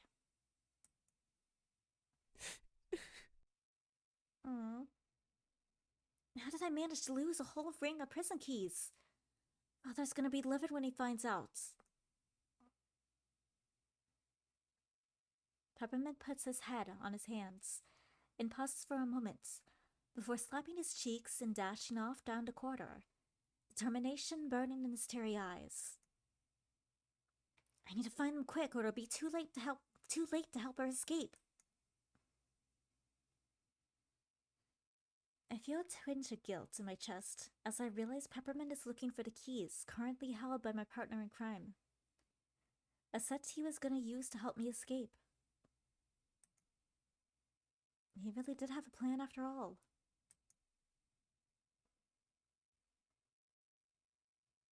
I pull back around the corner and look pointedly at Luckrits. He rolls his eyes and gestures to his bird companion. It takes off in flight, the keys jangling as it flaps its wings in pursuit of Peppermint. All right, time to get out of here. Yeah, let's go. Yay, we're out! We made it out. Now let's take a sip from the soda fountain. Stick it to the king, I guess. We don't listen to your rules. You can't control us. We will take this soda if we want to. And I will take a piece off this house if I wanted to. What? I need a snacky for the trip.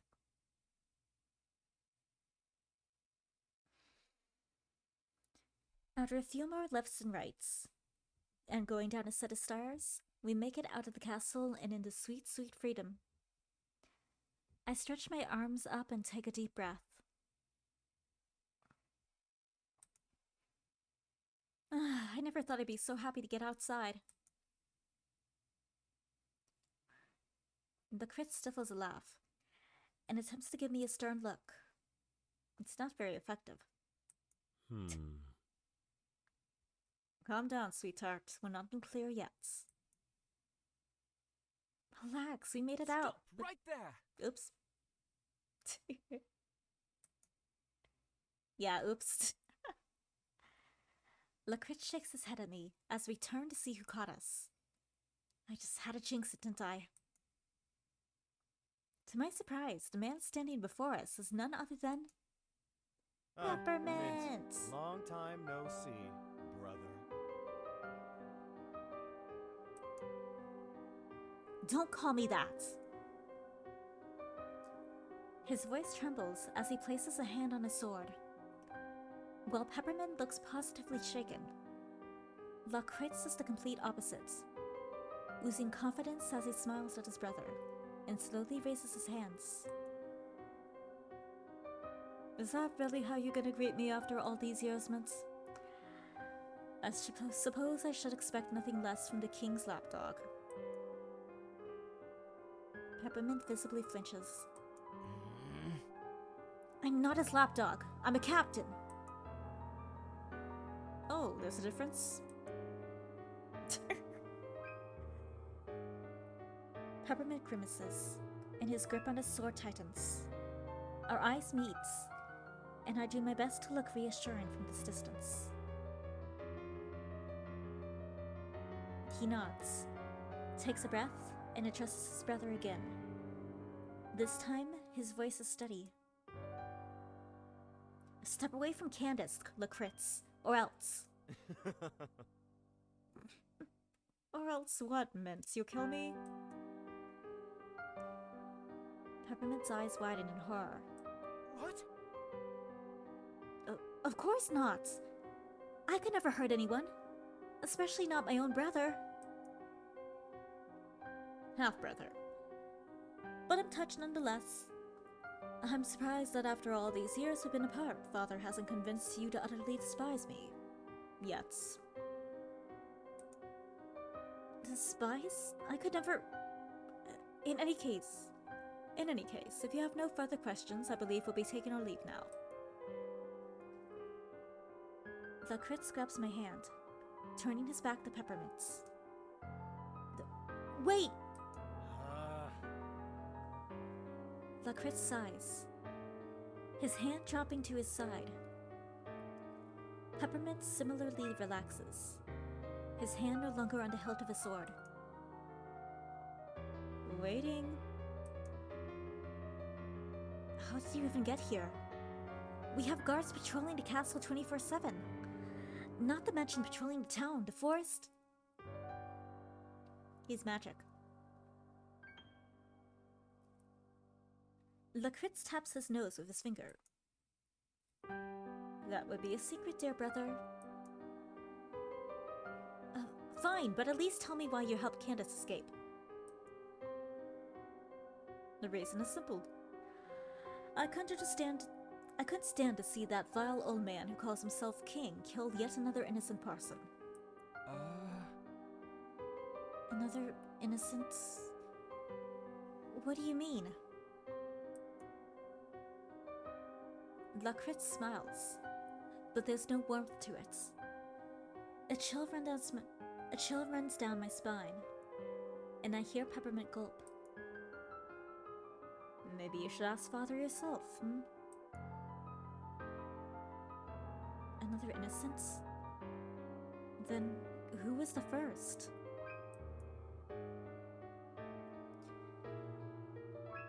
Before I have a chance to ask, Lakritz sets off walking away from the castle. He looks at Peppermint one last time, his eyes cold.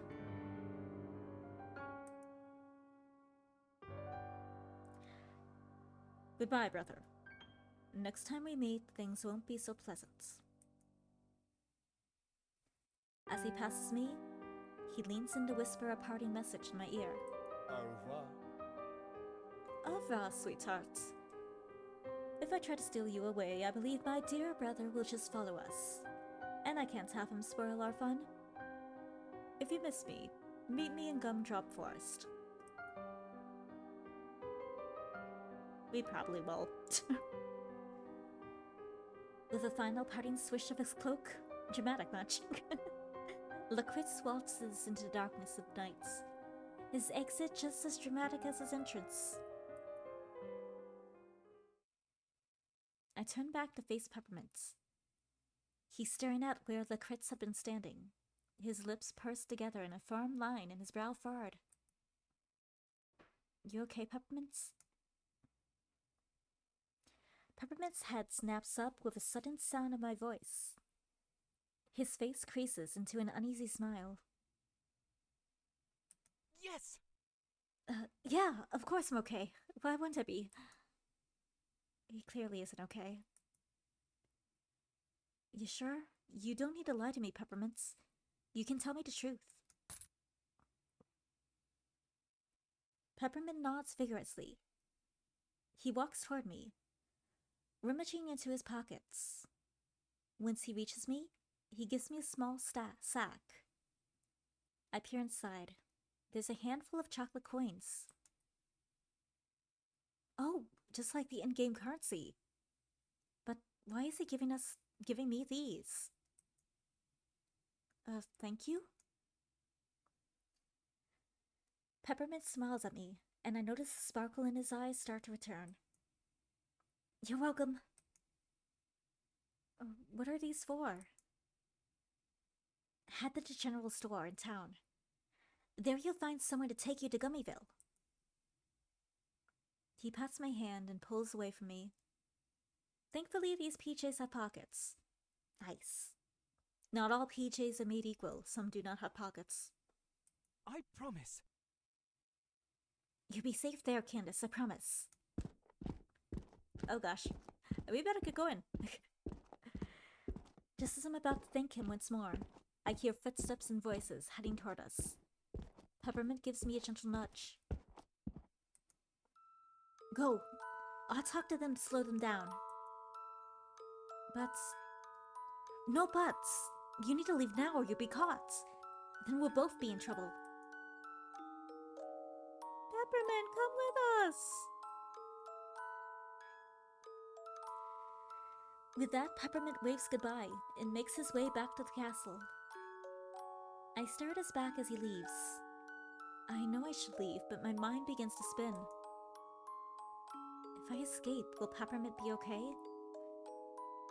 And if I do leave the kingdom, will I really be content to live the rest of my days in Gummyville, knowing how the people of Sugar Rush are treated? I've had the coins in my pockets. It's now or never. What exactly should I do with my newfound freedom? I look back at Peppermint and remember how the guard spoke to him, how his father spoke to him.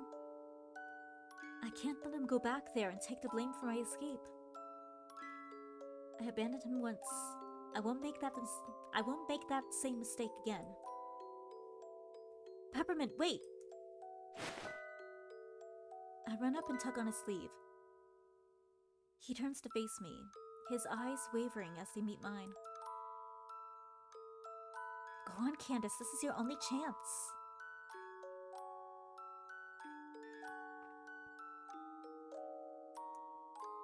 No. What? What do you mean no? If you don't go now... I'm not going anywhere. Not like this. I let go of his sleeve and cross my arms. Peppermint doesn't seem to know what to make of my sudden stubbornness. I can hear the guards quickly approaching. If I leave now, the king will see it as your fault. Think about it. He'll wonder how I escaped, and you'll either have to tell him I got out on my own despite you putting me in my cell, or that somehow on your watch, Lacritz was able to sneak into the castle and make off with your prisoner. Both not very good options. Peppermint gulps. He fidgets nervously, glancing back and forth between me and the castle. But there's no other way. I can't send you back to that cell. He'll kill me, I know. Please. So then hurry up and leave while you still can. I will, but not without you. Peppermint's jaw drops. Come with me. There's no need for you to take the fall like this. It's not your fault. If you go back there now, who knows what your punishment will be. Don't go back in there, Peppermint. Please. I can't just leave, Candace. Yes, you can. No matter what Father says or what the guards say about me. He straightens himself up a little, resolve burning in his eyes. I have a sworn duty to protect Father and his people. I can't just abandon that. Yes, I can. You won't be abandoning them, Peppermint. I tug on his arm with more urgency, burning tears in my eyes. Spend some time with me in Gummyville until things have blown over. Even if it's just for one night. Just don't go back there. Not now, please.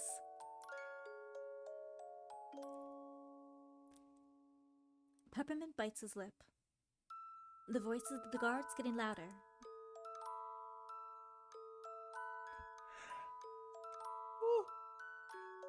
Yeah, sorry I'm sleepy today.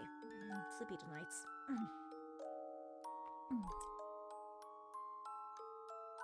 The pink-haired captain stares into my eyes, searching for an answer. After a moment, he nods and takes my hand. Yay! Woohoo! Victory! Okay. Alright, Candace, let's go. Gripping his hand tightly, we run into the night in the direction of the general store. The castle growing ever smaller behind us.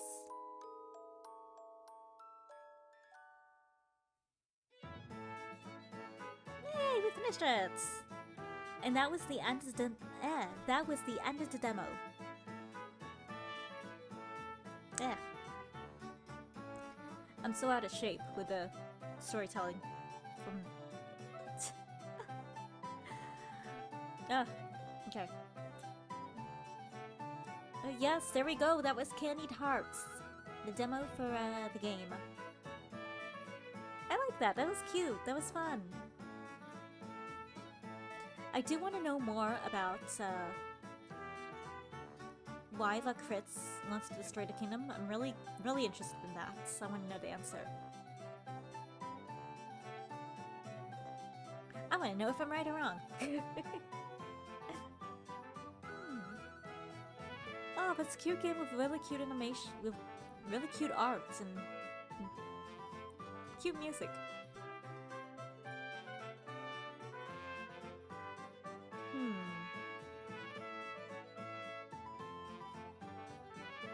Now I wonder, they showed another guard, I forget what his name was, Reginald or something? I wonder if Reginald's gonna end up being like an ally in the future? Or something? Because I mean, he was given a face for a reason, right? He was given a character sprite for a reason. Not just to be a bully in one scene. Surely, right? So I wonder what part he's gonna play. If he's gonna actually end up being a ally to us at some points. Or if he's gonna, you know, just be a douche.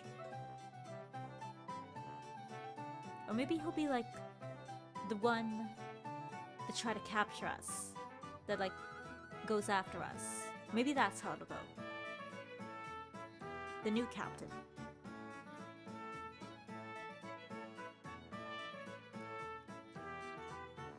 But yes. Here we are. So do you think we actually died? Or do you think there's a way home? I wonder.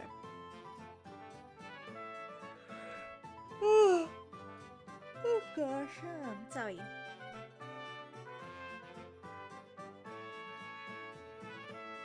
Yeah, but if you're interested in this game, follow the creator HuabandoGodde for updates on the Twitter and itch.io, and keep up with the updates on the game. Also, give the game a shot out. Give the game a try yourself.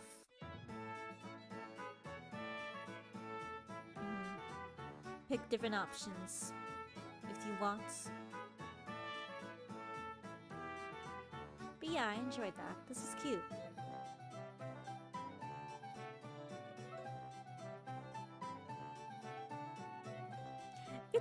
If you got isekai into one of your mobile games, I don't know, which one would it be? I'm just curious.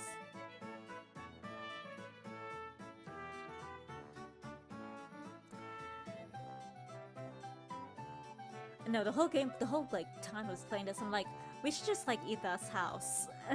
We should just like eat these. A part of me wishes I picked the eat the bars option, just to see what happened. But I'll have to do that another day, on my own time. But yes, there we go. Candied Hearts by HuabandoGodde.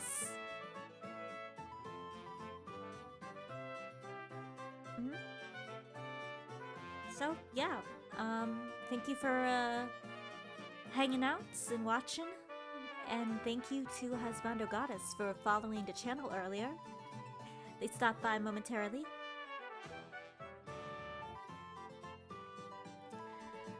And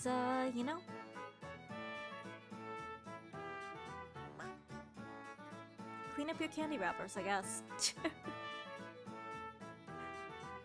Don't be MC and put candy wrappers on the bed. It attracts bugs. Instead, get a mini trash can.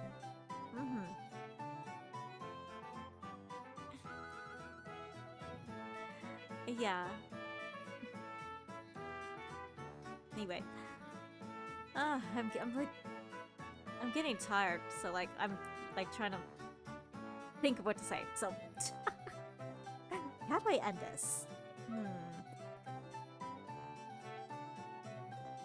Yeah, but I'll be definitely keeping up to date with the game as well. Excited to see where the story goes, and I wonder what other characters we will meet, and if the Mr. Bim Bam or whatever will actually end up being a character in the game.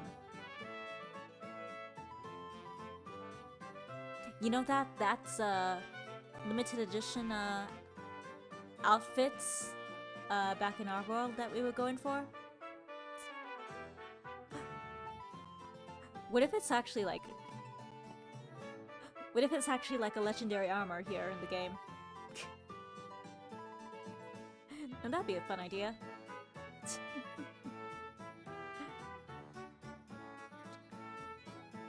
Okay. I'm hungry for candy now, too. Something sweet. I think I'll probably grab something sweet and then go to bed. But yes, that'll be it for me today. Sorry for being so, like, not active this past week. I'll try to be a little more active. I probably won't be as much as I used to. Maybe like 2 streams a week or something, 1 or 2 streams a week. I need to find a balance.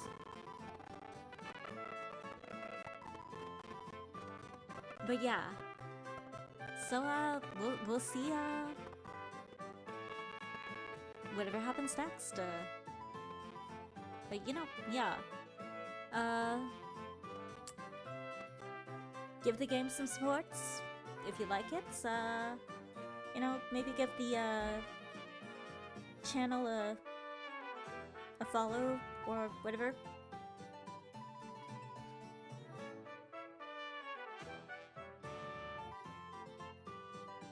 I'm trying to find a way to make this like fit for YouTube without like feeling, while still applying to Twitch and not feeling weird about it.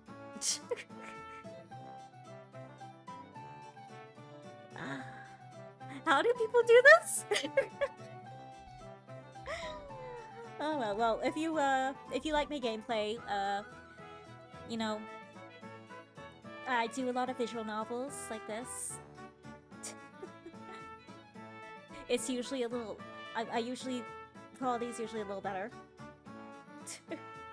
I'm usually not so dehydrated or sleepy. But yeah, if you like this, you know, take a little peek at what else I have to offer. And take a little peek at what else the dev of the game has to offer. Anyway, until next time, I wish everyone a good night, morning, evening, afternoon, and be careful of gacha games isekaiing you into them. Or don't. Maybe you want to be isekai'd. Wouldn't be the worst thing. At the very least, watch out for phones falling on your face. Never a good time. Oh yeah, and your bank account going to zero playing gacha games. That's also important. Anyway, bye-bye. Thank you for coming by, and wish you all a good day or night.